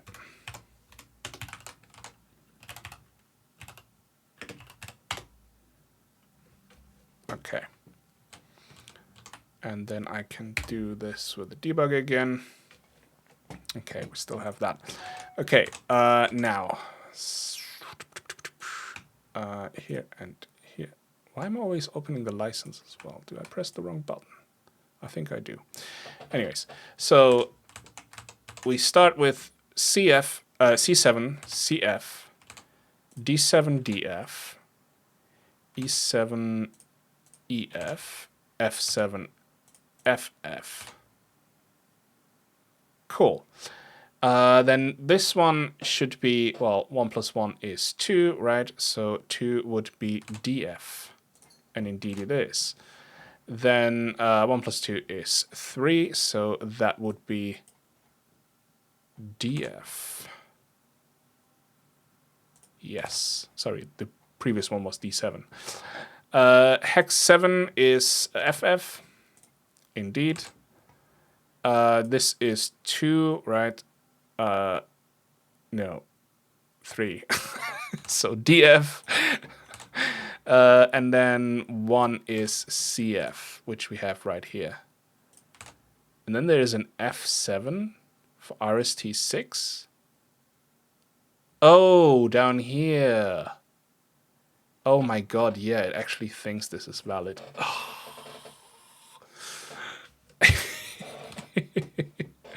But okay, so the output is at least working, so that is good. Well, partially. Right. So we don't have to worry about these. But let's figure out the brackets. So parser.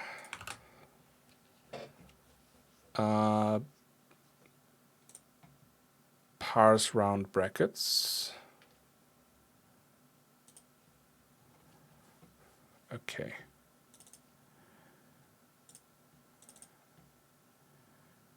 If brackets is missing open brackets. Brackets open bracket equals 0. Okay, that seems okay.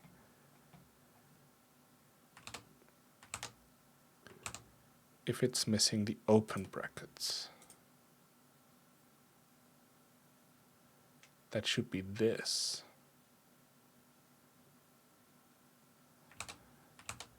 Okay, that's a whole nother can of worms. So let's just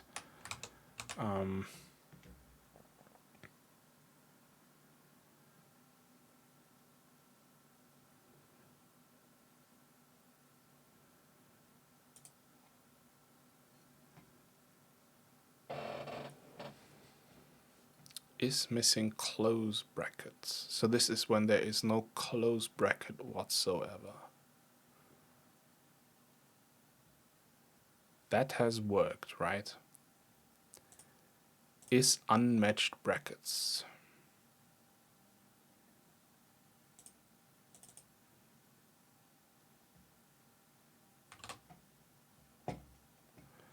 Six, 8.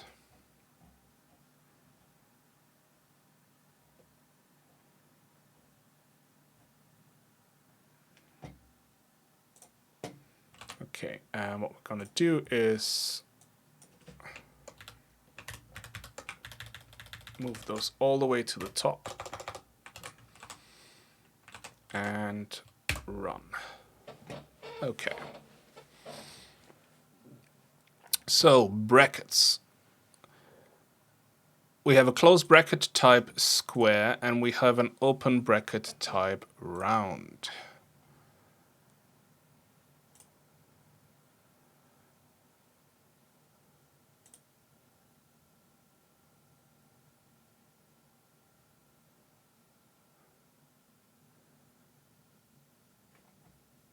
is unmatched brackets.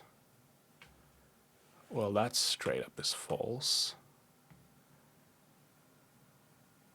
Ah.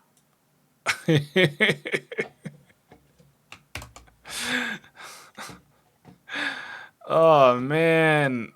Come on. I'm checking the open bracket twice. Like, what the hell?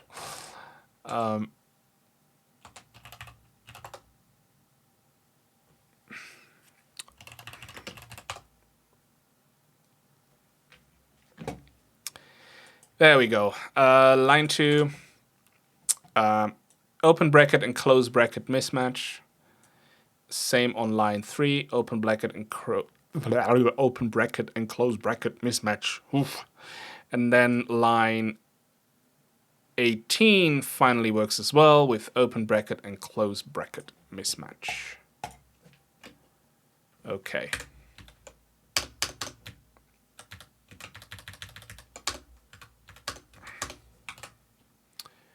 Now we go on to the challenging ones, because I don't even know where to start there. So we're gonna get operation or directive missing. Operation or directive missing. That's quite early in the parsing stage. That's like... That's happening...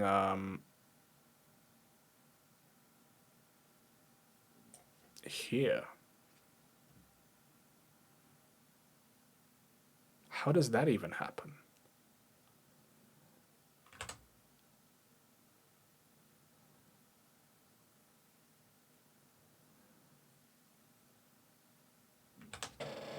Oh.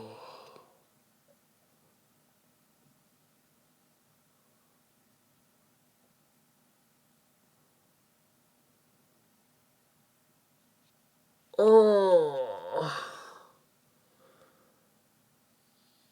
Oh. Oh. Okay, I know how this happens.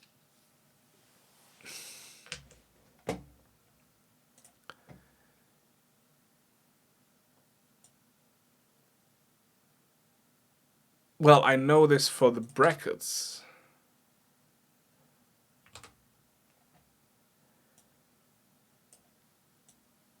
So white space gets ignored. So essentially what the parser is seeing is RST and this, right? We're going to parse and build up the syntax tree, and the syntax tree will be, hey, we have this thing right here, which is an identifier, right? Or, well, actually a keyword. Okay, fine and dandy, we have a keyword. What happens after the keyword? Well, we check for a binary operator. Do we have a binary operator? No, so we're just gonna return this keyword. Now, after I have done that, I do a fix-up. I check for trailing brackets. And then I'm like, I see a trailing bracket.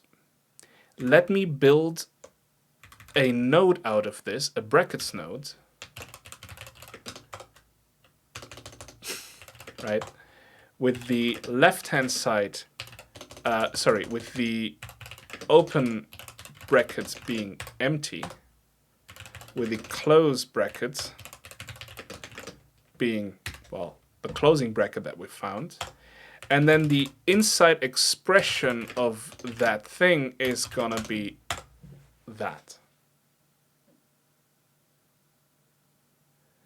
And now I don't have a simple node anymore that just is an identifier. No, it is a brackets node. And in my parsing, I don't expect a brackets node, because why would I? Like, I don't allow these to be brackets. That would be kind of weird, right? If you could write stuff like... I mean, I could allow it, but it's dumb. I don't know, man.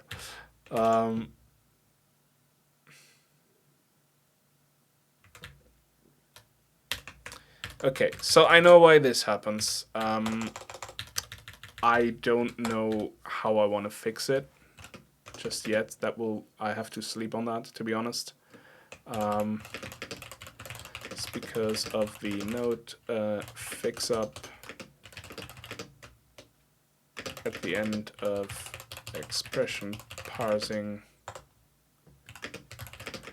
when a single close token is being found.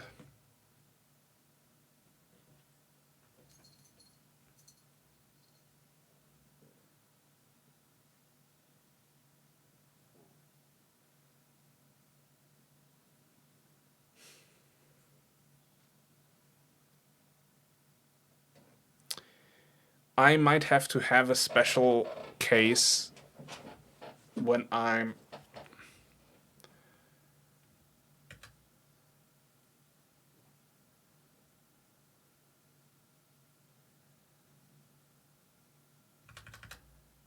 parsing a completely new expression.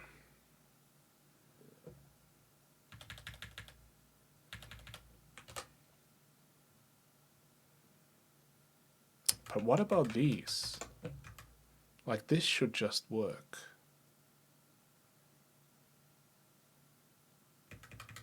No. Oh no. Okay. I just realized what's happening.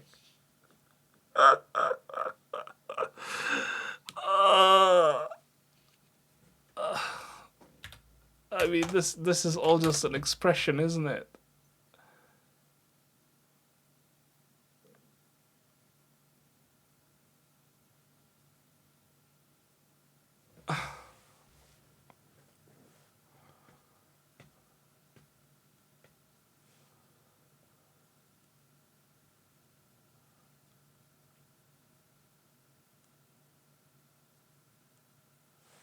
Like, this becomes a separator node, right?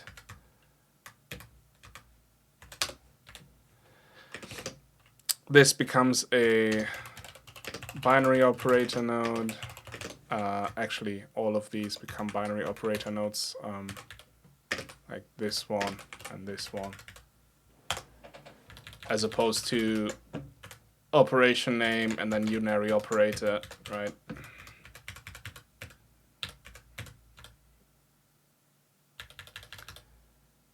So then if I want this to work with the unary operator, what I need to do is say RST +1, RST -1.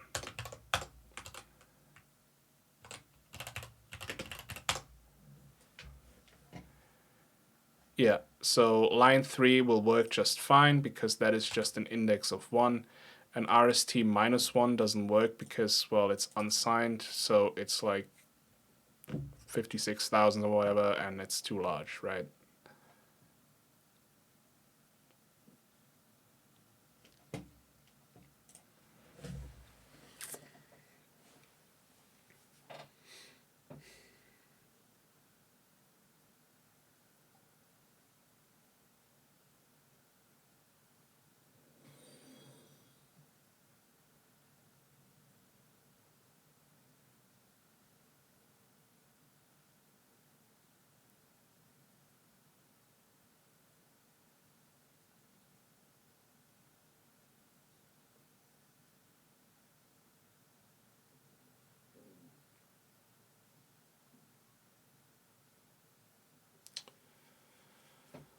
Okay, so if I have detailed errors, that will be better, but I kind of don't like it that the tree is built that way, honestly.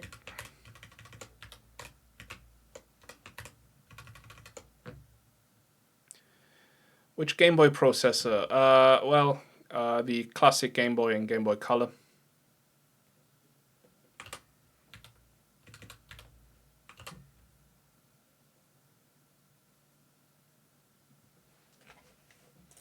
I'm not touching ARM yet.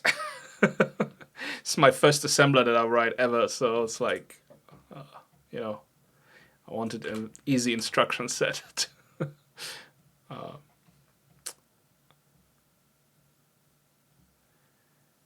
Is it very different from the NES 6502? Yeah, it's not a 6502. It has some instructions that overlap a little bit and then some extra ones.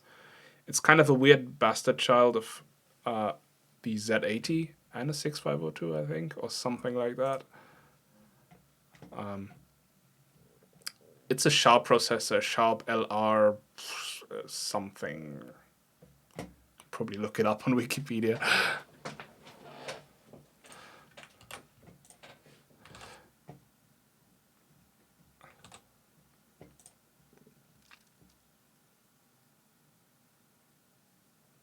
It might not be the 6502, it might be something else. Let's see, maybe that website has it that I had open for this. Nope, that's the C standard. There we go. I've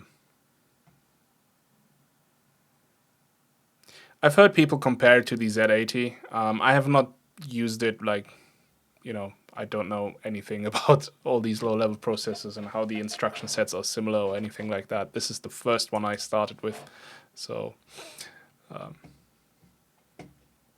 but yeah, if you want to take a look, gbdev.io, gbop codes. There's your reference.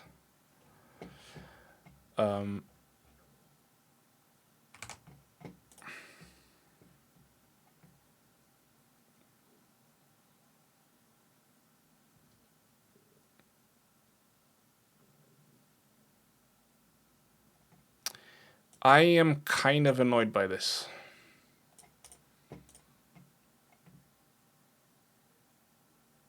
Intel 8080, yeah. There you go.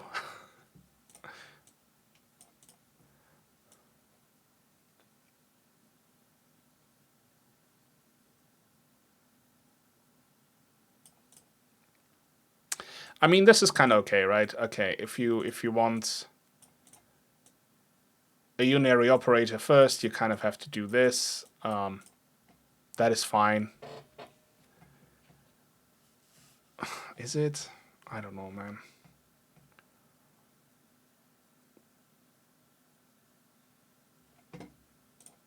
Let's see, tree.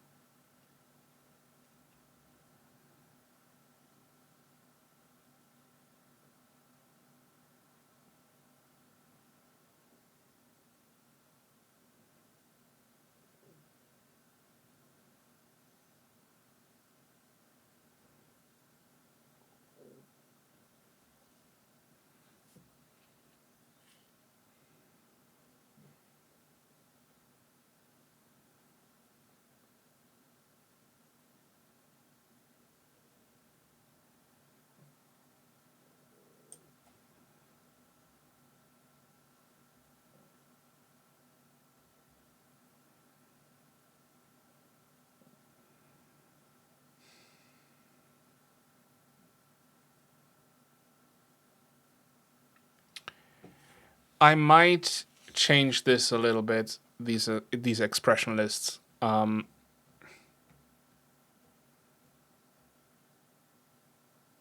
So labels are already not part of this, right? Of the expression tree. I'm just reading all the label definitions first. And then what I should be doing is just read the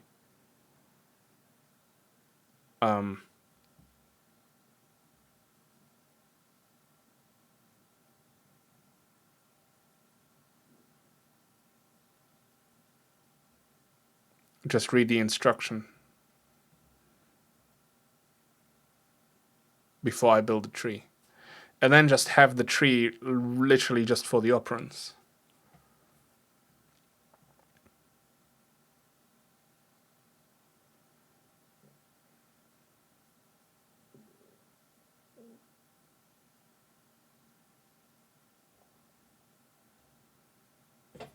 That way I avoid situations like these. That would actually then be recognized as a proper unary operator, this would be recognized as a binary operator where the left-hand side is actually missing as opposed to thinking RST belongs into it. And the separator node would actually also be a separator node with the left-hand side missing.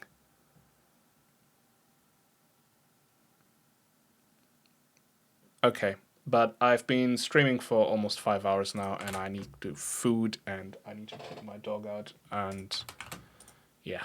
So I'm gonna stop it here, but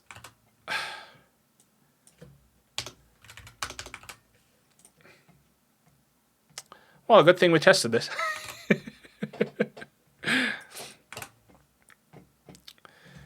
Yeah. See ya. Thank you for watching, and I'll be streaming. I don't know, actually. I don't know how I have time on the weekends. I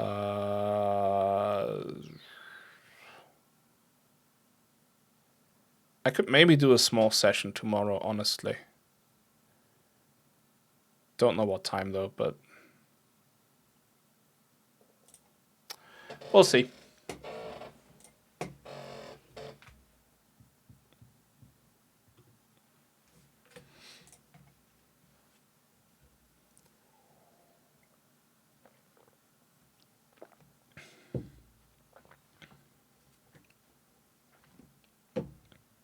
Yeah. I was thinking if there was anything else, but no. All right. Have a good night, everyone. Or evening, or whatever, or morning, wherever you are. I don't know. See y'all.